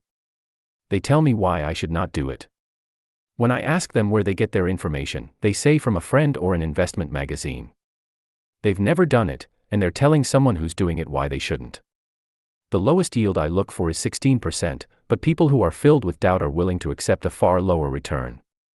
Doubt is expensive. My point is that it's those doubts and cynicism that keep most people poor and playing it safe. The real world is simply waiting for you to get rich. Only a person's doubts keep them poor. As I said, getting out of the rat race is technically easy. It doesn't take much education, but those doubts are cripplers for most people. Cynics never win, said Rich Dad. Unchecked doubt and fear creates a cynic. Cynics criticize, and winners analyze, was another of his favorite sayings. Rich Dad explained that criticism blinded while analysis opened eyes. Analysis allowed winners to see that critics were blind, and to see opportunities that everyone else missed. And finding what people miss is key to any success. Real estate is a powerful investment tool for anyone seeking financial independence or freedom. It is a unique investment tool. Yet every time I mention real estate as a vehicle, I often hear, "I don't want to fix toilets." That's what Peter Lynch calls noise. That's what my rich dad would say is the cynic talking, someone who criticizes and does not analyze, someone who lets their doubts and fears close their mind instead of open their eyes. So when someone says, "I don't want to fix toilets, I want to fire back," what makes you think I want to? They're saying a toilet is more important than what they want. I talk about freedom from the rat race, and they focus on toilets. That is the thought pattern that keeps most people poor. They criticize instead of analyze. I don't once hold the key to your success, Rich Dad would say. Because I, too, do not want to fix toilets, I shop hard for a property manager who does fix toilets. And by finding a great property manager who runs houses or apartments, well, my cash flow goes up. But, more importantly, a great property manager allows me to buy a lot more real estate since I don't have to fix toilets. A great property manager is key to success in real estate. Finding a good manager is more important to me than the real estate. A great property manager often hears of great deals before real estate agents do, which makes them even more valuable. That is what Rich Dad meant by, I don't once hold the key to your success. Because I do not want to fix toilets either, I figured out how to buy more real estate and expedite my getting out of the rat race. The people who continue to say, I don't want to fix toilets often deny themselves the use of this powerful investment vehicle. Toilets are more important than their freedom. In the stock market, I often hear people say, I don't want to lose money. Well, what makes them think I or anyone else likes losing money? They don't make money because they choose to not lose money. Instead of analyzing, they close their minds to another powerful investment vehicle, the stock market. I was riding with a friend past our neighborhood gas station. He looked up and saw that the price of gas was going up and thus the price of oil. My friend is a worrywart or a chicken little. To him, the sky is always going to fall, and it usually does, on him. When we got home, he showed me all the stats as to why the price of oil was going to go up over the next few years, statistics I had never seen before, even though I already owned substantial shares of an existing oil company. With that information, I immediately began looking for and found a new, undervalued oil company that was about to find some oil deposits. My broker was excited about this new company, and I bought 15,000 shares for 65 cents per share. 3 months later, this same friend and I drove by the same gas station, and sure enough, the price per gallon had gone up nearly 15%. Again, the chicken little worried and complained. I smiled because, a month earlier, that little oil company hit oil and those 15,000 shares went up to more than $3 per share since he had first given me the tip. And the price of gas will continue to go up if what my friend says is true. If most people understood how a stop worked in stock market investing, there would be more people investing to win instead of investing not to lose. A stop is simply a computer command that sells your stock automatically if the price begins to drop, helping to minimize your losses and maximize some gains. It's a great tool for those who are terrified of losing. So whenever I hear people focusing on their I don't wants, rather than what they do want, I know the noise in their head must be loud. Chicken Little has taken over their brain and is yelling, the sky is falling, and toilets are breaking. So they avoid their don't wants, but they pay a huge price. They may never get what they want in life. Instead of analyzing, their inner Chicken Little closes their mind. Rich Dad gave me a way of looking at Chicken Little. Just do what Colonel Sanders did. At the age of 66, he lost his business and began to live on his Social Security check. It wasn't enough. He went around the country selling his recipe for fried chicken. He was turned down 1,009 times before someone said yes. And he went on to become a multi-millionaire at an age when most people are quitting. He was a brave and tenacious man, Rich Dad said of Harlan Sanders. So when you're in doubt and feeling a little afraid, just do what Colonel Sanders did to his little chicken. He fried it. Overcoming laziness. Busy people are often the most lazy. We have all heard stories of a businessman who works hard to earn money. He works hard to be a good provider for his wife and children. He spends long hours at the office and brings work home on weekends. One day he comes home to an empty house. His wife has left with the kids. He knew he and his wife had problems, but rather than work to make the relationship strong, he stayed busy at work. Dismayed, his performance at work slips and he loses his job. Today, I often meet people who are too busy to take care of their wealth. And there are people too busy to take care of their health. The cause is the same.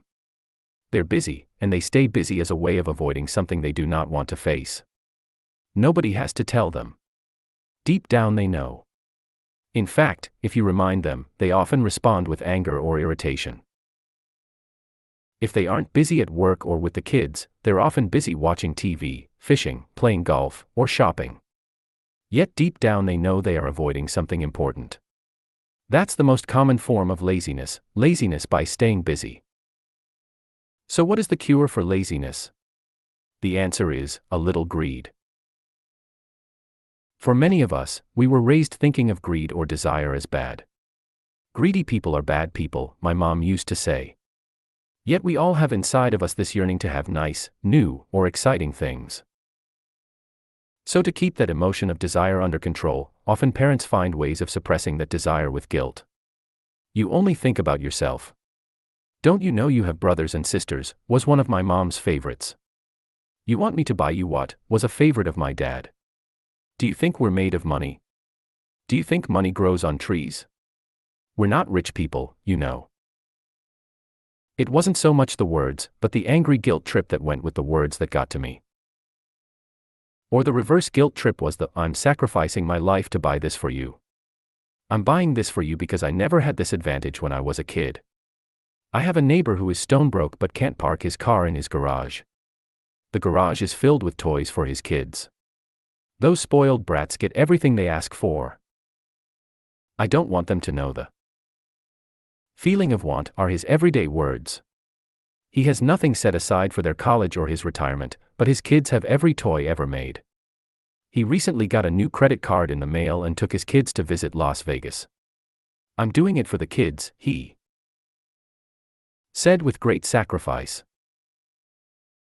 Rich Dad forbade the words, I can't afford it. In my real home, that's all I heard. Instead, Rich Dad required his children to say, how can I afford it? He believed that the words, I can't afford it, shut down your brain. It didn't have to think anymore. How can I afford it, opened up the brain and forced it to think and search for answers. But most importantly, he felt the words, I can't afford it, were a lie. And the human spirit knows it. The human spirit is very, very powerful, he would say. It knows it can do anything. By having a lazy mind that says, I can't afford it, a war breaks out inside you. Your spirit is angry, and your lazy mind must defend its lie. The spirit is screaming, come on. Let's go to the gym and work out. And the lazy mind says, but I'm tired. I worked really hard today. Or the human spirit says, I'm sick and tired of being poor. Let's get out there and get rich. To which the lazy mind says, rich. People are greedy. Besides, it's too much bother. It's not safe. I might lose money. I'm working hard enough as it is. I've got too much to do at work anyway. Look at what I have to do tonight. My boss wants it finished by morning. I can't afford it also causes sadness, a helplessness that leads to despondency and often depression. How can I afford it opens up possibilities, excitement, and dreams. So Rich Dad was not so concerned about what we wanted to buy as long as we understood that, how can I afford it, creates a stronger mind and a dynamic spirit. Thus he rarely gave Mike or me anything. He would instead ask, how can you afford it, and that included college, which we paid for ourselves. It was not the goal, but the process of attaining the goal that he wanted us to learn. The problem I see today is that there are millions of people who feel guilty about their desire or their greed. It's old conditioning from their childhood. While they desire to have the finer things that life offers, most have been conditioned subconsciously to say, I can't have that, or I'll never be able to afford that. When I decided to exit the rat race, it was simply a question of, how can I afford to never work again? And my mind began to kick out answers and solutions. The hardest part was fighting my real parents' dogma, we can't afford that. Stop thinking only about yourself. Why don't you think about others, and other similar sentiments designed to instill guilt to suppress my greed? So how do you beat laziness? Once again, the answer is a little greed. It's that radio station WIIFM, which stands for, What's in it for me? A person needs to sit down and ask, what would my life be like if I never had to work again? What would I do if I had all the money I needed? Without that little greed, the desire to have something better, progress is not made. Our world progresses because we all desire a better life. New inventions are made because we desire something better. We go to school and study hard because we want something better. So whenever you find yourself avoiding something you know you should be doing, then the only thing to ask yourself is, what's in it for me? Be a little greedy. It's the best cure for laziness. Too much greed, however, as anything in excess can be, is not good. But just remember what Michael Douglas said in the movie Wall Street: greed is good. Rich Dad said it differently: guilt is worse than greed, for guilt robs the body of its soul. I think Eleanor Roosevelt said it best: do what you feel in your heart to be right, for you'll be criticized anyway. You'll be damned if you do, and damned if you don't. Overcoming bad habits. Our lives are a reflection of our habits more than our education. After seeing the movie Conan the Barbarian, starring Arnold Schwarzenegger, a friend said, "I'd love to have a body like Schwarzenegger." Most of the guys nodded in agreement. "I even heard he was really puny and skinny at one time," another friend added. "Yeah, I heard that too," another one said. "I heard he has a habit of working out almost every day in the gym." "Yeah, I'll bet he has too." "Nah," said the group cynic. "I'll bet he was born that way. Besides, let's stop talking about Arnold and get some beers." This is an example of habits controlling behavior. I remember asking my rich dad about the habits of the rich. Instead of answering me outright, he wanted me to learn through example, as usual. "When does your dad pay his bills?" Rich Dad asked. "The first of the month," I said. "Does he have anything left over?" he asked. "Very little," I said. "That's the main reason he struggles," said Rich Dad. "He has bad habits. Your dad pays everyone else first. He pays himself last, but only if he has anything left over." "Which he usually doesn't," I said. "But he has to pay his bills, doesn't he?" "You're saying he shouldn't pay his bills?" "Of course not," said Rich Dad. "I firmly believe in paying my bills on time. I just pay myself first. Before I pay even the government." "But what happens if you don't have enough money?" I asked. "What do you do then?" "The same," said Rich Dad. "I still pay myself first. Even if I'm short of money. My asset column is far more important to me than the government." "But," I said, "don't they come after you?" "Yes, if you don't pay," said Rich Dad. "Look, I did not say not to pay. I just said I pay myself first, even if I'm short of money." "But," I replied, "how do you do that?" "It's not how. The question is why," Rich Dad said. "Okay, why?" "Motivation," said Rich Dad. "Who do you think will complain louder if I don't pay them, me or my creditors?" "Your creditors will definitely scream louder than you," I said, responding to the obvious. "You wouldn't say anything if you didn't pay yourself." So you see, after paying myself, the pressure to pay my taxes and the other creditors is so great that it forces me to seek other forms of income. The pressure to pay becomes my motivation. I've worked extra jobs, started other companies, traded in the stock market, anything just to make sure those guys don't start yelling at me. That pressure made me work harder, forced me to think, and all in all, made me smarter and more active when it comes to money. If I had paid myself last, I would have felt no pressure, but I'd be broke. So it is the fear of the government or other people you owe money to that motivates you. "That's right," said Rich Dad. "You see, government bill collectors are big bullies. So are bill collectors in general. Most people give in to these bullies. They pay them and never pay themselves. You know the story of the 98-pound weakling who gets sand kicked in his face?" I nodded. "I see that ad for weightlifting and bodybuilding lessons in the comic books all the time." Well, most people let the bullies kick sand in their faces. I decided to use the fear of the bully to make me stronger. Others get weaker. Forcing myself to think about how to make extra money is like going to the gym and working out with weights. The more I work my mental money muscles out, the stronger I get. Now I'm not afraid of those bullies. I liked what Rich Dad was saying. So if I pay myself first, I get financially stronger, mentally and fiscally. Rich Dad nodded. And if I pay myself last, or not at all, I get weaker. So people like bosses, managers, tax collectors, bill collectors, and landlords push me around all my life, just because I don't have good money habits. Rich Dad nodded. Just like the 98-pound weakling. Overcoming arrogance. What I know makes me money. What I don't know loses me money. Every time I have been arrogant, I have lost money. Because when I'm arrogant, I truly believe that what I don't know is not important, Rich Dad would often tell me. I have found that many people use arrogance to try to hide their own ignorance. It often happens when I am discussing financial statements with accountants or even other investors. They try to bluster their way through the discussion. It is clear to me that they don't know what they're talking about. They're not lying, but they are not telling the truth. There are many people in the world of money, finances, and investments who have absolutely no idea what they're talking about. Most people in the money industry are just spouting off sales pitches like used car salesmen.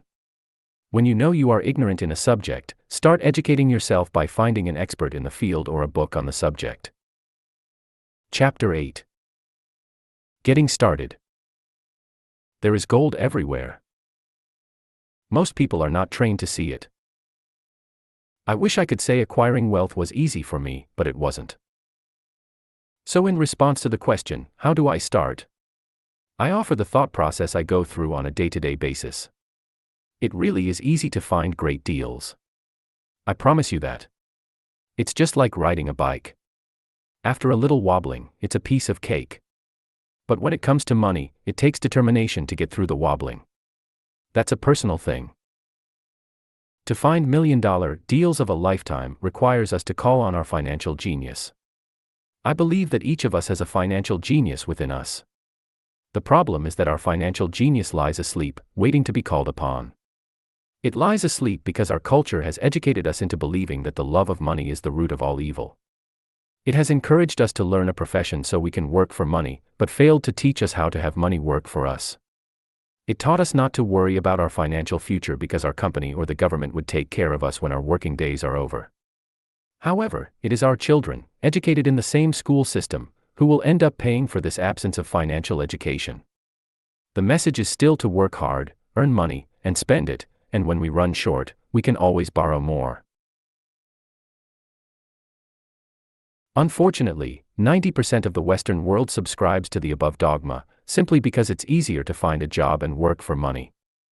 If you are not one of the masses, I offer you the following 10 steps to awaken your financial genius.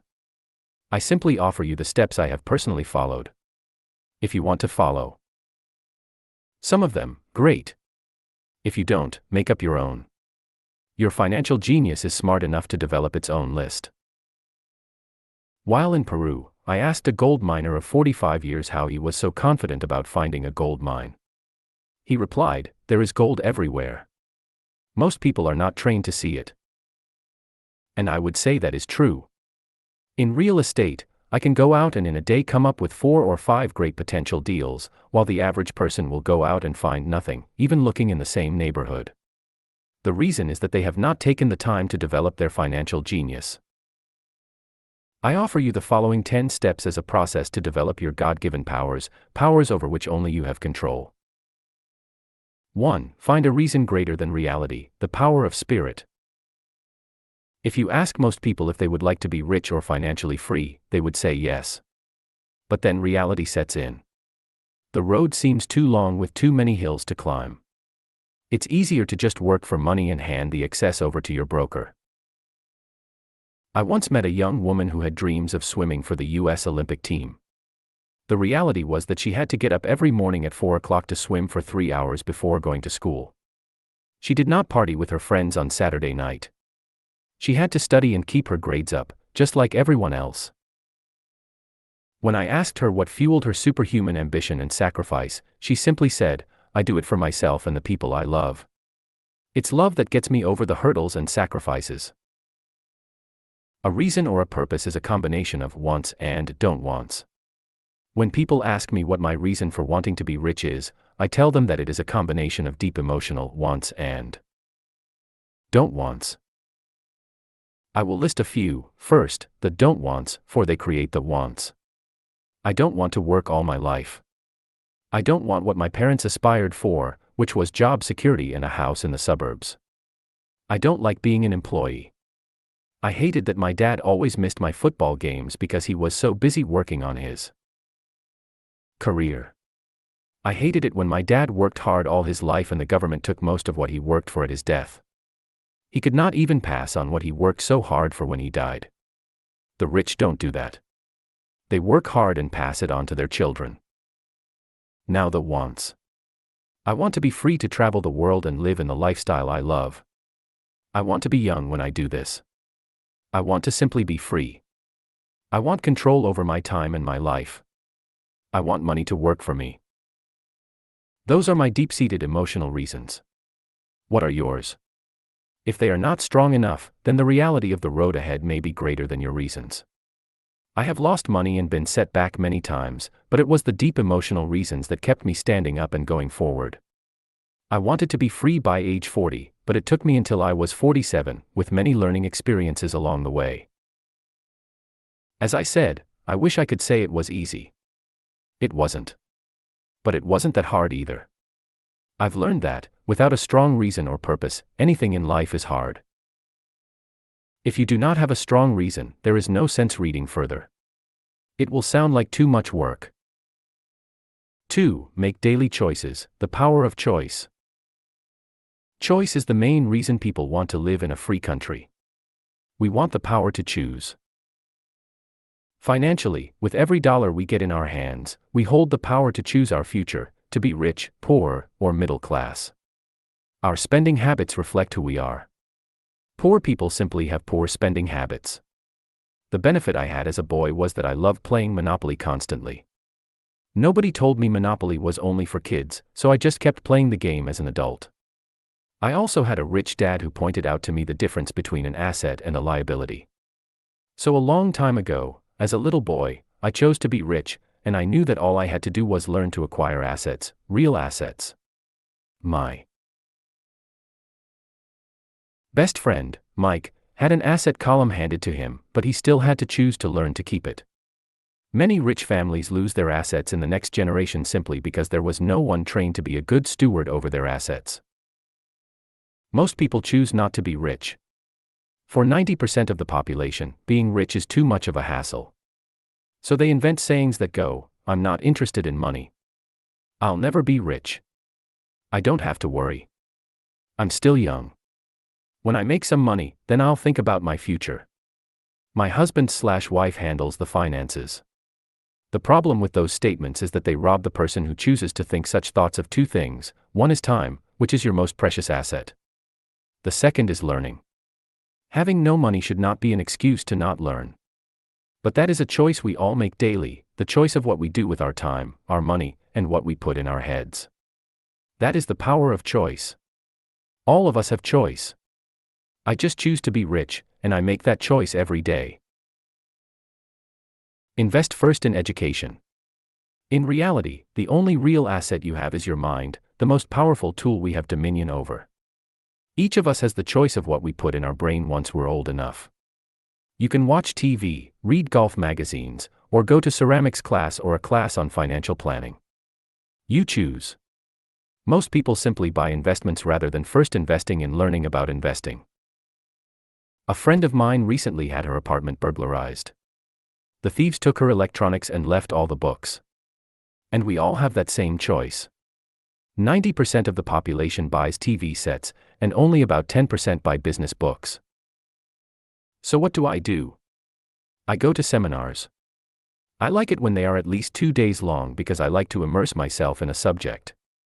In 1973, I was watching this guy on TV who was advertising a 3-day seminar on how to buy real estate for nothing down. I spent $385 and that course has made me at least $2 million, if not more. But more importantly, it bought me life.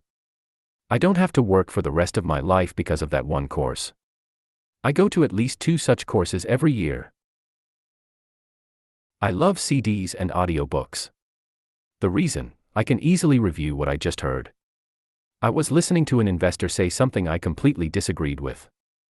Instead of becoming arrogant and critical, I simply listened to that 5-minute stretch at least 20 times, maybe more. But suddenly, by keeping my mind open, I understood why he said what he said. It was like magic. I felt like I had a window into the mind of one of the greatest investors of our time. I gained tremendous insight into the vast resources of his education and experience. The net result: I still have the old way I used to think, and I now have a new way of looking at the same problem or situation. I have 2 ways to analyze a problem or trend, and that is priceless. Today, I often say, how would Donald Trump do this, or Warren Buffett or George Soros? The only way I can access their vast mental power is to be humble enough to read or listen to what they have to say. Arrogant or critical people are often people with low self-esteem who are afraid of taking risks. That's because, if you learn something new, you are then required to make mistakes in order to fully understand what you have learned. If you have read this far, arrogance is not one of your problems. Arrogant people rarely read or listen to experts. Why should they? They are the center of the universe. There are so many intelligent people who argue or defend when a new idea clashes with the way they think. In this case, their so-called intelligence combined with arrogance equals ignorance. Each of us knows people who are highly educated, or believe they are smart, but their balance sheet paints a different picture.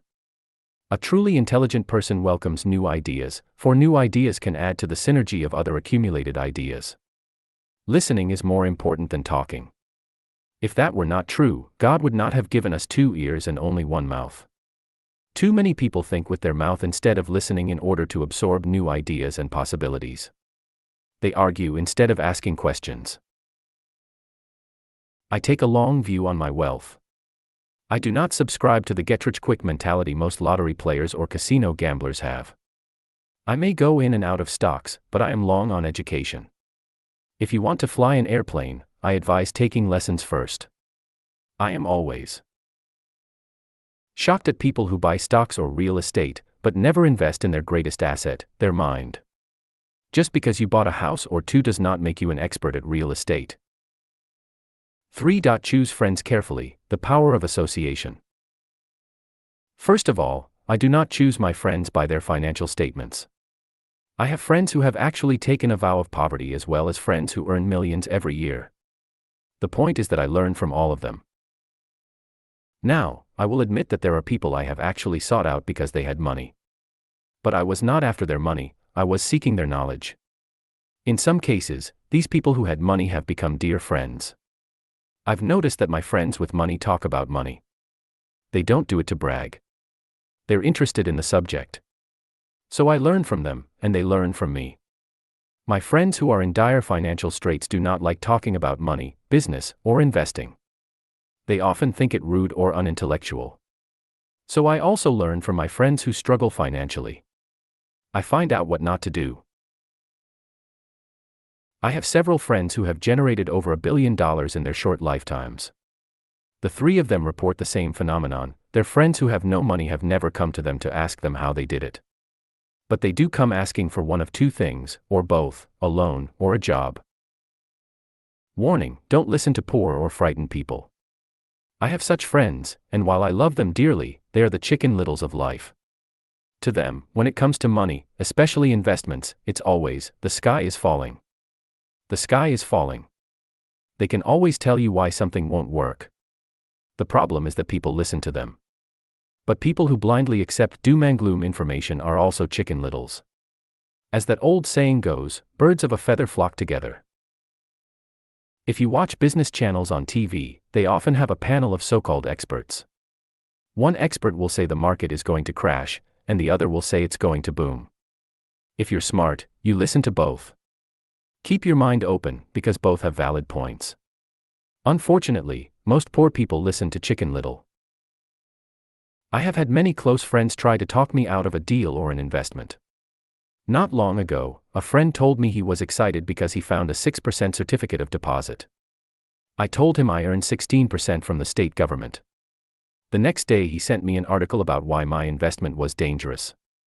I have received 16% for years now, and he still receives 6%. I would say that one of the hardest things about wealth building is to be true to yourself and to be willing to not go along with the crowd. This is because, in the market, it is usually the crowd that shows up late that is slaughtered. If a great deal is on the front page, it's too late in most instances. Look for a new deal. As we used to say as surfers, there is always another wave. People who hurry and catch a wave late usually are the ones who wipe out. Smart investors don't time the markets. If they miss a wave, they search for the next one and get themselves in position. This is hard for most investors because buying what is not popular is frightening. Timid investors are like sheep going along with the crowd. Or their greed gets them in when wise investors have already taken their profits and moved on. Wise investors buy an investment when it's not popular. They know their profits are made when they buy, not when they sell. They wait patiently. As I said, they do not time the market. Just like a surfer, they get in position for the next big swell. It's all insider trading. There are forms of insider trading that are illegal, and there are forms of insider trading that are legal. But either way, it's insider trading. The only distinction is, how far away from the inside are you? The reason you want to have rich friends is because that is where the money is made. It's made on information. You want to hear about the next boom, get in, and get out before the next bust. I'm not saying do it illegally, but the sooner you know, the better your chances are for profits with minimal risk. That is what friends are for. And that is financial intelligence. Master a formula and then learn a new one, the power of learning. In order to make bread, every baker follows a recipe, even if it's only held in their head. The same is true for making money. Most of us have heard the saying, you are what you eat. I have a different slant. I say, you become what you study. In other words, be careful what you learn, because your mind is so powerful that you become what you put in your head. For example, if you study cooking, you then tend to cook. If you don't want to be a cook anymore, then you need to study something else. When it comes to money, the masses generally have one basic formula they learned in school, and it's this: work for money.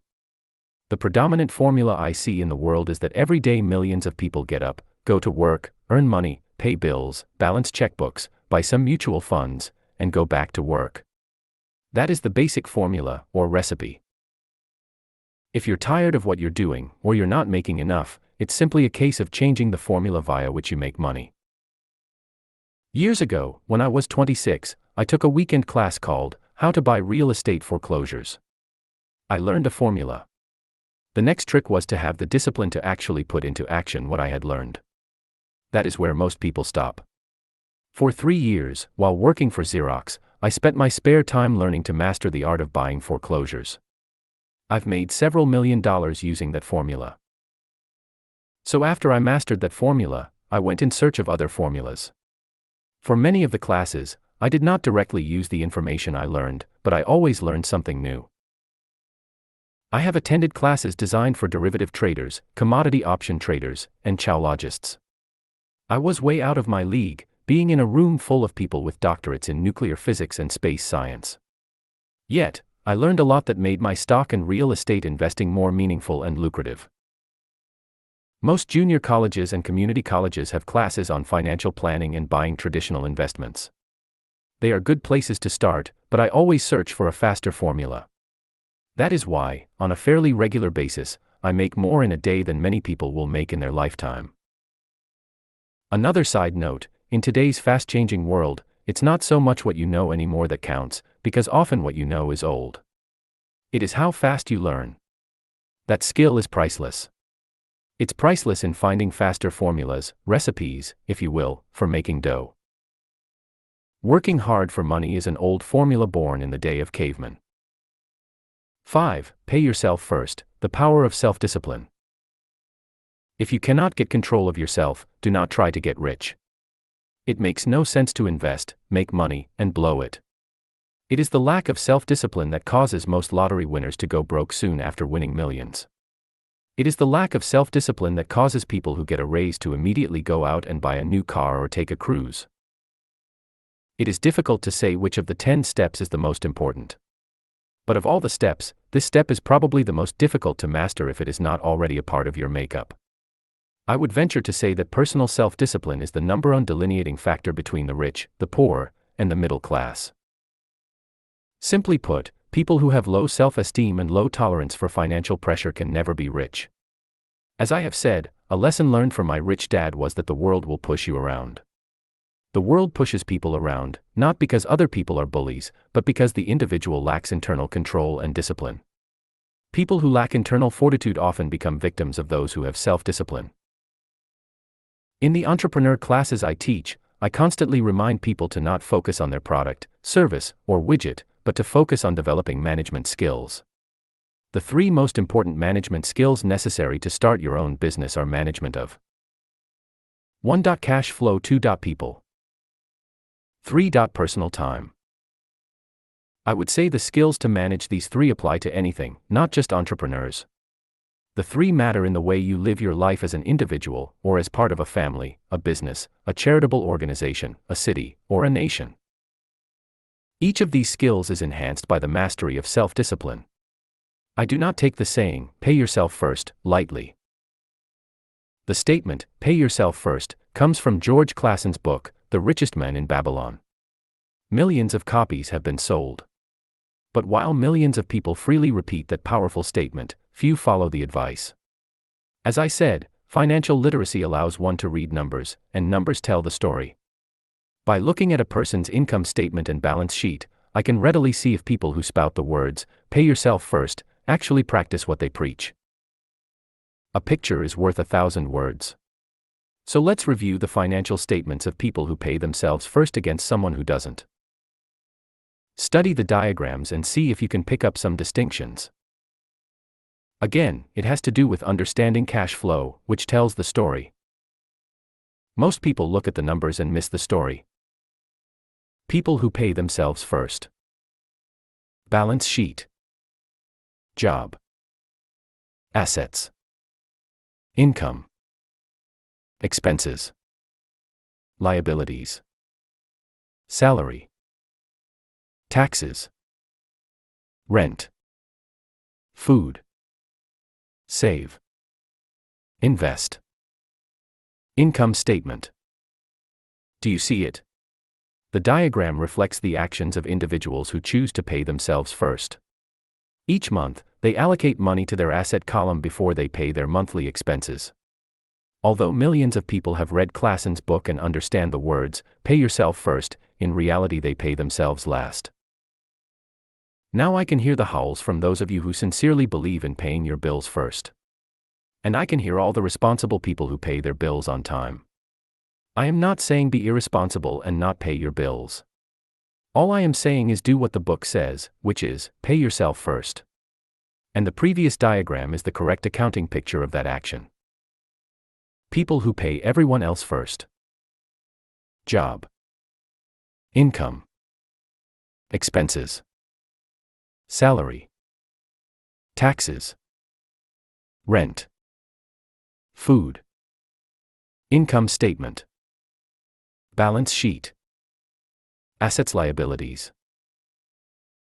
If you can truly begin to understand the power of cash flow, you will soon realize what is wrong with the previous diagram, or why 90% of people work hard all their lives and need government support like Social Security when they are no longer able to work. Kim and I have had many bookkeepers, accountants, and bankers who have had a major problem with this way of looking at, pay yourself first. The reason is that these financial professionals actually do what the masses do, they pay themselves last. There have been times in my life when, for whatever reason, cash flow was far less than my bills. I still paid myself first. My accountant and bookkeeper screamed in panic, "They're going to come after you. The IRS is going to put you in jail. You're going to ruin your credit rating. They'll cut off the electricity." I still paid myself first. Why, you ask? Because that's what the story, The Richest Man in Babylon, was all about, the power of self-discipline and the power of internal fortitude. As my rich dad taught me the first month I worked for him, most people allow the world to push them around. A bill collector calls and you pay or else. A sales clerk says, "Oh, just put it on your charge card." Your real estate agent tells you, "Go ahead." The government allows you a tax deduction on your home. That is what the book is really about, having the guts to go against the tide and get rich. You may not be weak, but when it comes to money, many people get wimpy. I am not saying be irresponsible. The reason I don't have high credit card debt and doodad debt is because I pay myself first. The reason I minimize my income is because I don't want to pay it to the government. That is why my income comes from my asset column, through a Nevada corporation. If I work for money, the government takes it. Although I pay my bills last, I am financially astute enough to not get into a tough financial situation. I don't like consumer debt. I actually have liabilities that are higher than 99% of the population, but I don't pay for them. Other people pay for my liabilities. They're called tenants. So rule number 1 in paying yourself first is, don't get into consumer debt in the first place. Although I pay my bills last, I set it up to have only small unimportant bills that are due. When I occasionally come up short, I still pay myself first. I let the creditors and even the government scream. I like it when they get tough. Why? Because those guys do me a favor. They inspire me to go out and create more money. So I pay myself first, invest the money, and let the creditors yell. I generally pay them right away anyway. Kim and I have excellent credit. We just don't cave into pressure and spend our savings or liquidate stocks to pay for consumer debt. That is not too financially intelligent. To successfully pay yourself first, keep the following in mind. 1. Don't get into large debt positions that you have to pay for. Keep your expenses low. Build up assets first. Then buy the big house or nice car. Being stuck in the rat race is not intelligent. 2. When you come up short, let the pressure build and don't dip into your savings or investments. Use the pressure to inspire your financial genius to come up with new ways of making more money, and then pay your bills. You will have increased your ability to make more money as well as your financial intelligence. So many times I have gotten into financial hot water and used my brain to create more income while staunchly defending the assets in my asset column. My bookkeeper has screamed and dived for cover, but I was like a good soldier defending the fort assets. Poor people have poor habits. A common bad habit is innocently called dipping into savings. The rich know that savings are only used to create more money, not to pay bills. I know that sounds tough, but as I said, if you're not tough inside, the world will always push you around anyway. If you do not like financial pressure, then find a formula that works for you. A good one is to cut expenses, put your money in the bank, pay more than your fair share of income tax, buy safe mutual funds, and take the vow of the average. But this violates the pay yourself first rule. This rule does not encourage self-sacrifice or financial abstinence. It doesn't mean pay yourself first and starve. Life was meant to be enjoyed. If you call on your financial genius, you can have all the goodies of life, get rich, and pay bills. And that is financial intelligence. 6. Pay your brokers well, the power of good advice. Sometimes I see people posting a sign in front of their house that says, "For sale by owner." Or I see people on TV claiming to be discount brokers. My rich dad taught me to take the opposite approach. He believed in paying professionals well, and I have adopted that policy also. Today, I have expensive attorneys, accountants, real estate brokers, and stockbrokers. Why? Because if, and I do mean if, the people are professionals, their services should make you money. And the more money they make, the more money I make. We live in the information age. Information is priceless. A good broker should provide you with information, as well as take the time to educate you. I have several brokers who do that for me. Some taught me when I had little or no money, and I am still with them today. What I pay a broker is tiny in comparison with what kind of money I can make because of the information they provide. I love it when my real estate broker or stockbroker makes a lot of money because that usually means I made a lot of money. A good broker saves me time, in addition to making me money, like when I bought the vacant land for $9,000 and sold it immediately for over $25,000 so I could buy my Porsche quicker. A broker is my eyes and ears in the market. They're there every day so I do not have to be. I'd rather play golf. People who sell their house on their own must not value their time much. Why would I want to save a few bucks when I could use that time to make more money or spend it with those I love? What I find funny is that so many poor and middle-class people insist on tipping restaurant help 15 to 20%, even for bad service, but complain about paying a broker 3 to 7%. They enjoy tipping people in the expense column and stiffing people in the asset column. That is not financially intelligent. Keep in mind that not all brokers are created equal. Unfortunately, most brokers are only salespeople. They sell, but they themselves own little or Northwest real estate. There is a tremendous difference between a broker who sells houses and a broker who sells investments.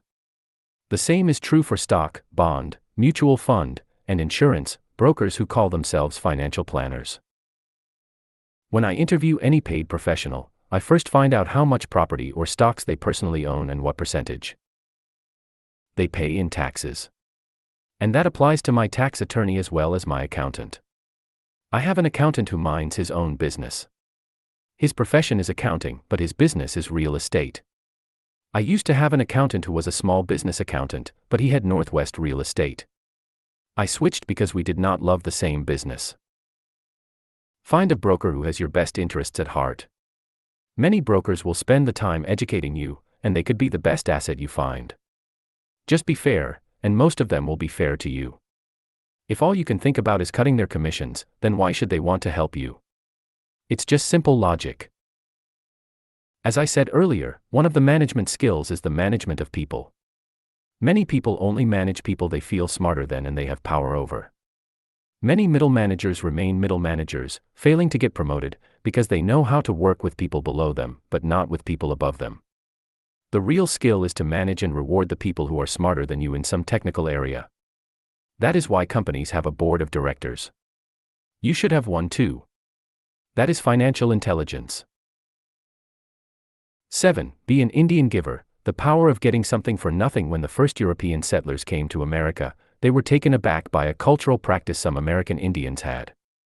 For example, if a settler was cold, the Indian would give the person a blanket. Mistaking it for a gift, the settler was often offended when the Indian asked for it back. The Indians also got upset when they realized the settlers did not want to give it back. That is where the term, Indian giver, came from, a simple cultural misunderstanding.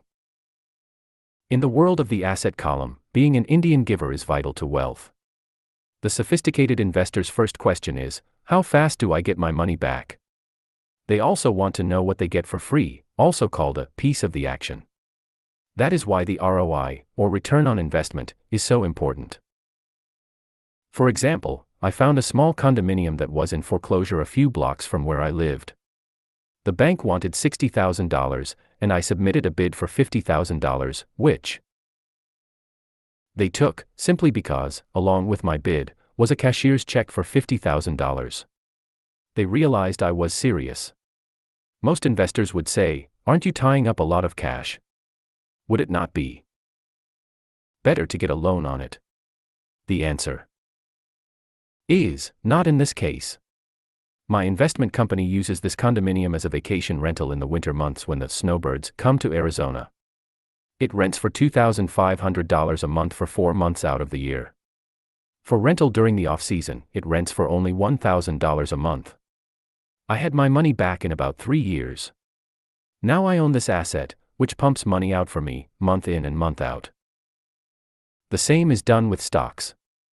Frequently, my broker calls and recommends I move a sizable amount of money into the stock of a company that he feels is just about to make a move that will add value to the stock, like announcing a new product. I will move my money in for a week to a month while the stock moves up. Then I pull my initial dollar amount out, and stop worrying about the fluctuations of the market, because my initial money is back and ready to work on another asset. So my money goes in, and then it comes out, and I own an asset that was technically free.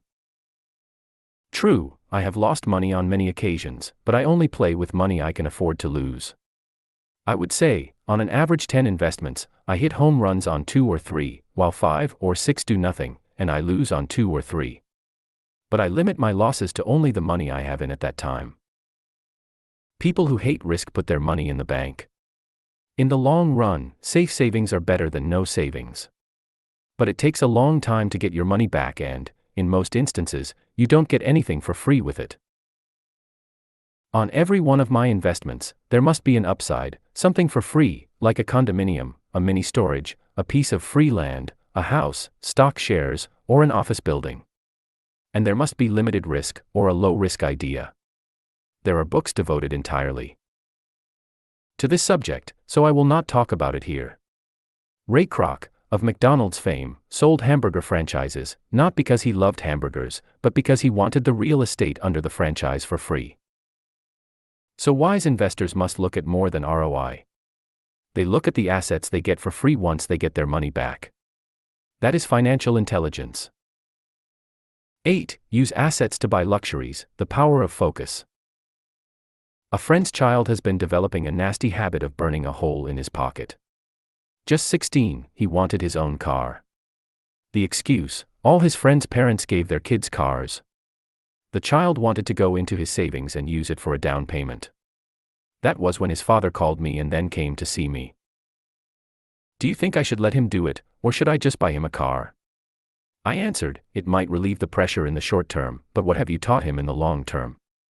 Can you use this desire to own a car and inspire your son to learn something? Suddenly the lights went on, and he hurried home. 2 months later I ran into my friend again. Does your son have his new car? I asked. No, he doesn't. But I gave him $3,000 for the car. I told him to use my money instead of his college money. Well, that's generous of you, I said. Not really. The money came with a hitch. So what was the hitch? I asked. Well, first we played your cash flow game. We then had a long discussion about the wise use of money. After that, I gave him a subscription to the Wall Street Journal and a few books on the stock market. Then what? I asked. What was the catch? I told him the $3,000 was his, but he could not directly buy a car with it. He could use it to find a stockbroker and buy and sell stocks. Once he had made $6,000 with the $3,000, the money would be his for the car, and the $3,000 would go into his college fund. And what are the results? I asked. Well, he got lucky early in his trading, but lost everything a few days later. Then he really got interested. Today, I would say he is down $2,000, but his interest is up. He has read all the books I bought him, and he's gone to the library to get more. He reads the Wall Street Journal voraciously, watching for indicators. He's got only $1,000 left, but his interest and learning are sky high. He knows that if he loses that money, he walks for 2 more years. But he does not seem to care. He even seems uninterested in getting a car, because he's found a game that is more fun. What happens if he loses all the money? I asked. We'll cross that bridge when we get to it. I'd rather have him lose everything now than wait till he's our age to risk losing everything. And besides, that is the best $3,000 I've ever spent on his education. What he is learning will serve him for life, and he seems to have gained a new respect for the power of money. As I said earlier, if a person cannot master the power of self-discipline, it is best not to try to get rich. I say this because, although the process of developing cash flow from an asset column is easy in theory, what's hard is the mental fortitude to direct money to the correct use. Due to external temptations, it is much easier in today's consumer world to simply blow money out the expense column. With weak mental fortitude, that money flows into the paths of least resistance. That is the cause of poverty and financial struggle. The following example illustrates the financial intelligence needed to direct money to make more money. If we give 100 people $10,000 at the start of the year, I believe that at the end of the year, 80 would have nothing left. In fact, many would have created greater debt by making a down payment on a new car, refrigerator, electronics, or a holiday. 16 would have increased that $10,000 by 5 to 10%, 4 would have increased it to $20,000 or into the millions. We go to school to learn a profession so we can work for money. It is my opinion that it's just as important to learn how to have money work for you. I love my luxuries as much as anyone else. The difference is I don't buy them on credit. It's the keep up with the Joneses trap. When I wanted to buy a Porsche, the easy road would have been to call my banker and get a loan.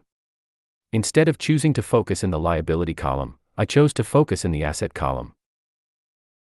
As a habit, I use my desire to consume to inspire and motivate my financial genius to invest. Too often today, we focus on borrowing money to get the things we want instead of focusing on creating money. One is easier in the short term, but harder in the long term. It's a bad habit that we as individuals, and as a nation, have gotten into. Remember, the easy road often becomes hard, and the hard road often becomes easy. The earlier you can train yourself and those you love to be masters of money, the better. Money is a powerful force. Unfortunately, people use the power of money against themselves. If your financial intelligence is low, money will run all over you. It will be smarter than you. If money is smarter than you, you will work for it all your life. To be the master of money, you need to be smarter than it. Then money will do as it is told. It will obey you. Instead of being a slave to it, you will be the master of it. That is financial intelligence. 9. Choose heroes, the power of myth. When I was a kid, I greatly admired Willie Mays, Hank Aaron, and Yogi Berra. They were my heroes, and I wanted to be just like them. I treasured their baseball cards, I knew their stats, the RBIs, the ERAs, their batting averages, how much they got paid, and how they came up from the minor leagues. As a 9-year-old kid, when I stepped up to bat or played first base or catcher, I wasn't me. I pretended I was a famous baseball player. It's one of the most powerful ways we learn, and we often lose that as adults. We lose our heroes. Today, I watch young kids playing basketball near my home. On the court they're not little Johnny. They're pretending to be their favorite basketball hero. Copying or emulating heroes is true power learning. I have new heroes as I grow older. I have golf heroes and I copy their swings and do my best to read everything I can about them. I also have heroes such as Donald Trump, Warren Buffett, Peter Lynch, George Soros, and Jim Rogers. I know their stats just like I knew the ERAs and RBIs of my childhood baseball heroes. I follow what Warren Buffett invests in, and I read anything I can about his point of view on the market and how he chooses stocks. And I read about Donald Trump, trying to find out how he negotiates and puts deals together. Just as I was not me when I was up to bat, when I'm in the market or I'm negotiating a deal, I am subconsciously acting with the bravado of Trump. Or when analyzing a trend, I look at it as though Warren Buffett were doing it. By having heroes, we tap into a tremendous source of raw genius. But heroes do more than simply inspire us. Heroes make things look easy. Making it look easy convinces us to want to be just like them. If they can do it, so can I. When it comes to investing, too many people make it sound hard. Instead, find heroes who make it look easy. 10. Teach and you shall receive, the power of giving. Both of my dads were teachers. My rich dad taught me a lesson I have carried all my life, the necessity of being charitable or giving. My educated dad gave a lot of his time and knowledge, but almost never gave away money. He usually said that he would give when he had some extra money, but of course there was rarely any extra. My rich dad gave money as well as education. He believed firmly in tithing. If you want something, you first need to give, he would always say. When he was short of money, he gave money to his church or to his favorite charity. If I could leave one single idea with you, it is that idea. Whenever you feel short or in need of something, give what you want first and it will come back in buckets. That is true for money, a smile, love, or friendship. I know it is often the last thing a person may want to do, but it has always worked for me. I trust that the principle of reciprocity is true, and I give what I want. I want money, so I give money, and it comes back in multiples. I want sales, so I help someone else sell something, and sales come to me. I want contacts, and I help someone else get contacts. Like magic, contacts come to me. I heard a saying years ago that went, God does not need to receive, but humans need to give. My rich dad would often say, poor people are more greedy than rich people. He would explain that if a person was rich, that person was providing something that other people wanted. In my life, whenever I have felt needy or short of money or short of help, I simply went out or found in my heart what I wanted, and decided to give it first. And when I gave, it always came back. It reminds me of the story of the guy sitting with firewood in his arms on a cold, freezing night. He is yelling at the pot-bellied stove, "When you give me some heat, then I'll put some wood in you." And when it comes to money, love, happiness, sales, and contacts, all one needs to remember is to give first. Often just the process of thinking of what I want, and how I could give that to someone else, breaks free a torrent of bounty. Whenever I feel that people aren't smiling at me, I simply begin smiling and saying hello. Like magic, the next thing I know I'm surrounded by smiling people. It is true that your world is only a mirror of you. So that's why I say, teach, and you shall receive. I have found that the more I teach those who want to learn, the more I learn. If you want to learn about money, teach it to someone else. A torrent of new ideas and finer distinctions will come in. There are times when I have given and nothing has come back, or what I have received is not what I wanted. But upon closer inspection and soul searching, I was often giving to receive in those instances, instead of giving for the joy that giving itself brings. My dad taught teachers, and he became a master teacher. My rich dad always taught young people his way of doing business. In retrospect, it was their generosity with what they knew that made them smarter. There are powers in this world that are much smarter than we are. You can get there on your own, but it's easier with the help of the powers that be. You only need to be generous with what you have. Chapter 9. Still want more? Here are some to-dos. Many people may not be satisfied with my 10 steps. They see them more as philosophies than actions. I think understanding the philosophy is just as important as the action. There are many people who want to do instead of think, and then there are people who think but do not do. I would say that I am both. I love new ideas, and I love action. So for those who want a to-do list on how to get started, I will share with you some of the things I do, in abbreviated form. Stop doing what you're doing. In other words, take a break and assess what is working and what is not working. The definition of insanity is doing the same thing over and over and expecting a different result. Stop doing what is not working, and look for something new, look for new ideas. For new investing ideas, I go to bookstores and search for books on different and unique subjects. I call them formulas. I buy how-to books on formulas I know nothing about. For example, in the bookstore I found the book The 16% Solution by Joel Moskowitz. I bought the book and read it, and the next Thursday, I did exactly as the book said. Most people do not take action, or they let someone talk them out of whatever new formula they are studying. My neighbor told me why 16% would not work. I did not listen to him because he's never done it. Chapter 9. Here are some to-dos. Find someone who has done what you want to do. Take them to lunch and ask them for tips and tricks of the trade. As for 16% tax lien certificates, I went to the county tax office and found the government employee who worked in that office. I found out that she, too, invested in the tax liens. Immediately, I invited her to lunch. She was thrilled to tell me everything she knew and how to do it.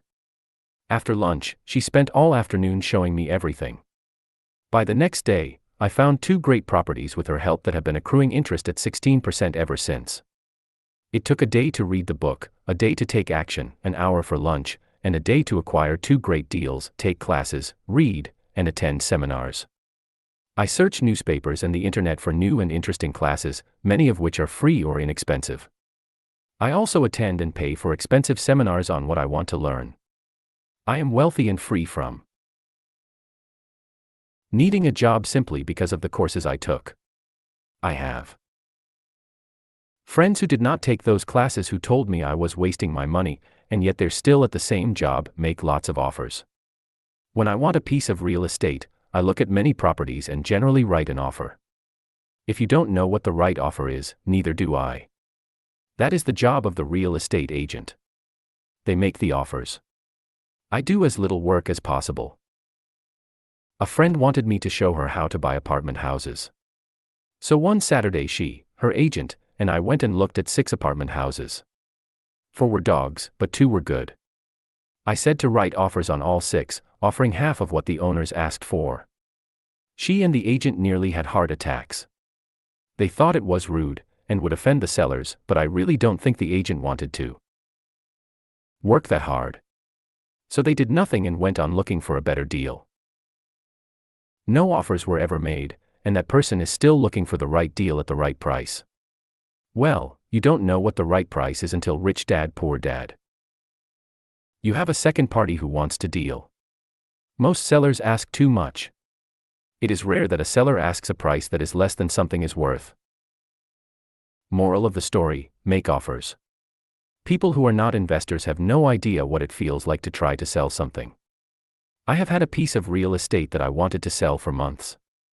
I would have welcomed any offer. They could have offered me 10 pigs, and I would have been happy, not at the offer, but just because someone was interested. I would have countered, maybe for a pig farm in exchange. But that's how the game works. The game of buying and selling is fun. Keep that in mind. It's fun and only a game. Make offers. Someone might say yes. I always make offers with escape clauses.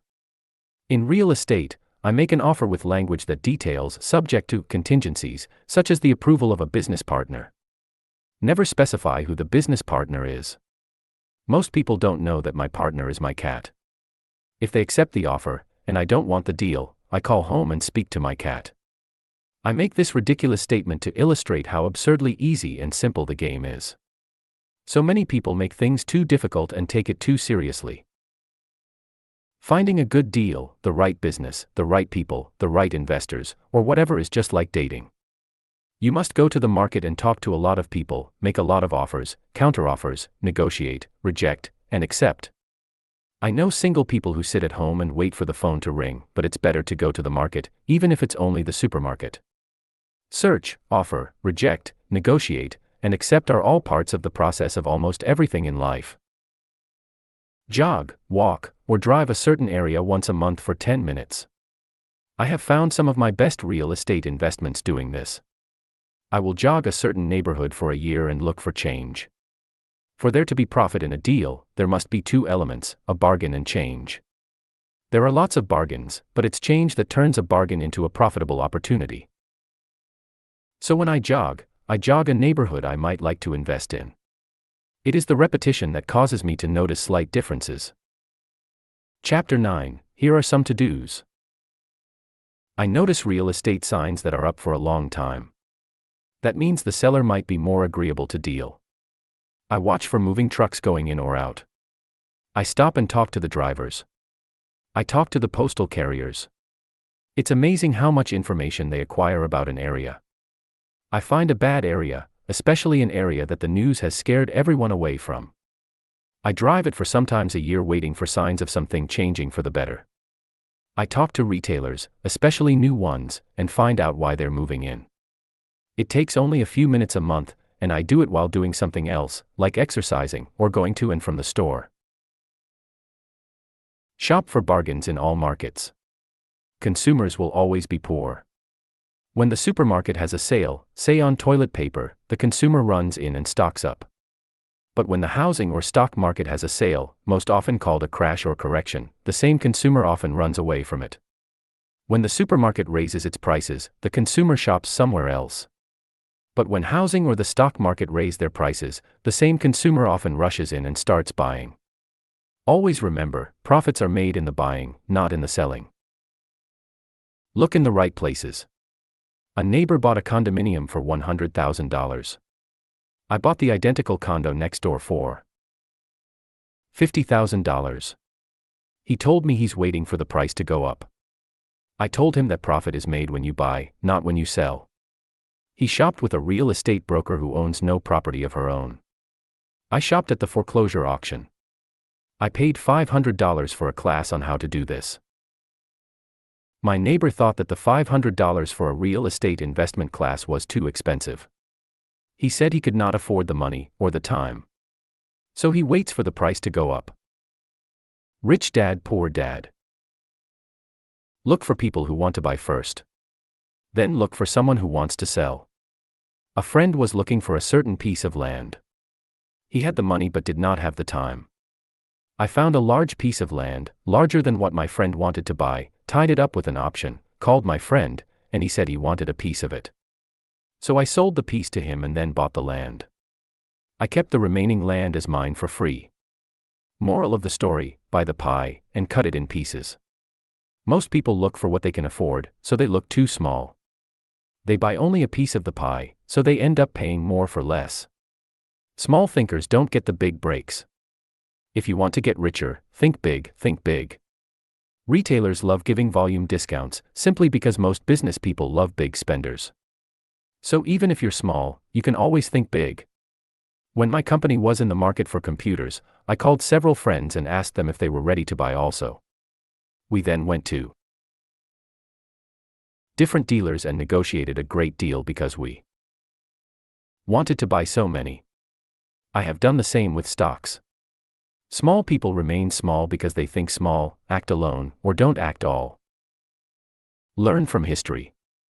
All the big companies on the stock exchange started out as small companies. Colonel Sanders did not get rich until after he lost everything in his 60s. Bill Gates was one of the richest men in the world before he was 30. Action always beats inaction.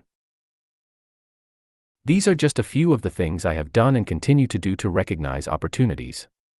The important words are have done and do.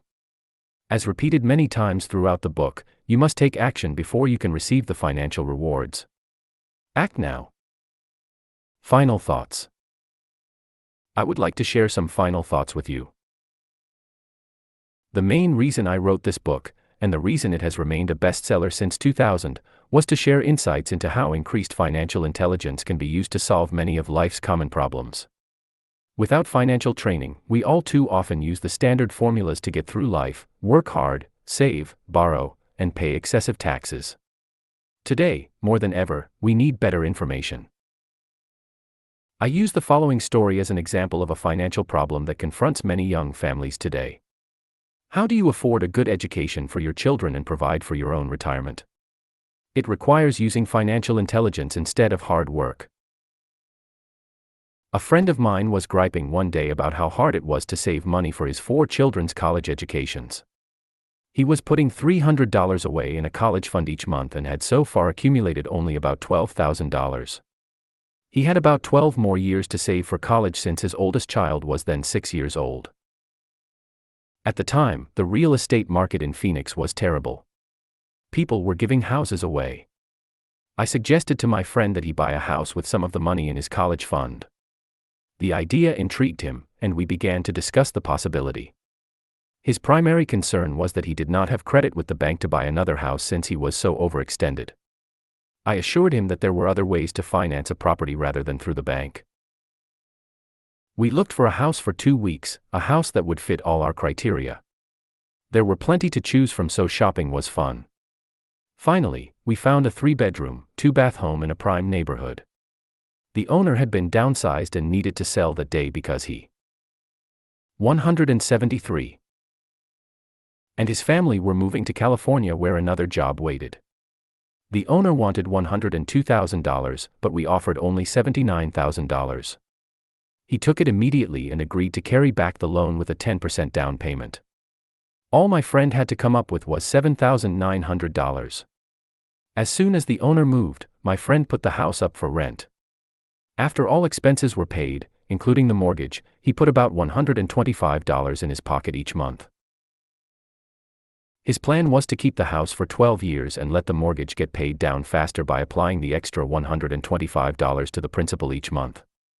We figured that in 12 years, a large portion of the mortgage would be paid off and he could possibly be clearing $800 a month by the time his first child went to college. He could also sell the house if it had appreciated in value. 3 years later, the real estate market greatly improved in Phoenix and he was offered $156,000 for the same house by the tenant who lived in it. Again, he asked me what I thought. I advised that he sell it, using a 1031 tax-deferred exchange. Suddenly, he had nearly $80,000 to operate with. I called another friend in Austin, Texas, who then moved this tax-deferred capital gain into a mini storage facility. Within 3 months, he began receiving checks for a little less than $1,000 a month, which he then poured back into the college fund. A couple of years later, the mini warehouse sold, and he received a check for nearly $330,000 as proceeds from the sale. He rolled those funds into a new project that would now generate over $3,000 a month in income, again, going into the college fund. He is now very confident that his goal will be met easily. It only took $7,900 to start and a little financial intelligence. His children will be able to afford the education they want, and he will then use the underlying asset, wrapped in his legal entity, to pay for his retirement. As a result of this successful investment strategy, he will be able to retire early. Thank you for reading this book. I hope it has provided some insights into utilizing the power of money to work for you. Today, we need greater financial intelligence to simply survive. The idea that it takes money to make money is the thinking of financially unsophisticated people. It does not mean that they're not intelligent. They have simply not learned the science of money making money. Money is only an idea. If you want more money, simply change your thinking. Every self-made person started small with an idea, and then turned it into something big. The same applies to investing. It takes only a few dollars to start and grow it into something big. I meet so many people who spend their lives chasing the big deal, or trying to amass a lot of money to get into a big deal, but to me that is foolish. Too often I have seen unsophisticated investors put their large nest egg into one deal and lose most of it rapidly. They may have been good workers, but they were not good investors. Education and wisdom about money are important. Start early. Buy a book. Go to a seminar. Practice. Start small. I turned $5,000 cash into a $1 million asset, producing $5,000 a month cash flow in less than 6 years. But I started learning as a kid. I encourage you to learn, because it's not that hard. In fact, it's pretty easy once you get the hang of it. I think I have made my message clear. It's what is in your head that determines what is in your hands. Money is only an idea. There is a great book called Think and Grow Rich.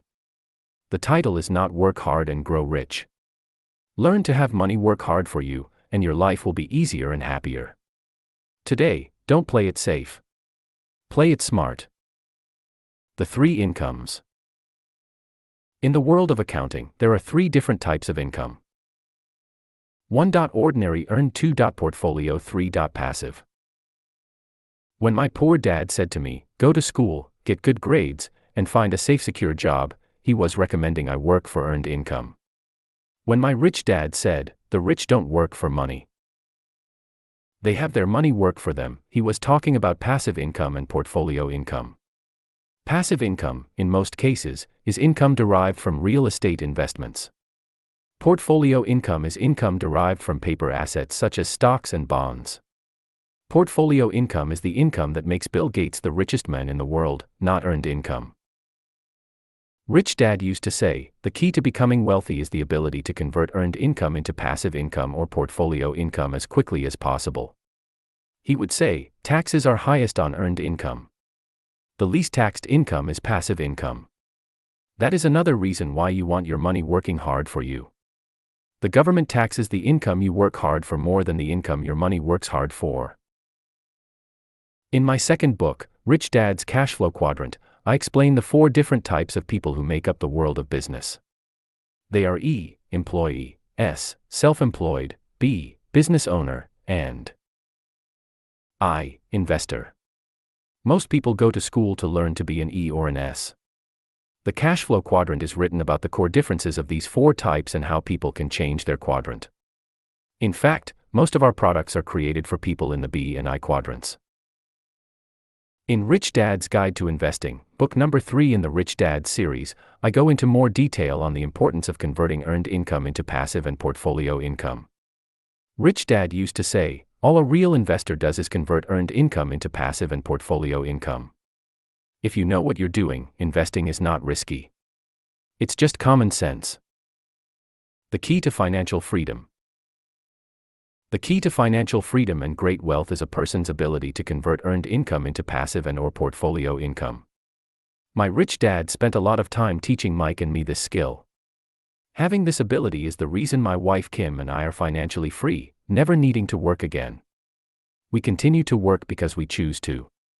Today we own a real estate investment company for passive income and participate in private placements and initial public offerings of stock for portfolio income.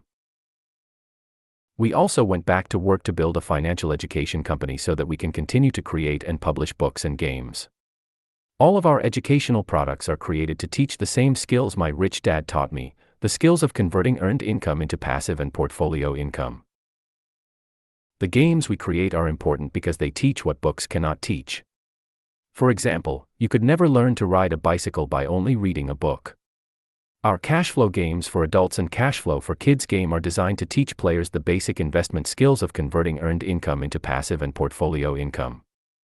They also teach the principles of accounting and financial literacy. These games are the only educational products in the world that teach people all of these skills simultaneously.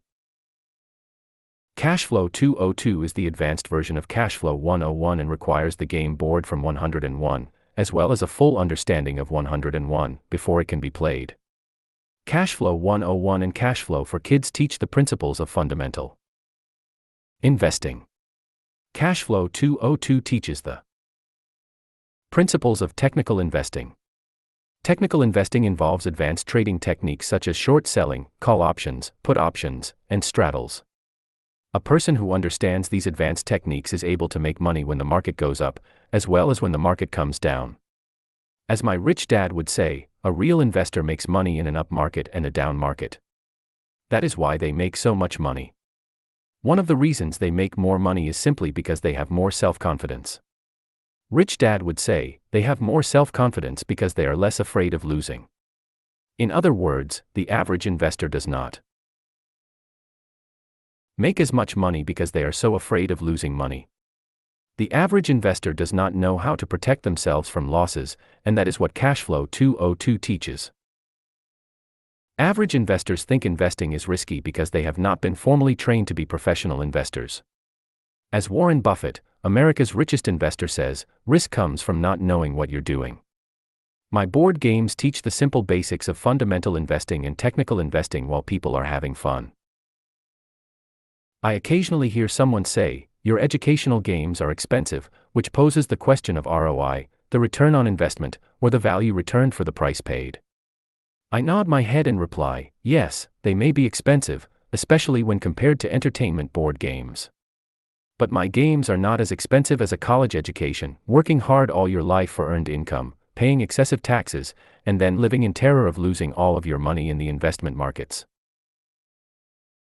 When someone walks away mumbling about the price, I can hear my rich dad saying, if you want to be rich, you must know what kind of income to work hard for, how to keep it, and how to protect it from loss. That is the key to great wealth. Rich dad would also say, if you do not understand the differences in those three incomes and do not learn the skills on how to acquire and protect those incomes, you will probably spend your life earning less than you could and working harder than you should. My poor dad thought a good education, a good job, and years of hard work were all you needed to be successful. My rich dad also thought a good education was important.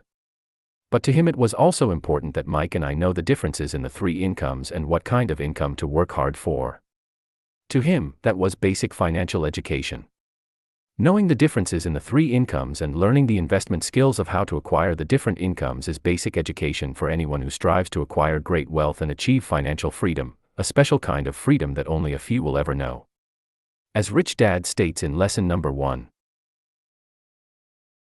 the rich do not work for money. They know how to have money work hard for them. Rich Dad said, ordinary earned income is money you work for, and passive and portfolio income is money working for you. Knowing that little difference has been significant in my life. Or, as Robert Frost ends his poem, and that has made all the difference. Take action. All of you were given two great gifts, your mind and your time. It is up to you to do what you please with both. With each dollar bill that enters your hand, you, and only you, have the power to determine your destiny. Spend it foolishly, and you choose to be poor. Spend it on liabilities, and you join the middle class. Invest it in your mind and learn how to acquire assets, and you will be choosing wealth as your goal and your future. The choice is yours, and only yours. Every day with every dollar, you decide to be rich, poor, or middle class. Choose to share this knowledge with your children, and you choose to prepare them for the world that awaits. No one else will. You and your children's future will be determined by choices you make today, not tomorrow. I wish you great wealth and much happiness with this fabulous gift called life. Robert Kiyosaki.